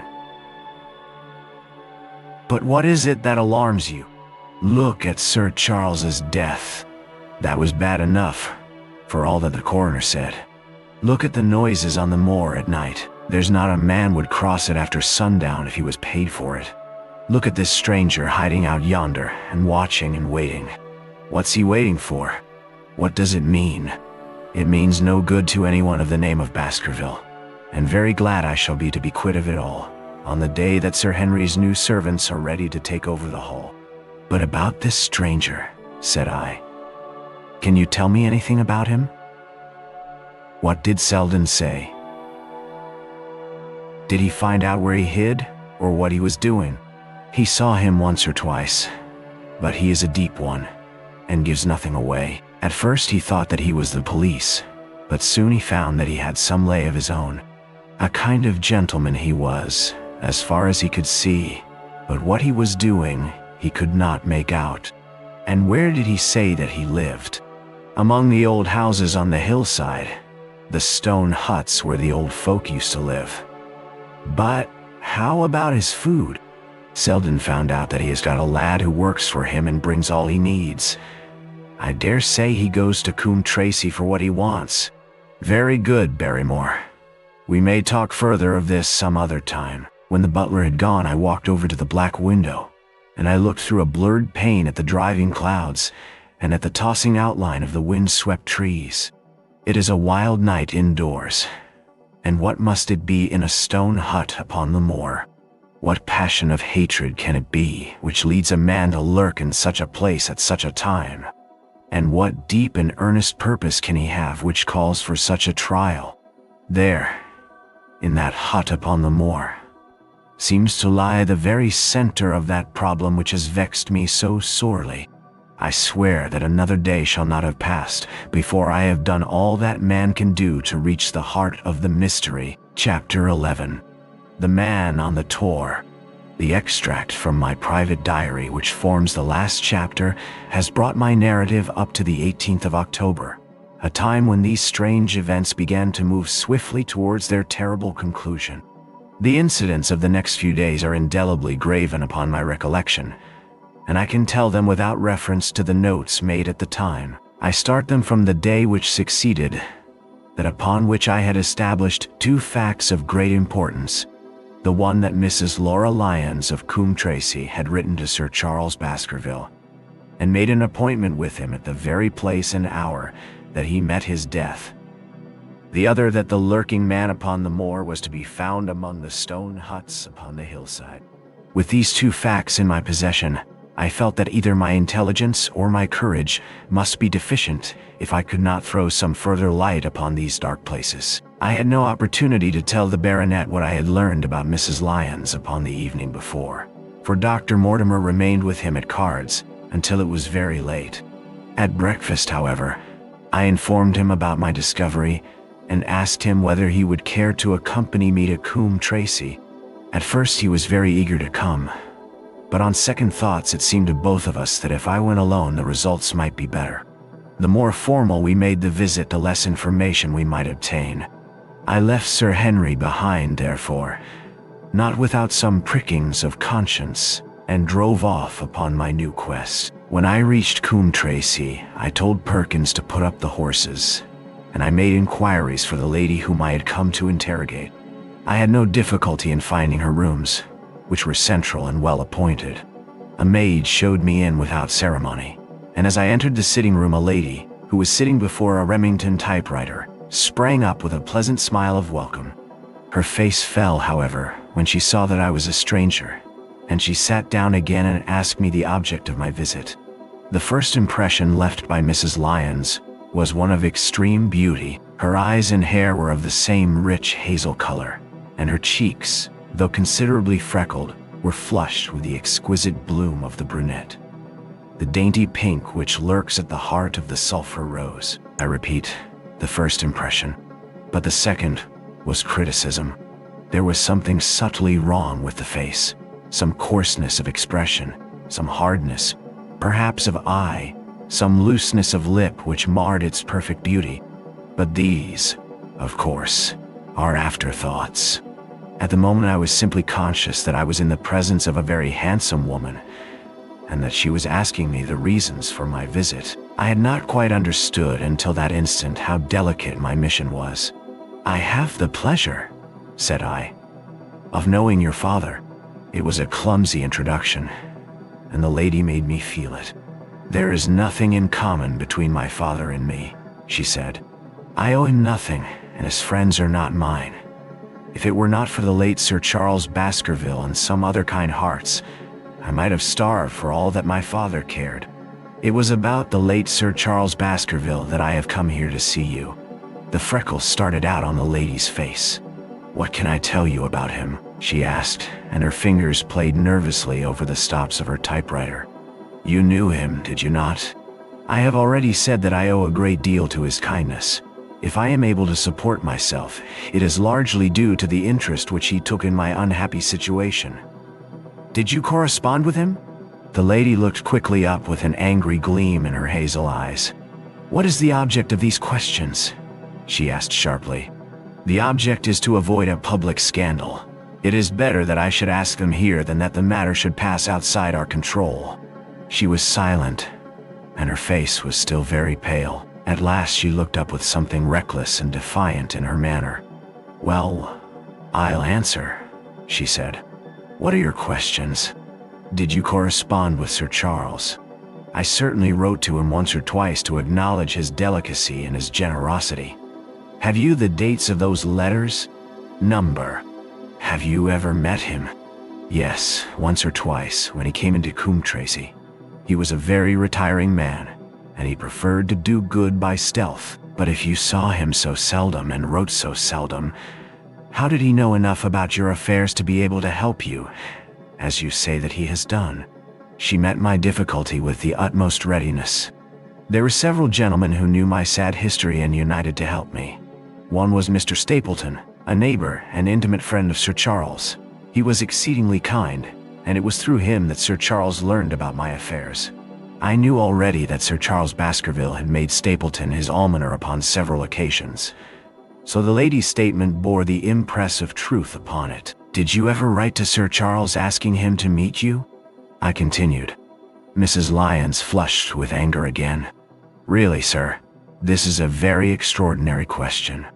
I am sorry, madam, but I must repeat it. Then I answer, certainly not.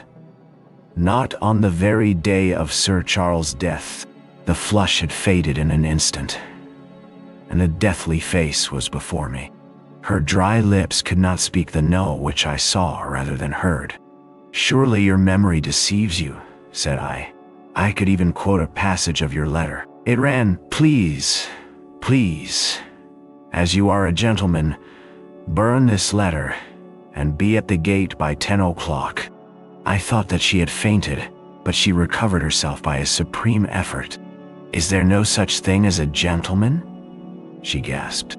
You do Sir Charles an injustice. He did burn the letter, but sometimes a letter may be legible even when burned. You acknowledge now that you wrote it? Yes, I did write it, she cried, pouring out her soul in a torrent of words. I did write it. Why should I deny it? I have no reason to be ashamed of it. I wished him to help me. I believed that if I had an interview I could gain his help, so I asked him to meet me. But why at such an hour?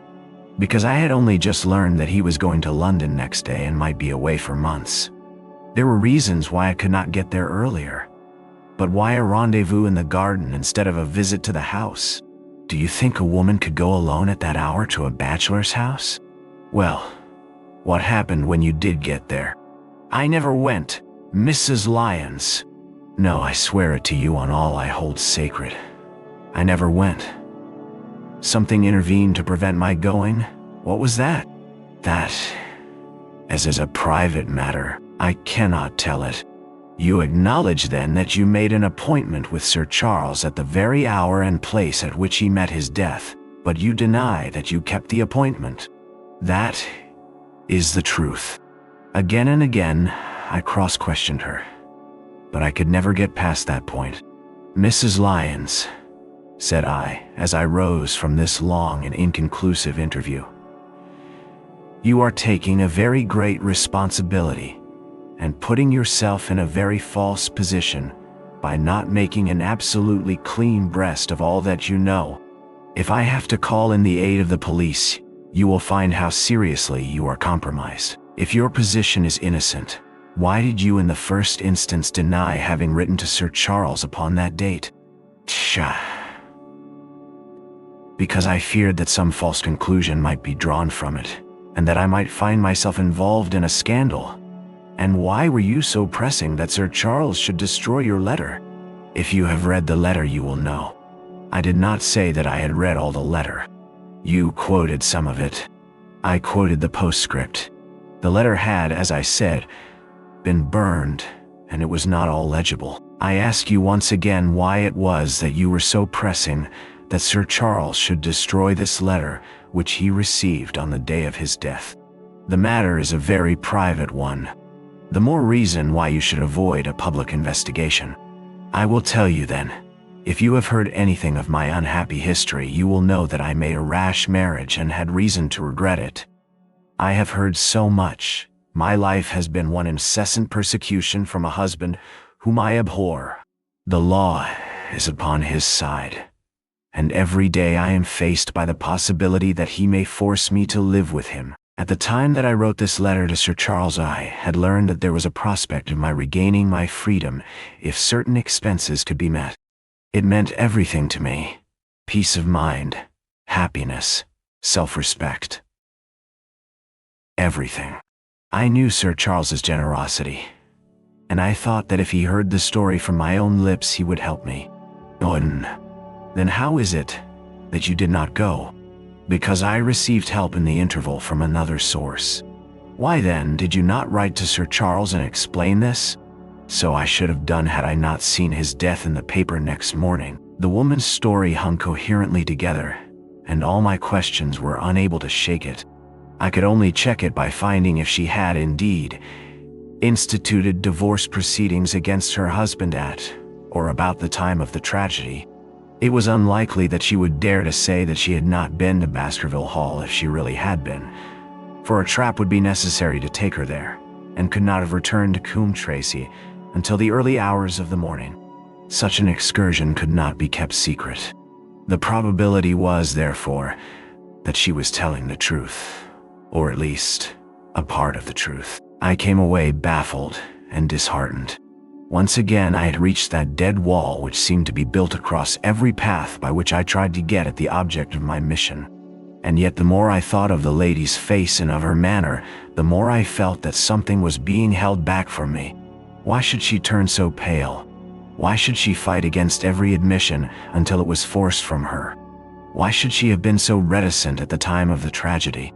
Surely the explanation of all this could not be as innocent as she would have me believe. For the moment I could proceed no farther in that direction, but must turn back to that other clue which was to be sought for among the stone huts upon the moor.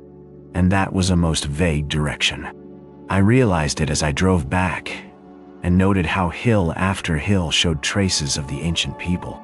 Barrymore's only indication had been that the stranger lived in one of these abandoned huts, and many hundreds of them are scattered throughout the length and breadth of the moor. But I had my own experience for a guide, since it had shown me the man himself standing upon the summit of the Black Tor. That, then, should be the center of my search. From there I should explore every hut upon the moor until I lighted upon the right one. If this man were inside it, I should find out from his own lips, at the point of my revolver if necessary, who he was and why he had dogged us so long. He might slip away from us in the crowd of Regent Street, but it would puzzle him to do so upon the lonely moor. On the other hand, if I should find the hut and its tenant should not be within it, I must remain there, however long the vigil, until he returned. Holmes had missed him in London. It would indeed be a triumph for me if I could run him to earth where my master had failed. Luck had been against us again and again in this inquiry, but now at last it came to my aid. And the messenger of good fortune was none other than Mr. Frankland, who was standing, gray-whiskered and red-faced, outside the gate of his garden, which opened onto the high road along which I traveled. "Good day, Dr. Watson," cried he with unwonted good humor. "You must really give your horses a rest, and come in to have a glass of wine and to congratulate me." My feelings towards him were very far from being friendly after what I had heard of his treatment of his daughter, but I was anxious to send Perkins and the wagonette home, and the opportunity was a good one. I alighted and sent a message to Sir Henry that I should walk over in time for dinner. Then I followed Frankland into his dining room. "It is a great day for me, sir," One of the red-letter days of my life, he cried with many chuckles. I have brought off a double event. I mean to teach them in these parts that law is law, and that there is a man here who does not fear to invoke it. I have established a right-of-way through the center of Old Middleton's Park. Slap across it, sir, within 100 yards of his own front door. What do you think of that? We'll teach these magnates that they cannot ride roughshod over the rights of the commoners. Confound them. And I've closed the wood where the Fernworthy folk used to picnic. These infernal people seem to think that there are no rights of property, and that they can swarm where they like with their papers and their bottles. Both cases decided, Dr. Watson, and both in my favor. I haven't had such a day since I had Sir John Morland for trespass because he shot in his own warren. How on earth did you do that? Look it up in the books, sir. It will repay reading. Franklin v. Morland, Court of Queen's Bench. It cost me £200, but I got my verdict. Did it do you any good? None, sir. None. I am proud to say that I had no interest in the matter. I act entirely from a sense of public duty. I have no doubt, for example, that the Fernworthy people will burn me in effigy tonight. I told the police last time they did it that they should stop these disgraceful exhibitions. The county constabulary is in a scandalous state, sir, and it has not afforded me the protection to which I am entitled. The case of Franklin v. Regina will bring the matter before the attention of the public. I told them that they would have occasion to regret their treatment of me, and already my words have come true. How so? I asked. The old man put on a very knowing expression. Because I could tell them what they are dying to know, but nothing would induce me to help the rascals in any way. I had been casting round for some excuse by which I could get away from his gossip, but now I began to wish to hear more of it. I had seen enough of the contrary nature of the old sinner to understand that any strong sign of interest would be the surest way to stop his confidences. Some poaching case, no doubt, said I with an indifferent manner. Ha ha, my boy. A very much more important matter than that. What about the convict on the moor? I stared. You don't mean that you know where he is? Said I. I may not know exactly where he is, but I am quite sure that I could help the police to lay their hands on him. Has it never struck you that the way to catch that man was to find out where he got his food and so trace it to him? He certainly seemed to be getting uncomfortably near the truth. No doubt, said I. But how do you know that he is anywhere upon the moor? I know it because I have seen with my own eyes the messenger who takes him his food. My heart sank for Barrymore. It was a serious thing to be in the power of this spiteful old busybody, but his next remark took a weight from my mind. You'll be surprised to hear that his food is taken to him by a child. I see him every day through my telescope upon the roof. He passes along the same path at the same hour, and to whom should he be going except to the convict? Here was luck indeed, and yet I suppressed all appearance of interest. A child. Barrymore had said that our unknown was supplied by a boy. It was on his track, and not upon the convicts, that Franklin had stumbled. If I could get his knowledge, it might save me a long and weary hunt. But incredulity and indifference were evidently my strongest cards. I should say that it was much more likely that it was the son of one of the moorland shepherds taking out his father's dinner. The least appearance of opposition struck fire out of the old autocrat. His eyes looked malignantly at me, and his gray whiskers bristled like those of an angry cat. Indeed, sir, said he, pointing out over the wide-stretching moor. Do you see that black tor over yonder? Well, do you see the low hill beyond with the thorn bush upon it? It is the stoniest part of the whole moor. Is that a place where a shepherd would be likely to take his station? Your suggestion, sir, is a most absurd one. I meekly answered that I had spoken without knowing all the facts. My submission pleased him and led him to further confidences. You may be sure, sir, that I have very good grounds before I come to an opinion. I have seen the boy again and again with his bundle. Every day, and sometimes twice a day, I have been able. But wait a moment, Dr. Watson. Do my eyes deceive me? Or is there at the present moment something moving upon that hillside? It was several miles off, but I could distinctly see a small dark dot against the dull green and gray. "Come, sir, come," cried Franklin, rushing upstairs. "You will see with your own eyes, and judge for yourself." The telescope, a formidable instrument mounted upon a tripod, stood upon the flat leads of the house. Franklin clapped his eye to it and gave a cry of satisfaction. "Quick, Dr. Watson, quick, before he passes over the hill." There he was, sure enough, a small urchin with a little bundle upon his shoulder, toiling slowly up the hill. When he reached the crest, I saw the ragged, uncouth figure outlined for an instant against the cold blue sky. He looked round him with a furtive and stealthy air, as one who dreads pursuit. Then he vanished over the hill. Well, am I right? Certainly. There is a boy who seems to have some secret errand. And what the errand is, even a county constable could guess.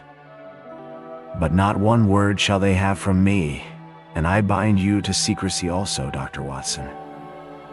Not a word, you understand, just as you wish. They have treated me shamefully, shamefully. When the facts come out in Franklin v. Regina, I venture to think that a thrill of indignation will run through the country. Nothing would induce me to help the police in any way.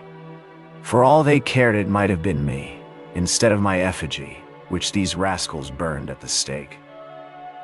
Surely you are not going. You will help me to empty the decanter of... But I resisted all his solicitations and succeeded in dissuading him from his announced intention of walking home with me. I kept the road as long as his eye was on me, and then I struck off across the moor and made for the stony hill over which the boy had disappeared.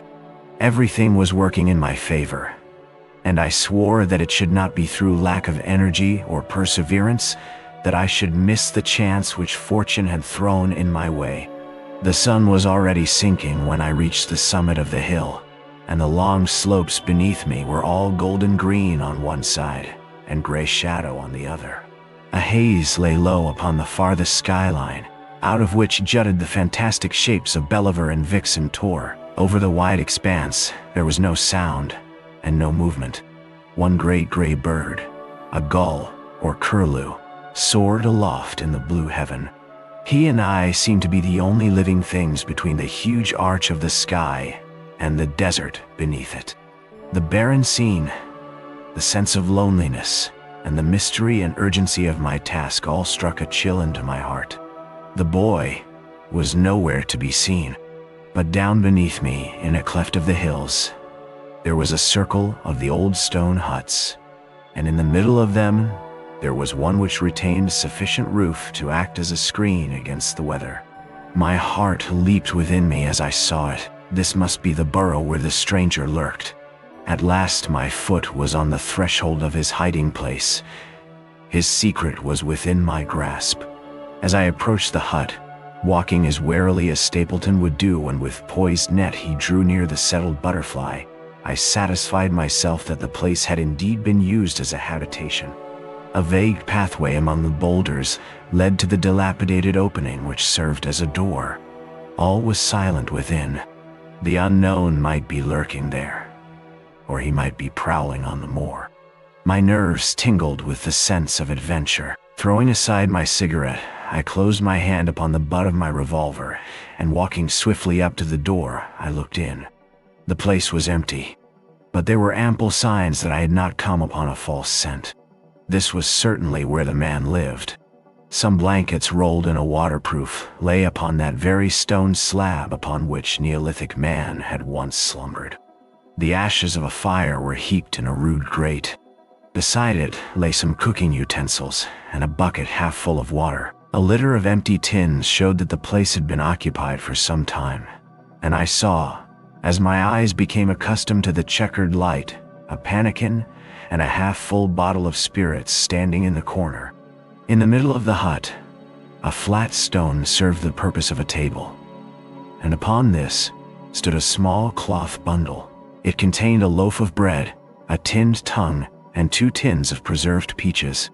As I set it down again, After having examined it, my heart leaped to see that beneath it there lay a sheet of paper with writing upon it. I raised it, and this was what I read, roughly scrawled in pencil. Dr. Watson has gone to Coombe Tracy. For a minute, I stood there with the paper in my hands, thinking out the meaning of this curt message. It was I, then, and not Sir Henry, who was being dogged by this secret man. He had not followed me himself, but he had set an agent. The boy. Perhaps, possibly I had taken no steps since I had been upon the moor which had not been observed and reported. Always there was this feeling of an unseen force, a fine net drawn round us with infinite skill and delicacy, holding us so lightly that it was only at some supreme moment that one realized that one was indeed entangled in its meshes. If there was one report, there might be others, so I looked around the hut in search of them. There was no trace, however, of anything of the kind, nor could I discover any sign which might indicate the character or intentions of the man who lived in this singular place, save that he must be of Spartan habits and cared little for the comforts of life. When I thought of the heavy rains and looked at the gaping roof, I understood how strong and immutable must be the purpose which had kept him in that inhospitable abode. Was he our malignant enemy, or was he by chance our guardian angel? I swore that I would not leave the hut until I knew. Outside the sun was sinking low, and the west was blazing with scarlet and gold. Its reflection was shot back in ruddy patches by the distant pools which lay amid the great Grimpen mire. There were the two towers of Baskerville Hall, and there a distant blur of smoke which marked the village of Grimpen. Between the two, behind the hill, was the house of the Stapletons. All was sweet and mellow and peaceful in the golden evening light, and yet as I looked at them my soul shared none of the peace of nature, but quivered at the vagueness and the terror of that interview which every instant was bringing nearer. With tingling nerves but a fixed purpose, I sat in the dark recess of the hut and waited with somber patience for the coming of its tenant. And then at last, I heard him. Far away came the sharp clink of a boot striking upon a stone. Then another, and yet another, coming nearer and nearer. I shrank back into the darkest corner and cocked the pistol in my pocket, determined not to discover myself until I had an opportunity of seeing something of the stranger. There was a long pause which showed that he had stopped. Then once more the footsteps approached, and a shadow fell across the opening of the hut. "It is a lovely evening, my dear Watson," said a well-known voice. "I really think that you will be more comfortable outside than in." Chapter 12. Death on the Moor. For a moment or two I sat breathless, hardly able to believe my ears. Then my senses and my voice came back to me, while a crushing weight of responsibility seemed in an instant to be lifted from my soul. That cold, incisive, ironical voice could belong to but one man in all the world. "Holmes!" I cried. "Holmes! Come out," said he, "and please be careful with the revolver." I stooped under the rude lintel, and there he sat upon a stone outside, his gray eyes dancing with amusement as they fell upon my astonished features. He was thin and worn, but clear and alert. His keen face bronzed by the sun and roughened by the wind. In his tweed suit and cloth cap, he looked like any other tourist upon the moor, and he had contrived, with that cat-like love of personal cleanliness which was one of his characteristics, that his chin should be as smooth and his linen as perfect as if he were in Baker Street. "I never was more glad to see anyone in my life," said I, as I wrung him by the hand. "Or more astonished, eh? Well, I must confess to it. The surprise was not all on one side, I assure you. I had no idea that you had found my occasional retreat, still less that you were inside it, until I was within 20 paces of the door. My footprint, I presume?" "No, Watson. I fear that I could not undertake to recognize your footprint amid all the footprints of the world. If you seriously desire to deceive me, you must change your tobacconist. For when I see the stub of a cigarette marked Bradley, Oxford Street, I know that my friend Watson is in the neighborhood. You will see it there beside the path. You threw it down, no doubt, at that supreme moment when you Exactly. I thought as much. And knowing your admirable tenacity, I was convinced that you were sitting in ambush. A weapon within reach, waiting for the tenant to return. So you actually thought that I was the criminal. I did not know who you were, but I was determined to find out. Excellent, Watson. And how did you localize me? You saw me, perhaps, on the night of the convict hunt, when I was so imprudent as to allow the moon to rise behind me, and have no doubt searched all the huts, until you came to this one. No, your boy had been observed, and that gave me a guide where to look. The old gentleman with the telescope, no doubt. I could not make it out when first I saw the light flashing upon the lens. He rose and peeped into the hut. I see that Cartwright has brought up some supplies. What's this paper? So you have been to Coombe Tracey, have you? Yes. To see Mrs. Laura Lyons. Exactly. Well done. Our researches have evidently been running on parallel lines, and when we unite our results, I expect we shall have a fairly full knowledge of the case. I am glad from my heart that you are here, for indeed the responsibility and the mystery were both becoming too much for my nerves. But how in the name of wonder did you come here, and what have you been doing? I thought that you were in Baker Street working out that case of blackmailing. No, that was what I wished you to think. Then you use me, and yet do not trust me. I cried with some bitterness. I think that I have deserved better at your hands, Holmes. My dear fellow, you have been invaluable to me in this, as in many other cases, and I beg that you will forgive me if I have seemed to play a trick upon you. In truth, it was partly for your own sake that I did it, and it was my appreciation of the danger which you ran which led me to come down and examine the matter for myself. Had I been with Sir Henry and you, it is confident that my point of view would have been the same as yours, and my presence would have warned our very formidable opponents to be on their guard. As it is, I have been able to get about as I could not possibly have done had I been living in the hall, and I remain an unknown factor in the business, ready to throw in all my weight at a critical moment. But why keep me in the dark? For you to know could not have helped us and might possibly have led to my discovery. You would have wished to tell me something, or in your kindness, you would have brought me out some comfort or other, and so an unnecessary risk would be run. I brought Cartwright down with me. You remember the little chap at the express office, and he has seen after my simple wants, a loaf of bread and a clean collar. What does man want more? He has given me an extra pair of eyes upon a very active pair of feet, and both have been invaluable. Then my reports have all been wasted. My voice trembled as I recalled the pains and the pride with which I had composed them. Holmes took a bundle of papers from his pocket. Here are your reports, my dear fellow, and very well thumbed, I assure you. I made excellent arrangements, and they are only delayed one day upon their way. I must compliment you. I was still rather raw over the deception which had been practiced upon me, but the warmth of Holmes' praise drove my anger from my mind. I felt also in my heart that he was right in what he said, and that it was really best for our purpose that I should not have known that he was upon the moor.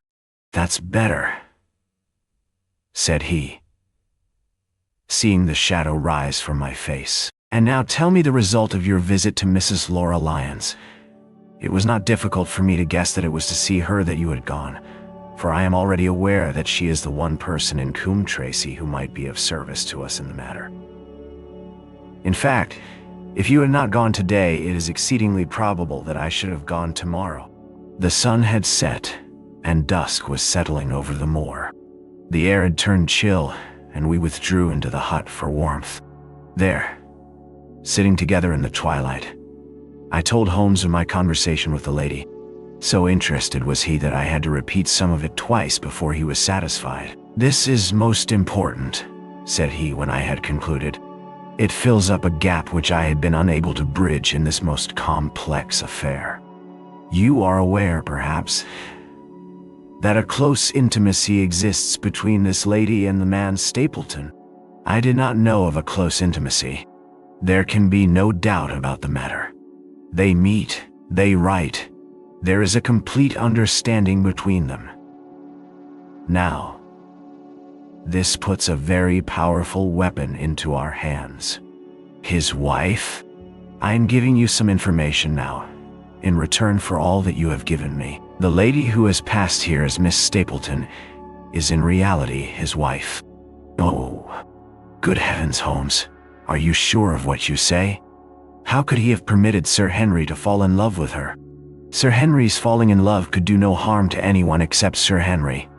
He took particular care that Sir Henry did not make love to her, as you have yourself observed, because he foresaw that she would be very much more useful to him in the character of a free woman. All my unspoken instincts, my vague suspicions, suddenly took shape and centered upon the naturalist. In that impassive, colorless man, with his straw hat and his butterfly net, I seemed to see something terrible. A creature of infinite patience and craft, with a smiling face and a murderous heart. It is he, then, who is our enemy. It is he who dogged us in London. So I read the riddle, and the warning, it must have come from her. Exactly. The shape of some monstrous villainy, half seen, half guessed, loomed through the darkness which had girt me so long. But are you sure of this, Holmes? How do you know that the woman is his wife? Oh, because he so far forgot himself as to tell you a true piece of autobiography upon the occasion when he first met you. And I dare say he has many a time regretted it since. He was once a schoolmaster in the north of England. Now, there is no one more easy to trace than a schoolmaster. There are scholastic agencies by which one may identify any man who has been in the profession. A little investigation showed me that a school had come to grief under atrocious circumstances, and that the man who had owned it, the name was different, had disappeared with his wife. The descriptions agreed. When I learned that the missing man was devoted to entomology, the identification was complete. The darkness was rising, but much was still hidden by the shadows. If this woman is in truth his wife, where does Mrs. Laura Lyons come in? I asked. That is one of the points upon which your own researches have shed a light. Your interview with the lady has cleared the situation very much. I did not know about a projected divorce between herself and her husband. In that case, regarding Stapleton as an unmarried man, she counted no doubt upon becoming his wife. And when she is undeceived, why then, we may find the lady of service. It must be our first duty to see her. Both of us, tomorrow. Don't you think, Watson, that you are away from your charge rather long? Your place should be at Baskerville Hall. The last red streaks had faded away in the west and night had settled upon the moor. A few faint stars were gleaming in a violet sky. One last question, Holmes, I said as I rose. Surely there is no need of secrecy between you and me. What is the meaning of it all? What is he after? Holmes's voice sank as he answered. It is murder, Watson. Refined, cold-blooded, deliberate murder. Do not ask me for particulars. My nets are closing upon him, even as his are upon Sir Henry, and with your help he is already almost at my mercy. There is but one danger which can threaten us. It is that he should strike before we are ready to do so. Another day, 2 at the most, and I have my case complete. But until then, guard your charge as closely as ever a fond mother watched her ailing child. Your mission today has justified itself, and yet I could almost wish that you had not left his side. Hark! A terrible scream, a prolonged yell of horror and anguish, burst out of the silence of the moor. That frightful cry turned the blood to ice in my veins. Oh my God! I gasped. What is it? What does it mean? Holmes had sprung to his feet, and I saw his dark, athletic outline at the door of the hut, his shoulders stooping, his head thrust forward, his face peering into the darkness. "Hush," he whispered. "Hush." The cry had been loud on account of its vehemence, but it had pealed out from somewhere far off on the shadowy plain. Now it burst upon our ears, nearer, louder, more urgent than before. "Where is it?" Holmes whispered, and I knew from the thrill of his voice that he, the man of iron, was shaken to the soul. "Where is it, Watson?" "There, I think." I pointed into the darkness. "No, there." Again the agonized cry swept through the silent night, louder and much nearer than ever. And a new sound mingled with it, a deep, muttered rumble, musical and yet menacing, rising and falling like the low, constant murmur of the sea. "The Hound!" cried Holmes. "Come, Watson, come! Great heavens, if we are too late!" He had started running swiftly over the moor, and I had followed at his heels. But now from somewhere among the broken ground immediately in front of us, there came one last despairing yell, and then a dull, heavy thud. We halted and listened. Not another sound broke the heavy silence of the windless night. I saw Holmes put his hand to his forehead like a man distracted. He stamped his feet upon the ground. "He has beaten us, Watson. We are too late." No, surely not. Fool that I was to hold my hand. And you, Watson, see what comes of abandoning your charge. But by heaven, if the worst has happened, we'll avenge him. Blindly we ran through the gloom, blundering against boulders, forcing our way through gorse bushes, panting up hills and rushing down slopes, heading always in the direction whence those dreadful sounds had come. At every rise Holmes looked eagerly round him, but the shadows were thick upon the moor, and nothing moved upon its dreary face. "Can you see anything?" "Nothing.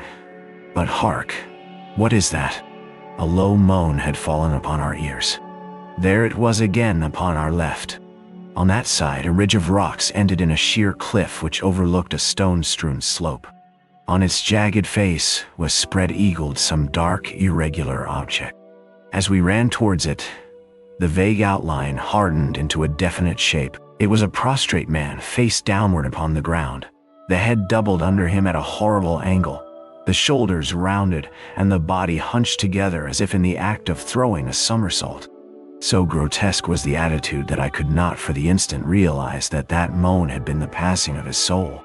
Not a whisper, not a rustle, rose now from the dark figure over which we stooped.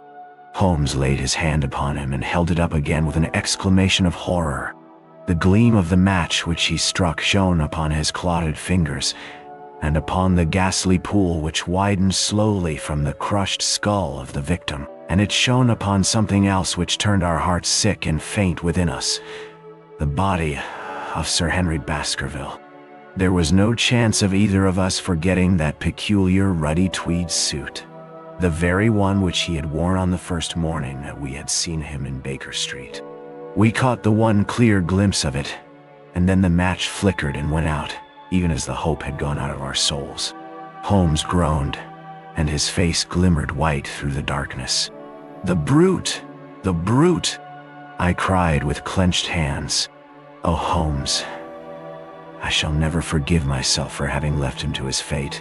I am more to blame than you, Watson. In order to have my case well rounded and complete, I have thrown away the life of my client.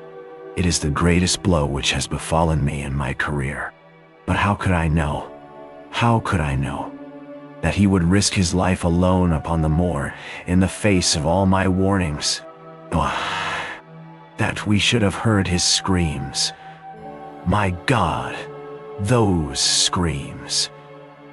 And yet have been unable to save him. Where is this brute of a hound which drove him to his death?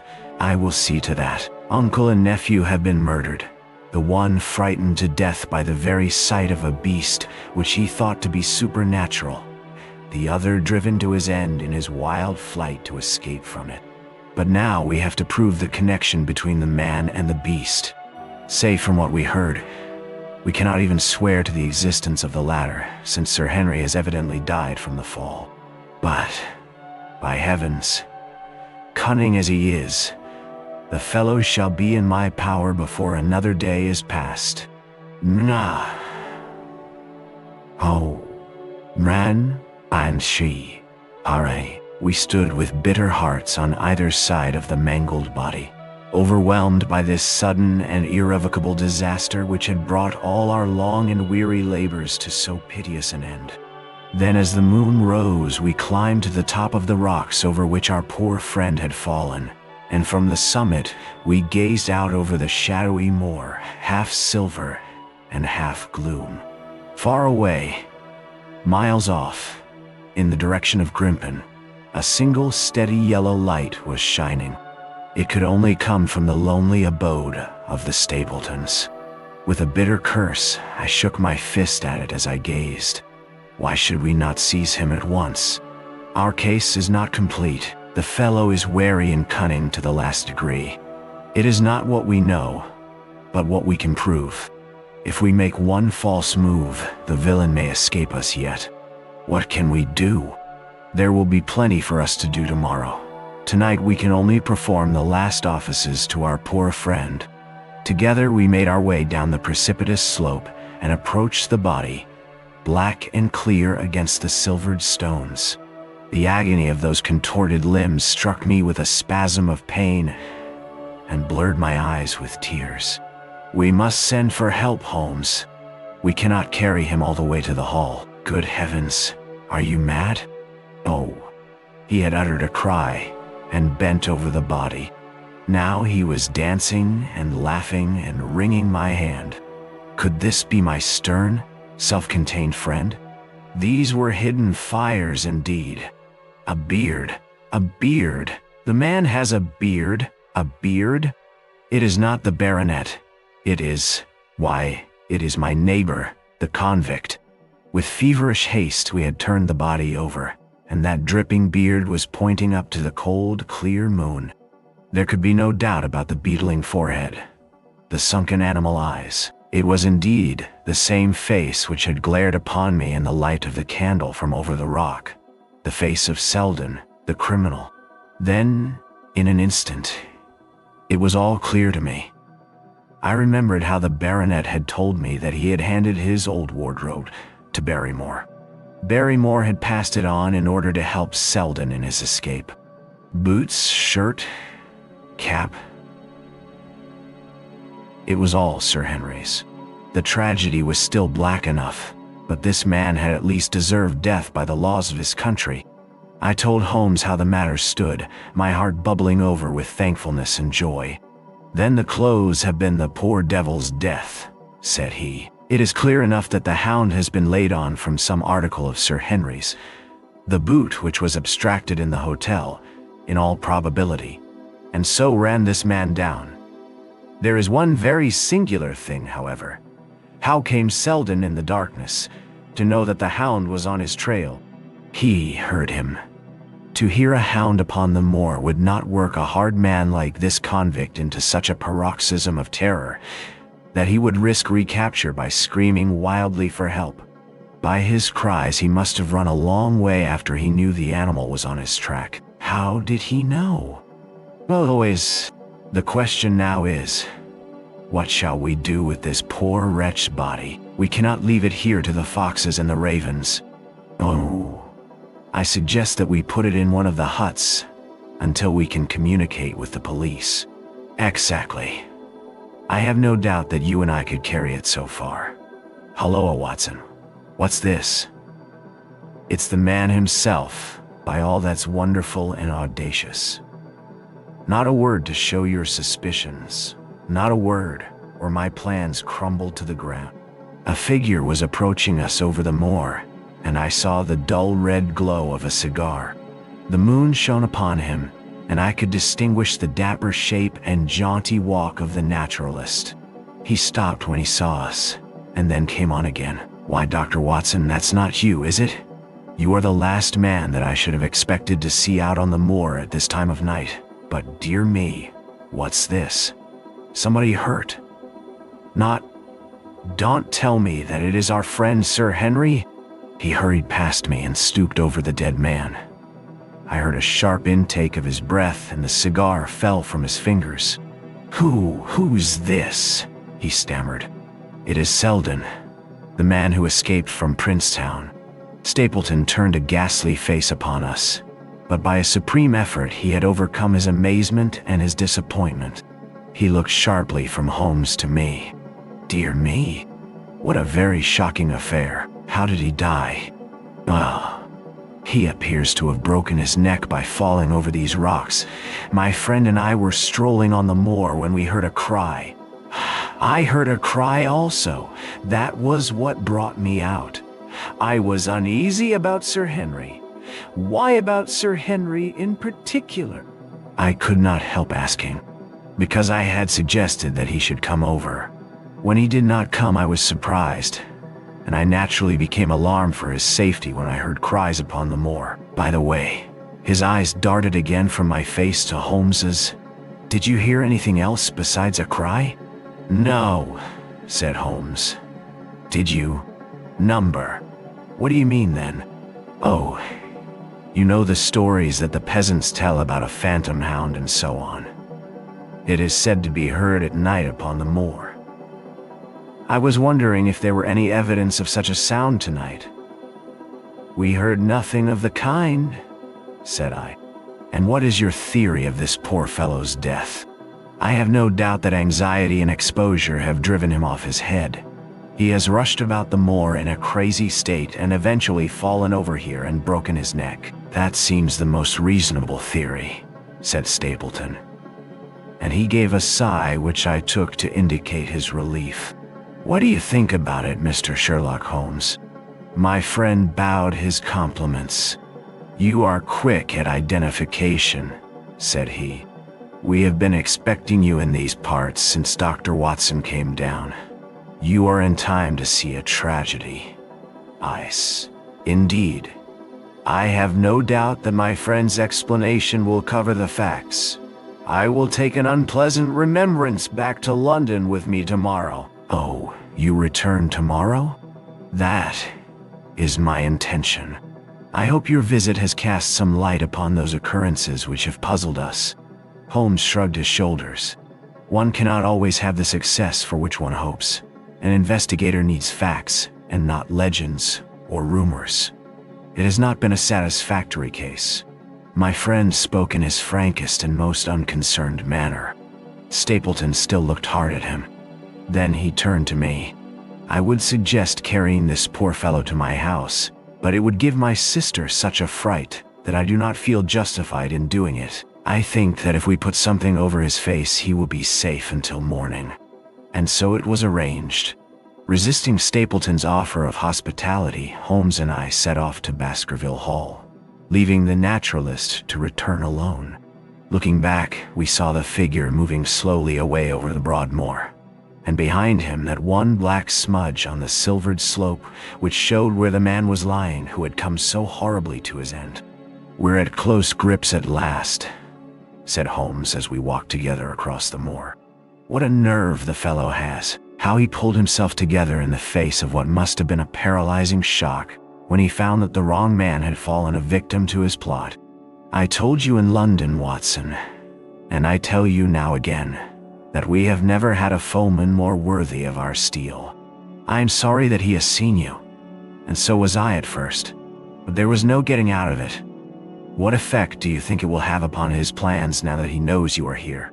It may cause him to be more cautious, or it may drive him to desperate measures at once. Like most clever criminals, he may be too confident in his own cleverness and imagine that he has completely deceived us. Why should we not arrest him at once? My dear Watson, you were born to be a man of action. Your instinct is always to do something energetic. But supposing, for argument's sake, that we had him arrested tonight, what on earth the better off should we be for that? We could prove nothing against him. There's the devilish cunning of it. If he were acting through a human agent, we could get some evidence. But if we were to drag this great dog to the light of day, it would not help us in putting a rope around the neck of its master. Surely we have a case. Not a shadow of one. only surmise and conjecture. We should be laughed out of court if we came with such a story and such evidence. There is Sir Charles' death, found dead without a mark upon him. You and I know that he died of sheer fright, and we know also what frightened him. But how are we to get 12 stolid jurymen to know it? What signs are there of a hound? Where are the marks of its fangs? Of course we know that a hound does not bite a dead body, and that Sir Charles was dead before ever the brute overtook him. But we have to prove all this, and we are not in a position to do it. Well then, tonight? We are not much better off tonight. Again, there was no direct connection between the hound and the man's death. We never saw the hound. We heard it, but we could not prove that it was running upon this man's trail. There is a complete absence of motive. No, my dear fellow, we must reconcile ourselves to the fact that we have no case at present, and that it is worth our while to run any risk in order to establish it. And how do you propose to do so? I have great hopes of what Mrs. Laura Lyons may do for us when the position of affairs is made clear to her. And I have my own plan as well. Sufficient for tomorrow is the evil thereof. But I hope before the day is past to have the upper hand at last. I could draw nothing further from him, and he walked, lost in thought, as far as the Baskerville gates. Are you coming up? Yes. I see no reason for further concealment. But one last word, Watson. Say nothing of the hound to Sir Henry. Let him think that Selden's death was as Stapleton would have us believe. He will have a better nerve for the ordeal which he will have to undergo tomorrow. When he is engaged, if I remember your report aright, to dine with these people.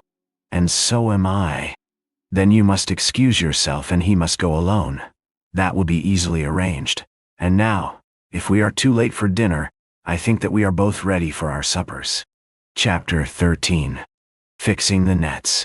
Sir Henry was more pleased than surprised to see Sherlock Holmes, for he had for some days been expecting that recent events would bring him down from London. He did raise his eyebrows, however, when he found that my friend had neither any luggage nor any explanations for its absence. Between us we soon supplied his wants, and then over a belated supper we explained to the baronet as much of our experience as it seemed desirable that he should know. But first, I had the unpleasant duty of breaking the news to Barrymore and his wife. To him it may have been an unmitigated relief, but she wept bitterly in her apron. To all the world he was the man of violence, half animal and half demon. But to her, he always remained the little willful boy of her own girlhood. The child who had clung to her hand. Evil indeed is the man who has not one woman to mourn him. I've been moping in the house all day since Watson went off in the morning, said the baronet. I guess I should have some credit, for I have kept my promise. If I hadn't sworn not to go about alone, I might have had a more lively evening, for I had a message from Stapleton asking me over there. I have no doubt that you would have had a more lively evening, said Holmes, dryly. By the way, I don't suppose you appreciate that we have been mourning over you as having broken your neck. Sir Henry opened his eyes. How was that? This poor wretch was dressed in your clothes. I fear your servant who gave them to him may get into trouble with the police. It was... That is unlikely. There was no mark on any of them, as far as I know. That's lucky for him. In fact, it's lucky for all of you, since you are all on the wrong side of the law in this matter. I am not sure that as a conscientious detective my first duty is not to arrest the whole household. Watson's reports are most incriminating documents. But how about the case? Asked the baronet. Have you made anything out of the tangle? I don't know that Watson and I are much the wiser since we came down. I think that I shall be in a position to make the situation rather more clear to you before long. It has been an exceedingly difficult and most complicated business. There are several points upon which we still want light, but it is coming all the same. We've had one experience, as Watson has no doubt told you. We heard the hound on the moor, so I can swear that it is not all empty superstition. I had something to do with dogs when I was out west, and I know one when I hear one. If you can muzzle that one and put him on a chain, I'll be ready to swear you are the greatest detective of all time." "Oh, I think I will muzzle him and chain him all right if you will give me your help. Whatever you tell me to do, I will do." "Very good. And I will ask you also to do it blindly, without always asking the reason. Just as you like. If you will do this, I think the chances are that our little problem will soon be solved." "I have no doubt." He stopped suddenly and stared fixedly up over my head into the air. The lamp beat upon his face, and so intent was it and so still that it might have been that of a clear-cut classical statue, a personification of alertness and expectation. "What is it?" we both cried. I could see as he looked down that he was repressing some internal emotion. His features were still composed, but his eyes shone with amused exultation. "Excuse the admiration of a connoisseur," said he as he waved his hand towards the line of portraits which covered the opposite wall. "Watson won't allow that I know anything of art. But that is mere jealousy because our views upon the subject differ. Now, these are a really very fine series of portraits." "Well, I'm glad to hear you say so," said Sir Henry, glancing with some surprise at my friend. "I don't pretend to know much about these things, and I'd be a better judge of a horse or a steer than of a picture. I didn't know that you found time for such things. I know what is good when I see it, and I see it now. That's a Kneller, I'll swear. That lady in the blue silk over yonder, and the stout gentleman with the wig ought to be a Reynolds. They are all family portraits, I presume." "Everyone. Do you know the names?" "Barrymore has been coaching me in them, and I think I can say my lessons fairly well." "Who is the gentleman with the telescope?" "That is Rear Admiral Baskerville, who served under Rodney in the West Indies. The man with the blue coat and the roll of paper is Sir William Baskerville, who was chairman of committees of the House of Commons under Pitt. You have a right to know about him. That is the cause of all the mischief. The wicked Hugo, who started the Hound of the Baskervilles. We're not likely to forget him." I gazed with interest and some surprise upon the portrait. "Dear me, seems a quiet, meek-mannered man enough." Holmes said little more, but the picture of the old roisterer seemed to have a fascination for him, and his eyes were continually fixed upon it during supper. It was not until later, when Sir Henry had gone to his room, that I was able to follow the trend of his thoughts. He led me back into the banqueting hall, his bedroom candle in his hand, and he held it up against the time-stained portrait on the wall. "Do you see anything there?" I looked at the broad-plumed hat, the curling lovelocks, the white lace collar, and the straight, severe face which was framed between them. It was not a brutal countenance, but it was prim, hard, and stern, with a firm-set, thin-lipped mouth and a coldly intolerant eye. "Is it like anyone you know?" "There is something of Sir Henry about the jaw. Just a suggestion, perhaps. But wait an instant." He stood upon a chair, and holding up the light in his left hand, he curved his right arm over the broad hat and round the long ringlets.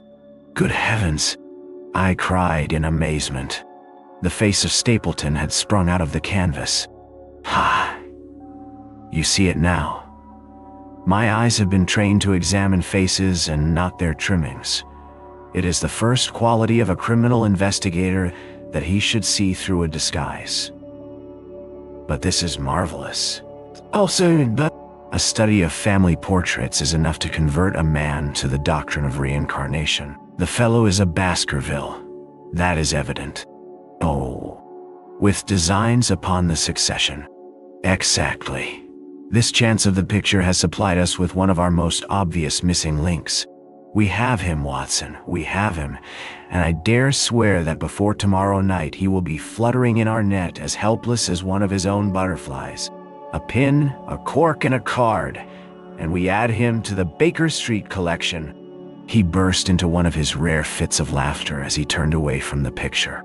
I have not heard him laugh often, and it has always boded ill to somebody. I was up betimes in the morning, but Holmes was afoot earlier still, for I saw him as I dressed, coming up the drive.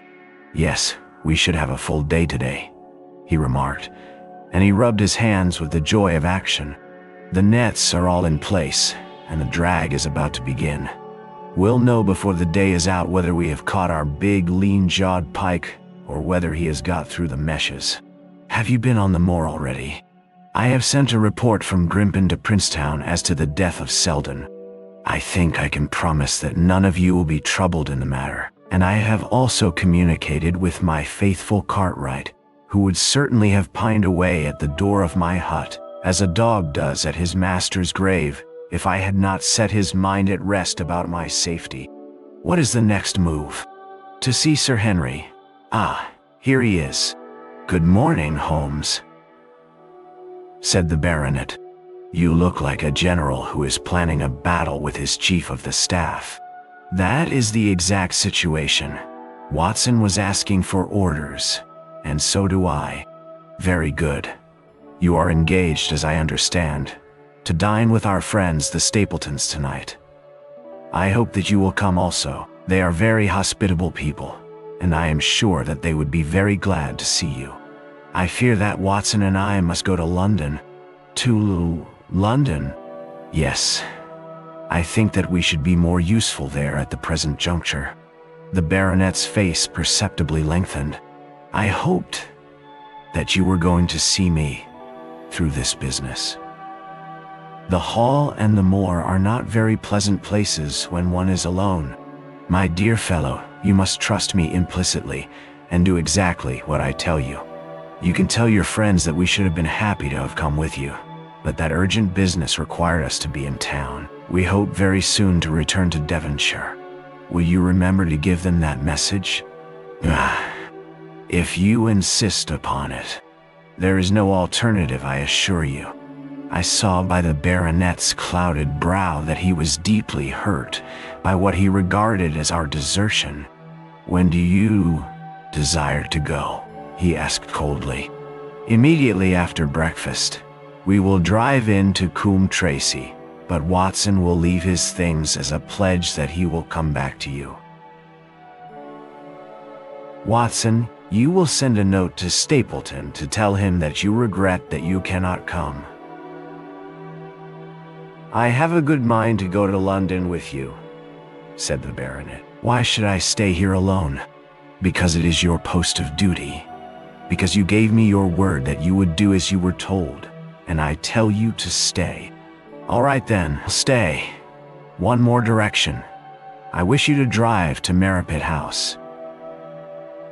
Send back your trap, however, and let them know that you intend to walk home."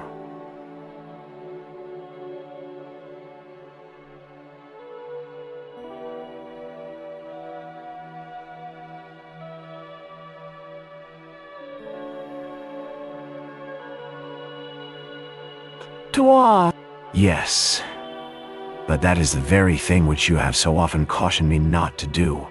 This time you may do it with safety. If I had not every confidence in your nerve and courage, I would not suggest it, but it is essential that you should do it. Then I will do it. And as you value your life, do not go across the moor in any direction, save along the straight path which leads from Merripit House to the Grimpen Road, and is your natural way home. I will do just what you say." "Very good. I should be glad to get away as soon after breakfast as possible, so as to reach London in the afternoon." I was much astounded by this program, though I remembered that Holmes had said to Stapleton on the night before that his visit would terminate next day. It had not crossed my mind, however, that he would wish me to go with him, nor could I understand how we could both be absent at a moment which he himself declared to be critical. There was nothing for it, however, but implicit obedience, so we bade goodbye to our rueful friend, and a couple of hours afterwards we were at the station of Coombe Tracy, and had dispatched the trap upon its return journey. A small boy was waiting upon the platform. "Any orders, sir?" "You will take this train to town, Cartwright. The moment you arrive you will send a wire to Sir Henry Baskerville, in my name, to say that if he finds the pocketbook which I have dropped, He is to send it by registered post to Baker Street. Yes, sir. And ask at the station office if there is a message for me. The boy returned with a telegram, which Holmes handed to me. It ran, "Wire received. Coming down with unsigned warrant. Arrive 5:40. Lestrade." That is in answer to mine of this morning. He's the best of the professionals, I think, and we may need his assistance. Now, Watson, I think that we cannot employ our time better than by calling upon your acquaintance, Mrs. Laura Lyons. His plan of campaign was beginning to be evident. He would use the baronet in order to convince the Stapletons that we were really gone, while we should actually return at the instant when we were likely to be needed. That telegram from London, if mentioned by Sir Henry to the Stapletons, must remove the last suspicions from their minds. Already I seem to see our nets drawing closer around that lean-jawed pike. Mrs. Laura Lyons was in her office, and Sherlock Holmes opened his interview with a frankness and directness which considerably amazed her. "I am investigating the circumstances which attended the death of the late Sir Charles Baskerville," said he. "My friend here, Dr. Watson, has informed me of what you have communicated, and also of what you have withheld in connection with that matter." "What have I withheld?" "You have confessed that you asked Sir Charles to be at the gate at 10 o'clock. We know that that was the place and hour of his death. You have withheld what the connection is between these events." "There is no connection. In that case, the coincidence must indeed be an extraordinary one. But I think that we shall succeed in establishing a connection after all. I wish to be perfectly frank with you, Mrs. Lyons.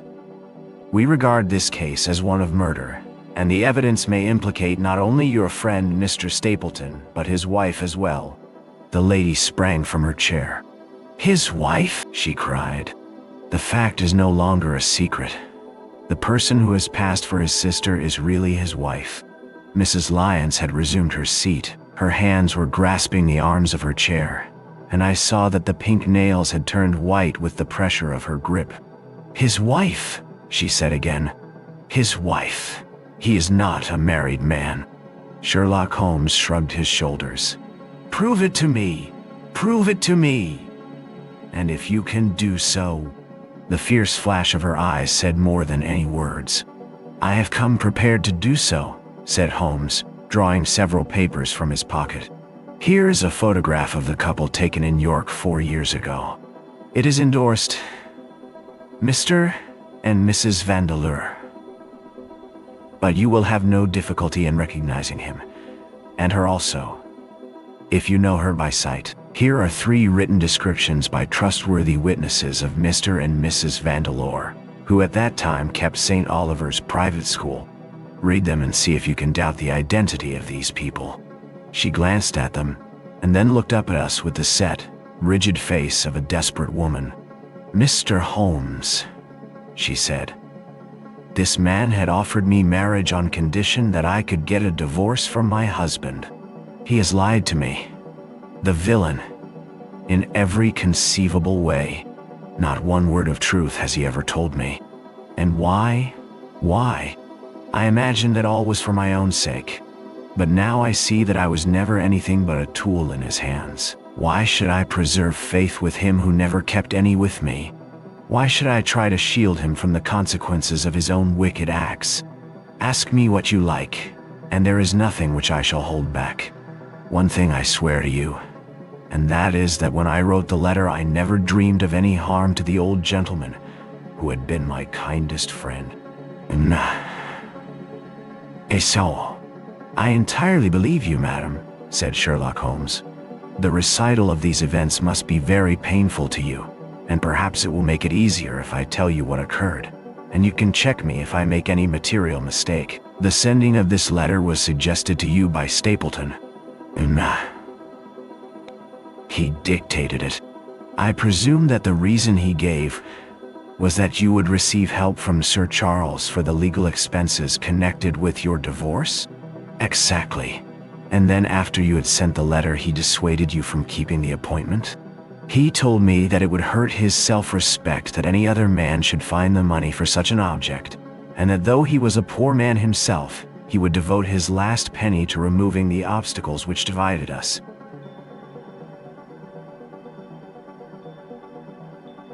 He appears to be a very consistent character. And then you heard nothing until you read the reports of the death in the paper? Number. And he made you swear to say nothing about your appointment with Sir Charles. He did. He said that the death was a very mysterious one, and that I should certainly be suspected if the facts came out. He frightened me into remaining silent. Quite so. But you had your suspicions? She hesitated and looked down. I knew him, she said. But if he had kept faith with me, I should always have done so with him. I think that on the whole, you have had a fortunate escape, said Sherlock Holmes. You have had him in your power, and he knew it. And yet, you are alive. You have been walking for some months very near to the edge of a precipice. We must wish you good morning now, Mrs. Lyons. Shall soon be in the position of being able to put into a single connected narrative one of the most singular and sensational crimes of modern times. Students of criminology will remember the analogous incidents in Godno, in Little Russia, in the year 66. And of course there are the Anderson murders in North Carolina. But this case possesses some features which are entirely its own.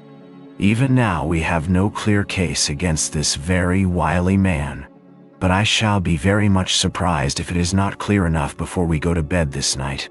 The London Express came roaring into the station, and a small, wiry bulldog of a man had sprung from a first-class carriage. We all three shook hands, and I saw at once from the reverential way in which Lestrade gazed at my companion that he had learned a good deal since the days when they had first worked together. I could well remember the scorn which the theories of the reasoner used then to excite in the practical man. "Anything good?" he asked.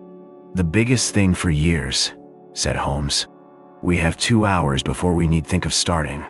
I think we might employ it in getting some dinner, and then, Lestrade, we will take the London fog out of your throat by giving you a breath of the pure night air of Dartmoor. Never been there? Ah. Well, I don't suppose you will forget your first visit." Oh. Chapter 14.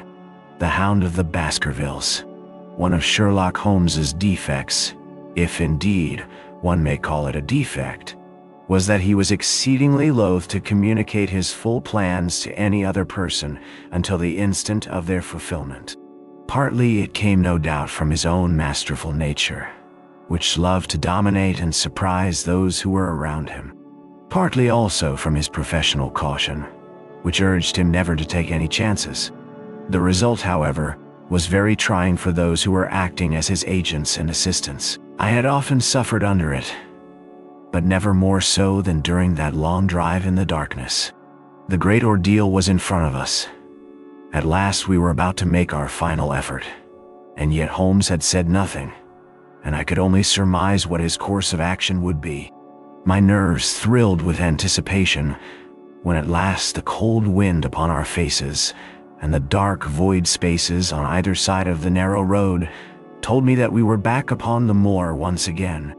Every stride of the horses and every turn of the wheels was taking us nearer to our supreme adventure. Our conversation was hampered by the presence of the driver of the hired wagonette, so that we were forced to talk of trivial matters when our nerves were tense with emotion and anticipation. It was a relief to me, after that unnatural restraint, when we at last passed Franklin's house, and knew that we were drawing near to the hall and to the scene of action.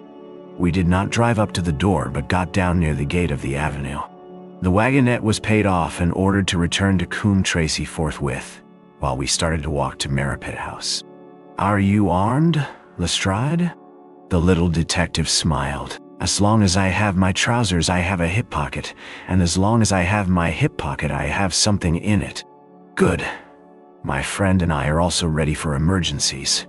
You're mighty close about this affair, Mr. Holmes. What's the game now?" "A waiting game." "My word, it does not seem a very cheerful place," said the detective with a shiver.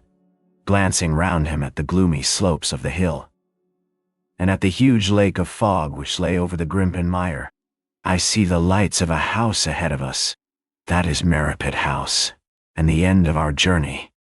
I must request you to walk on tiptoe and not to talk above a whisper." We moved cautiously along the track as if we were bound for the house, but Holmes halted us when we were about 200 yards from it. "This will do," said he. "These rocks upon the right make an admirable screen. We are to wait here? Yes, we shall make our little ambush here. Get into this hollow Lestrade. You have been inside the house, have you not, Watson? Can you tell the position of the rooms? What are those latticed windows at this end? I think they are the kitchen windows, and the one beyond, which shines so brightly. That is certainly the dining room. The blinds are up. You know the lie of the land best. Creep forward quietly and see what they are doing, but for heaven's sake don't let them know that they are watched." I tiptoed down the path and stooped behind the low wall which surrounded the stunted orchard. Creeping in its shadow, I reached a point whence I could look straight through the uncurtained window. There were only 2 men in the room, Sir Henry and Stapleton. They sat with their profiles towards me on either side of the round table. Both of them were smoking cigars, and coffee and wine were in front of them. Stapleton was talking with animation, but the baronet looked pale and distrait. Perhaps the thought of that lonely walk across the ill-omened moor was weighing heavily upon his mind. As I watched them, Stapleton rose and left the room, while Sir Henry filled his glass again and leaned back in his chair, puffing at his cigar. I heard the creak of a door and the crisp sound of boots upon gravel.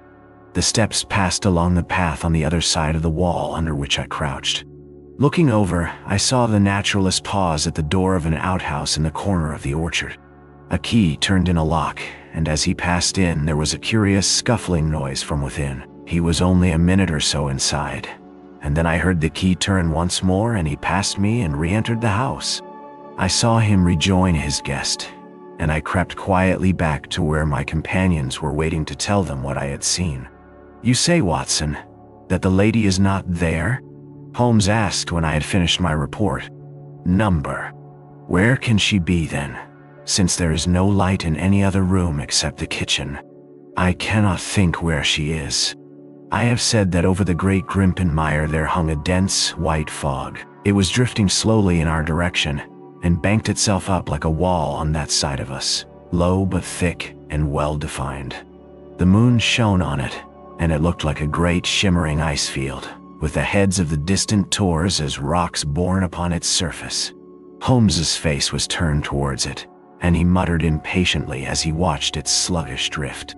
"It's moving towards us, Watson. Is that serious?" "Very serious indeed. The one thing upon earth which could have disarranged my plans. He can't be very long now. It is already 10 o'clock.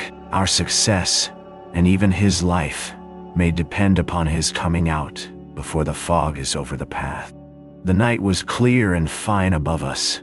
The stars shone cold and bright, while a half-moon bathed the whole scene in a soft, uncertain light. Before us lay the dark bulk of the house, its serrated roof and bristling chimneys hard outlined against the silver-spangled sky. Broad bars of golden light from the lower windows stretched across the orchard and the moor. One of them was suddenly shut off. The servants had left the kitchen. There only remained the lamp in the dining room, where the 2 men, the murderous host and the unconscious guest, still chatted over their cigars. Every minute, that white woolly plain which covered one half of the moor was drifting closer and closer to the house. Already the first thin wisps of it were curling across the golden square of the lighted window. The farther wall of the orchard was already invisible, and the trees were standing out of a swirl of white vapor. As we watched it, the fog wreaths came crawling round both corners of the house, and rolled slowly into one dense bank on which the upper floor and the roof floated like a strange ship upon a shadowy sea. Holmes struck his hand passionately upon the rock in front of us and stamped his feet in his impatience. "If he isn't out in a quarter of an hour, the path will be covered. In half an hour we won't be able to see our hands in front of us. Shall we move farther back upon higher ground? Yes, I think it would be as well. So as the fog bank flowed onward, we fell back before it until we were half a mile from the house, and still that dense white sea, with the moon silvering its upper edge, swept slowly and inexorably on. "We are going too far," said Holmes. "We dare not take the chance of his being overtaken before he can reach us. At all costs we must hold our ground where we are." He dropped on his knees and clapped his ear to the ground. "Thank God, I think that I hear him coming." A sound of quick steps broke the silence of the moor. Crouching among the stones, we stared intently at the silver-tipped bank in front of us. The steps grew louder, and through the fog, as through a curtain, there stepped the man whom we were awaiting. He looked round him in surprise as he emerged into the clear, starlit night.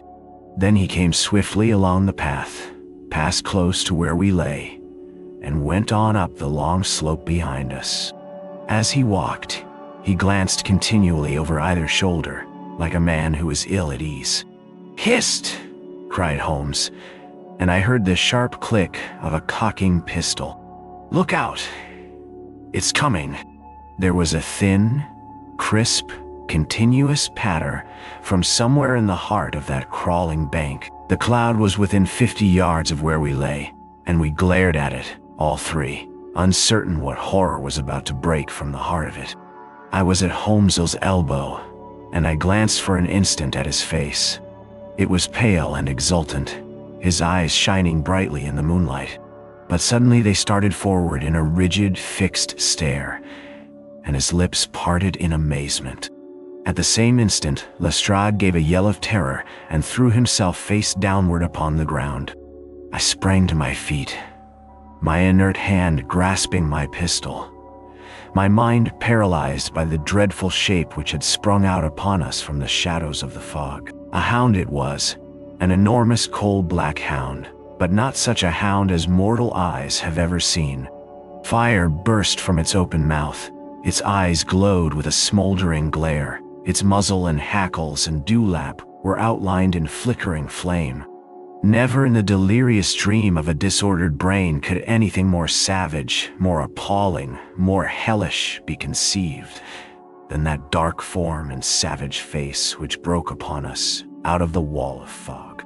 With long bounds, the huge black creature was leaping down the track, following hard upon the footsteps of our friend. So paralyzed were we by the apparition that we allowed him to pass before we had recovered our nerve.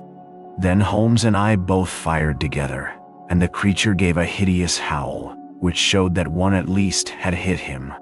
He did not pause, however, but bounded onward. Far away on the path we saw Sir Henry looking back, his face white in the moonlight, his hands raised in horror, glaring helplessly at the frightful thing which was hunting him down. But that cry of pain from the hound had blown all our fears to the winds. If he was vulnerable, he was mortal, and if we could wound him, we could kill him. Never have I seen a man run as Holmes ran that night.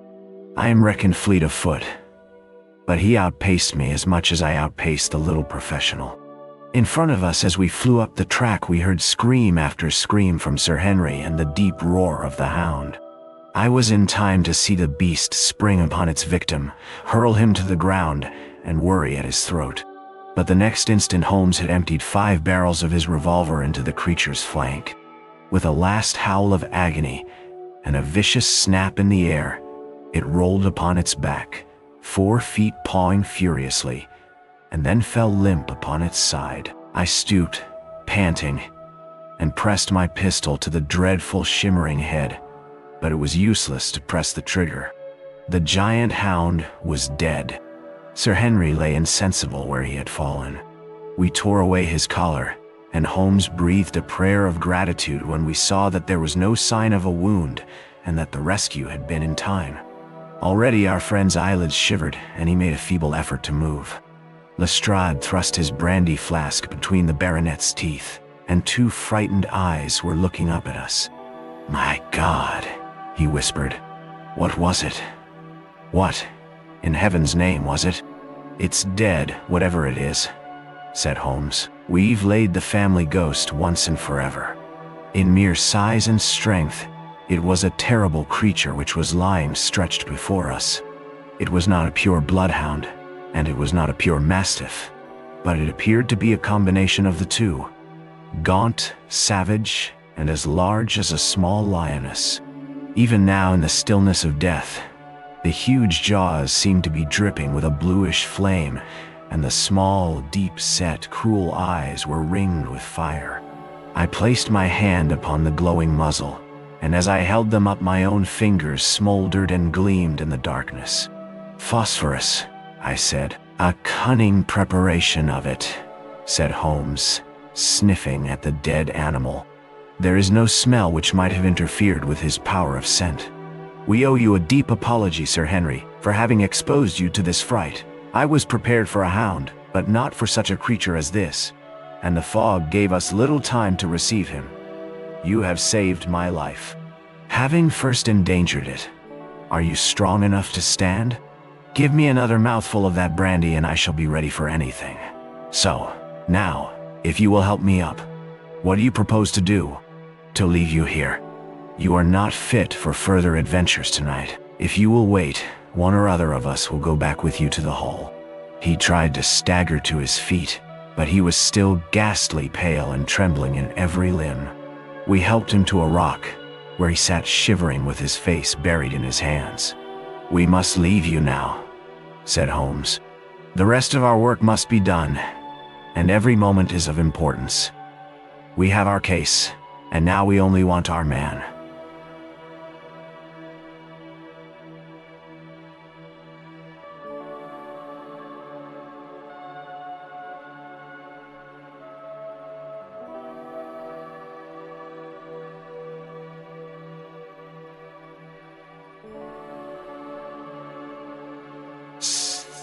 Those shots must have told him that the game was up. We were some distance off, and this fog may have deadened them. He followed the hound to call him off. Of that you may be certain. No, he's gone by this time. But we'll search the house and make sure. The front door was open, so we rushed in and hurried from room to room to the amazement of a doddering old manservant who met us in the passage. There was no light save in the dining room, but Holmes caught up the lamp and left no corner of the house unexplored. No sign could we see of the man whom we were chasing. On the upper floor, however, one of the bedroom doors was locked. "There's someone in here," cried Lestrade. I can hear a movement. Open this door." A faint moaning and rustling came from within. Holmes struck the door just over the lock with the flat of his foot and it flew open. Pistol in hand, we all three rushed into the room. But there was no sign within it of that desperate and defiant villain whom we expected to see. Instead, we were faced by an object so strange and so unexpected that we stood for a moment staring at it in amazement. The room had been fashioned into a small museum, and the walls were lined by a number of glass-topped cases full of that collection of butterflies and moths, the formation of which had been the relaxation of this complex and dangerous man. In the center of this room there was an upright beam, which had been placed at some period as a support for the old worm-eaten balk of timber which spanned the roof.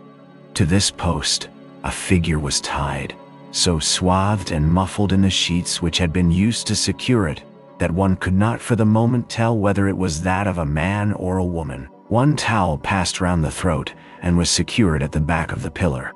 Another covered the lower part of the face, and over it 2 dark eyes. Eyes full of grief and shame and a dreadful questioning, stared back at us. In a minute we had torn off the gag, unswathed the bonds, and Mrs. Stapleton sank upon the floor in front of us. As her beautiful head fell upon her chest, I saw the clear red wheal of a whiplash across her neck. "The brute!" cried Holmes. "Here, Lestrade, your brandy bottle. Put her in the chair. She has fainted from ill usage and exhaustion." She opened her eyes again. "Is he safe?" she asked. "Has he escaped?" "He cannot escape us, madam. No, no, I did not mean my husband. Sir Henry? Is he safe? Yes. And the hound? It is dead. She gave a long sigh of satisfaction. Thank God. Thank God. Oh, this villain. See how he has treated me. She shot her arms out from her sleeves, and we saw with horror that they were all mottled with bruises. But this is nothing. Nothing. It is my mind and soul that he has tortured and defiled. I could endure it all. Ill usage, solitude, a life of deception. Everything. As long as I could still cling to the hope that I had his love.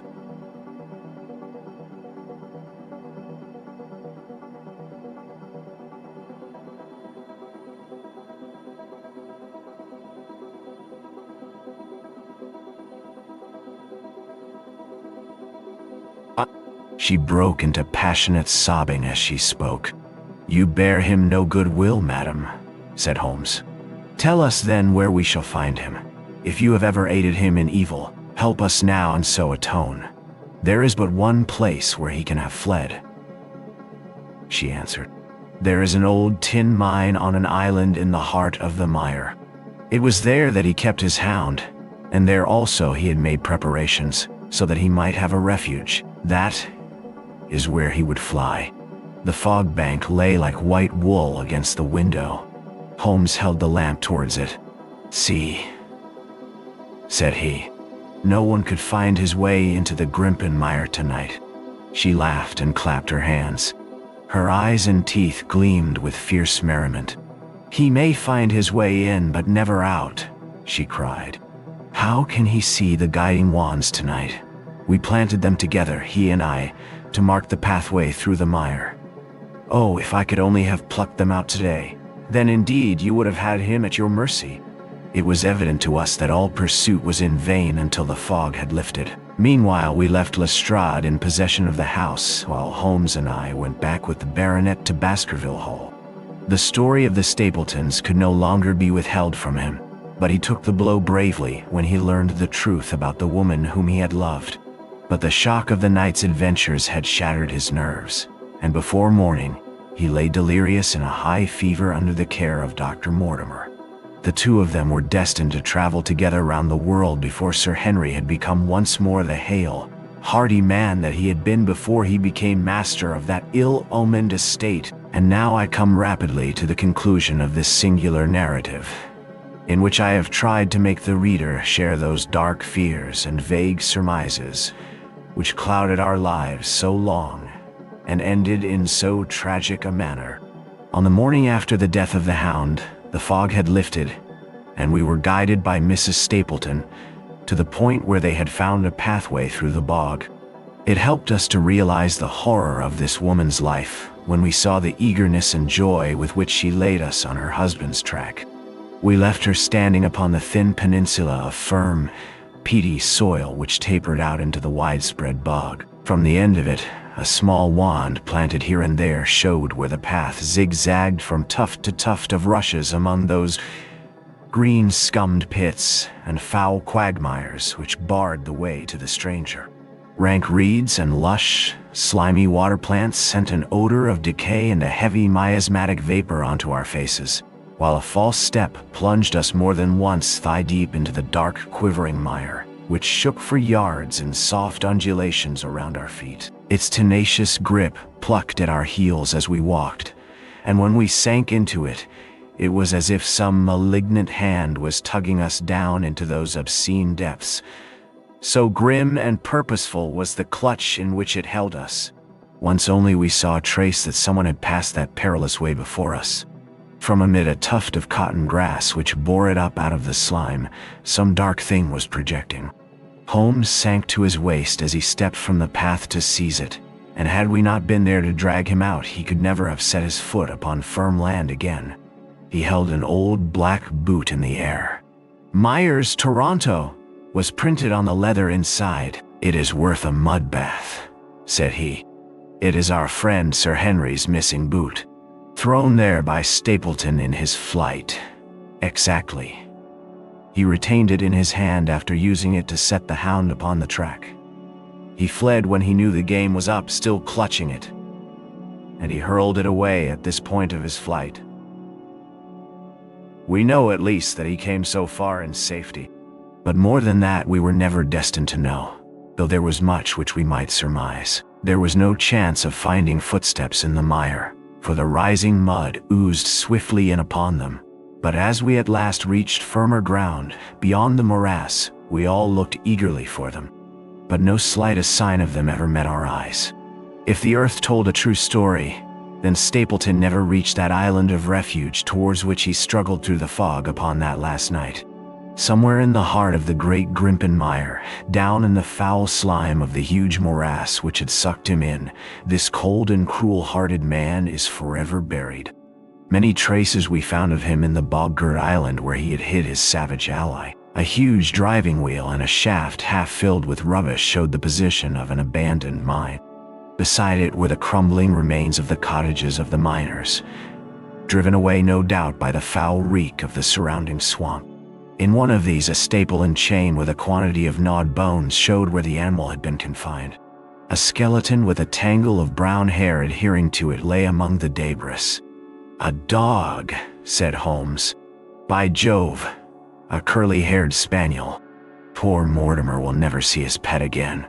Well, I do not know that this place contains any secret which we have not already fathomed. He could hide his hound, but he could not hush its voice, and hence came those cries which even in daylight were not pleasant to hear. On an emergency he could keep the hound in the outhouse at Merripit, but it was always a risk, and it was only on the supreme day, which he regarded as the end of all his efforts, that he dared do it. This paste in the tin is no doubt the luminous mixture with which the creature was daubed. It was suggested, of course, by the story of the family hellhound, and by the desire to frighten old Sir Charles to death. No wonder the poor devil of a convict ran and screamed, even as our friend did, and as we ourselves might have done, when he saw such a creature bounding through the darkness of the moor upon his track. It was a cunning device, for apart from the chance of driving your victim to his death, what peasant would venture to inquire too closely into such a creature should he get sight of it, as many have done, upon the moor? I said it in London, Watson, and I say it again now, that never yet have we helped to hunt down a more dangerous man than he who is lying yonder. He swept his long arm towards the huge mottled expanse of green-splotched bog, which stretched away until it merged into the russet slopes of the moor. Chapter 15. A Retrospection. It was the end of November, and Holmes and I sat, upon a raw and foggy night, on either side of a blazing fire in our sitting room in Baker Street. Since the tragic upshot of our visit to Devonshire, he had been engaged in two affairs of the utmost importance, in the first of which he had exposed the atrocious conduct of Colonel Upwood in connection with the famous card scandal of the Nonpareil Club, while in the second he had defended the unfortunate Mame Montpensier from the charge of murder which hung over her in connection with the death of her stepdaughter, Mademoiselle Carrère, the young lady who, as it will be remembered, was found 6 months later, alive and married in New York. My friend was in excellent spirits over the success which had attended a succession of difficult and important cases, so that I was able to induce him to discuss the details of the Baskerville mystery. I had waited patiently for the opportunity, for I was aware that he would never permit cases to overlap, and that his clear and logical mind would not be drawn from its present work to dwell upon memories of the past. Sir Henry and Dr. Mortimer were, however, in London, on their way to that long voyage which had been recommended for the restoration of his shattered nerves. They had called upon us that very afternoon, so that it was natural that the subject should come up for discussion. "The whole course of events," said Holmes, "from the point of view of the man who called himself Stapleton, was simple and direct. Although to us, who had no means, in the beginning, of knowing the motives of his actions, and could only learn part of the facts, it all appeared exceedingly complex.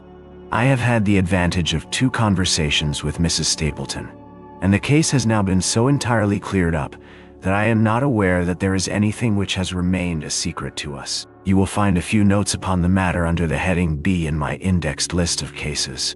Perhaps you would kindly give me a sketch of the course of events from memory. Certainly, though I cannot guarantee that I carry all the facts in my mind. Intense mental concentration has a curious way of blotting out what has passed.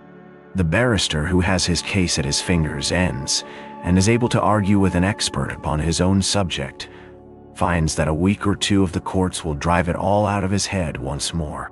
So each of my cases displaces the last, and mal carrere has blurred my recollection of Baskerville Hall. Tomorrow some other little problem may be submitted to my notice, which will in turn dispossess the fair French lady and the infamous Upwood.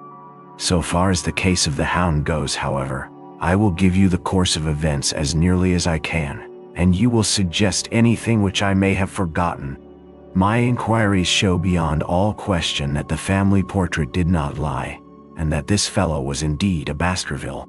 He was a son of that Roger Baskerville, the younger brother of Sir Charles, who fled with a sinister reputation to South America, where he was said to have died unmarried. He did, as a matter of fact, marry, and had one child, this fellow, whose real name is the same as his father's.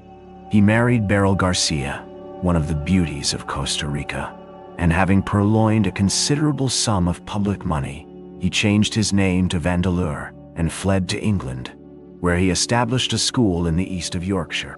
His reason for attempting this special line of business was that he had struck up an acquaintance with a consumptive tutor upon the voyage home, and that he had used this man's ability to make the undertaking a success. Fraser, the tutor, died, however, and the school which had begun well sank from disrepute into infamy. The Vandeleurs found it convenient to change their name to Stapleton, and he brought the remains of his fortune, his schemes for the future, and his taste for entomology to the south of England. I learned at the British Museum that he was a recognized authority upon the subject, and that the name of Vandeleur has been permanently attached to a certain moth which he had, in his Yorkshire days, been the first to describe. We now come to that portion of his life which has proved to be of such intense interest to us. The fellow had evidently made inquiry, and found that only 2 lives intervened between him and a valuable estate. When he went to Devonshire, his plans were, I believe, exceedingly hazy, but that he meant mischief from the first is evident from the way in which he took his wife with him in the character of his sister. The idea of using her as a decoy was clearly already in his mind, though he may not have been certain how the details of his plot were to be arranged. He meant in the end to have the estate, and he was ready to use any tool or run any risk for that end. His first act was to establish himself as near to his ancestral home as he could, and his second was to cultivate a friendship with Sir Charles Baskerville and with the neighbors. The baronet himself told him about the family hound, and so prepared the way for his own death. Stapleton, as I will continue to call him, knew that the old man's heart was weak and that a shock would kill him. So much he had learned from Dr. Mortimer. He had heard also that Sir Charles was superstitious and had taken this grim legend very seriously. His ingenious mind instantly suggested a way by which the baronet could be done to death, and yet it would be hardly possible to bring home the guilt to the real murderer. Having conceived the idea, he proceeded to carry it out with considerable finesse. An ordinary schemer would have been content to work with a savage hound. The use of artificial means to make the creature diabolical was a flash of genius upon his part. The dog he bought in London from Ross and Mangles, the dealers in Fulham Road. It was the strongest and most savage in their possession. He brought it down by the North Devon line and walked a great distance over the moor so as to get it home without exciting any remarks. He had already on his insect hunts learned to penetrate the Grimpenmire, and so had found a safe hiding place for the creature. Here he kennelled it and waited his chance. But it was some time coming. The old gentleman could not be decoyed outside of his grounds at night. Several times Stapleton lurked about with his hound, but without avail.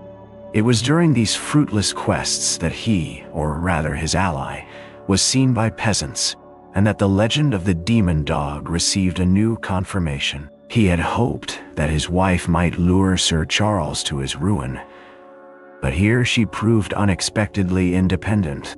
She would not endeavor to entangle the old gentleman in a sentimental attachment which might deliver him over to his enemy. Threats, and even, I am sorry to say, blows refused to move her. She would have nothing to do with it, and for a time Stapleton was at a deadlock. He found a way out of his difficulties through the chance that Sir Charles, who had conceived a friendship for him, made him the minister of his charity in the case of this unfortunate woman, Mrs. Laura Lyons. By representing himself as a single man, he acquired complete influence over her, and he gave her to understand that in the event of her obtaining a divorce from her husband, he would marry her. His plans were suddenly brought to a head by his knowledge that Sir Charles was about to leave the hall on the advice of Dr. Mortimer, with whose opinion he himself pretended to coincide.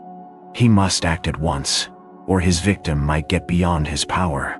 He therefore put pressure upon Mrs. Lyons to write this letter, imploring the old man to give her an interview on the evening before his departure for London. He then, by a specious argument, prevented her from going, and so had the chance for which he had waited. Driving back in the evening from Coombe Tracey, he was in time to get his hound, to treat it with his infernal paint, and to bring the beast round to the gate, at which he had reason to expect that he would find the old gentleman waiting. The dog, incited by its master, sprang over the wicket gate and pursued the unfortunate baronet, who fled screaming down the yew alley. In that gloomy tunnel, it must indeed have been a dreadful sight to see that huge black creature, with its flaming jaws and blazing eyes, bounding after its victim. He fell dead at the end of the alley from heart disease and terror. The hound had kept upon the grassy border while the baronet had run down the path, so that no track but the man's was visible. On seeing him lying still, the creature had probably approached to sniff at him, but finding him dead had turned away again. It was then that it left the print which was actually observed by Dr. Mortimer. The hound was called off and hurried away to its lair in the Grimpen Mire, and a mystery was left which puzzled the authorities, alarmed the countryside, and finally brought the case within the scope of our observation. So much for the death of Sir Charles Baskerville. You perceive the devilish cunning of it, for really it would be almost impossible to make a case against the real murderer. His only accomplice was one who could never give him away, and the grotesque, inconceivable nature of the device only served to make it more effective. Both of the women concerned in the case, Mrs. Stapleton and Mrs. Laura Lyons, were left with a strong suspicion against Stapleton.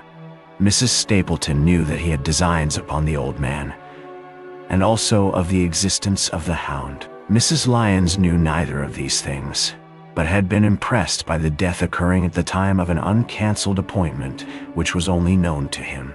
However, both of them were under his influence, and he had nothing to fear from them. The first half of his task was successfully accomplished, but the more difficult still remained. It is possible that Stapleton did not know of the existence of an heir in Canada. In any case, he would very soon learn it from his friend Dr. Mortimer, and he was told by the latter all details about the arrival of Henry Baskerville. Stapleton's first idea was that this young stranger from Canada might possibly be done to death in London without coming down to Devonshire at all.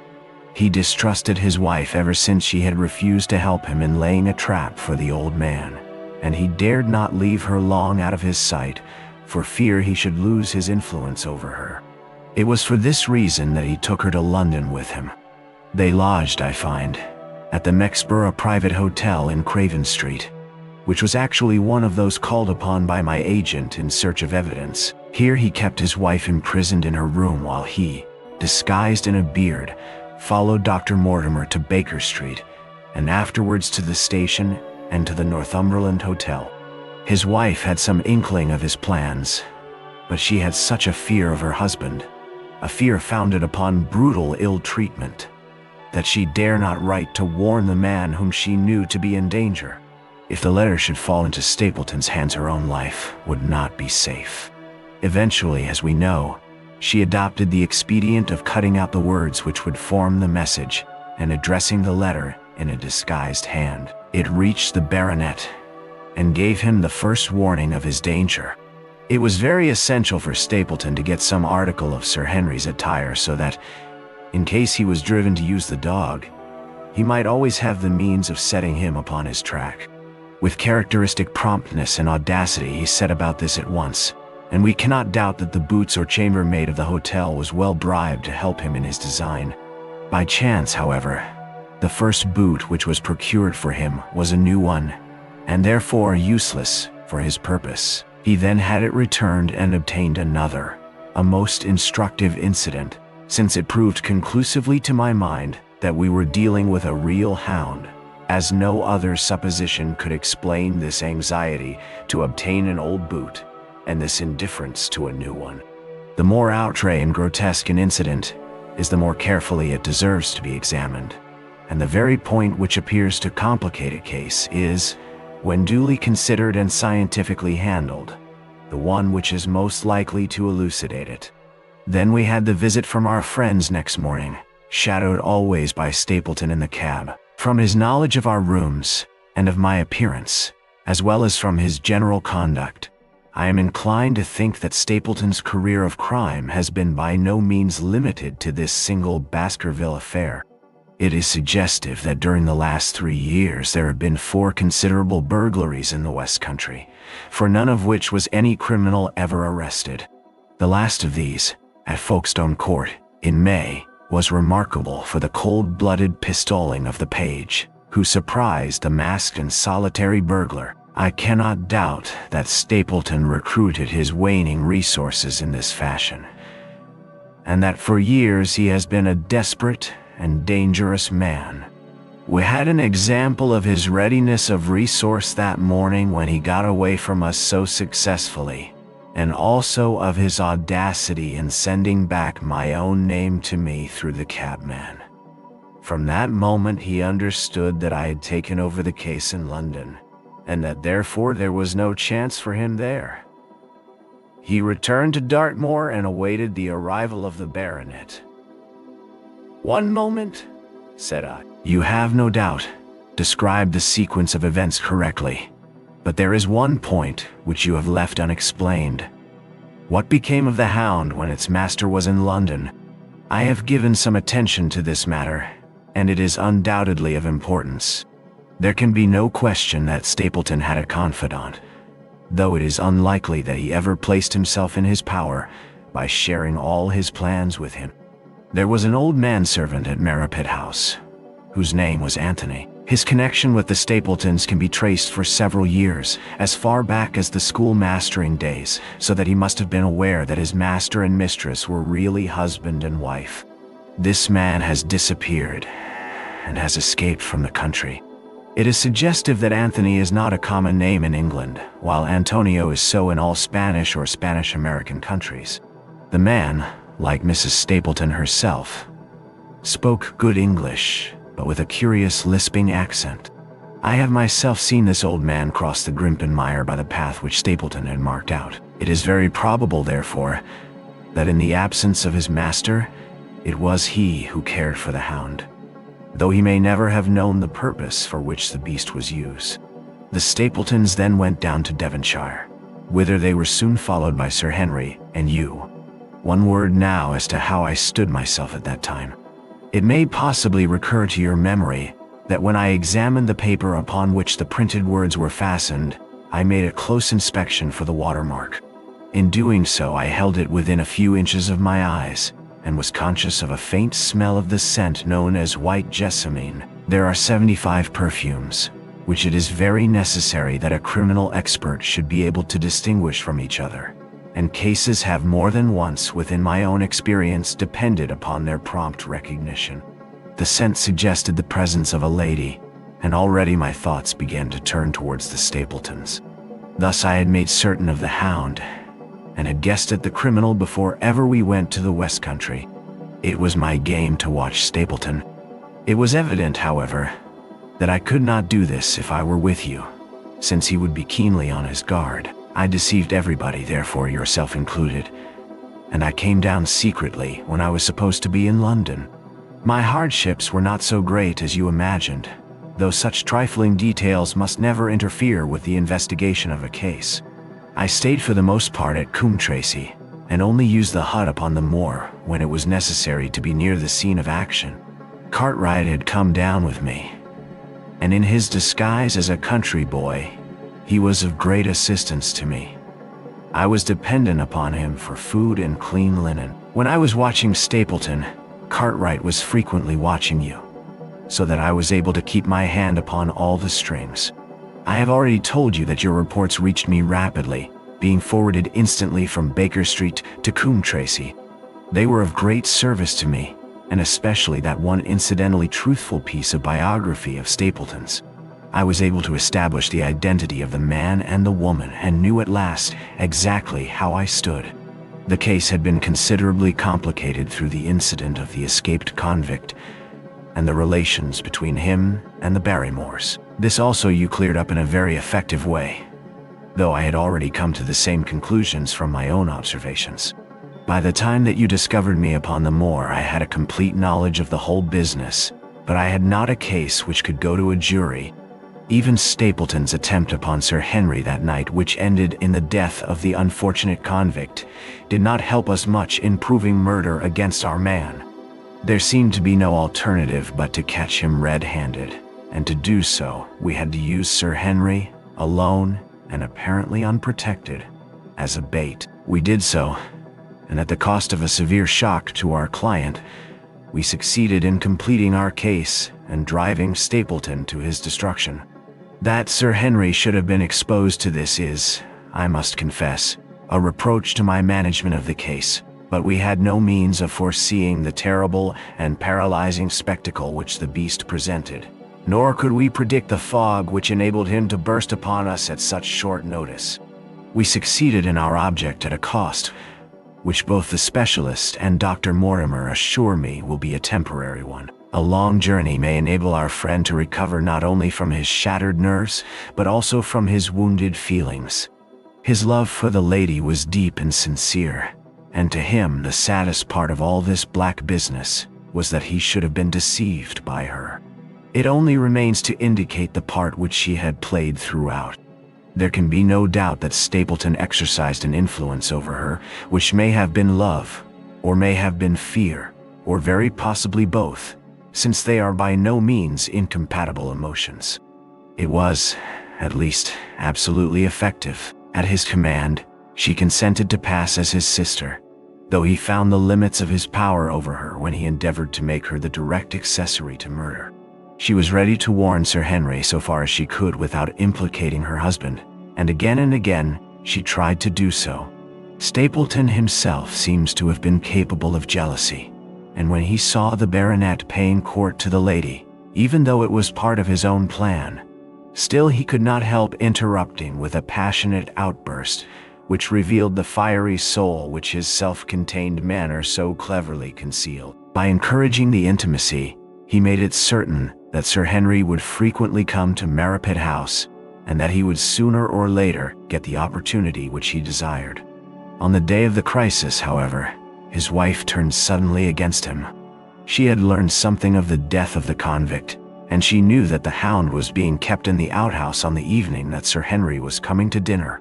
She taxed her husband with his intended crime, and a furious scene followed in which he showed her for the first time that she had a rival in his love. Her fidelity turned in an instant to bitter hatred, and he saw that she would betray him. He tied her up, therefore, that she might have no chance of warning Sir Henry, and he hoped, no doubt, that when the whole countryside put down the baronet's death to the curse of his family, as they certainly would do, he could win his wife back to accept an accomplished fact and to keep silent upon what she knew. In this I fancy that in any case he made a miscalculation, and that, if we had not been there, his doom would nonetheless have been sealed.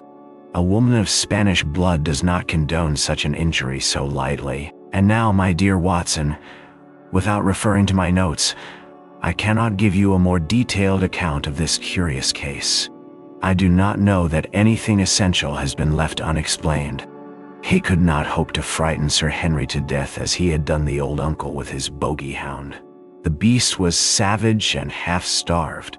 If its appearance did not frighten its victim to death, at least it would paralyze the resistance which might be offered, no doubt. There only remains one difficulty. If Stapleton came into the succession, how could he explain the fact that he, the heir, had been living unannounced under another name so close to the property? How could he claim it without causing suspicion and inquiry? It is a formidable difficulty, and I fear that you ask too much when you expect me to solve it. The past and the present are within the field of my inquiry, but what a man may do in the future is a hard question to answer. Mrs. Stapleton has heard her husband discuss the problem on several occasions. There were 3 possible courses. He might claim the property from South America, establish his identity before the British authorities there, and so obtain the fortune without ever coming to England at all. Or he might adopt an elaborate disguise during the short time that he need be in London. Or again, he might furnish an accomplice with the proofs and papers, putting him in as heir and retaining a claim upon some proportion of his income.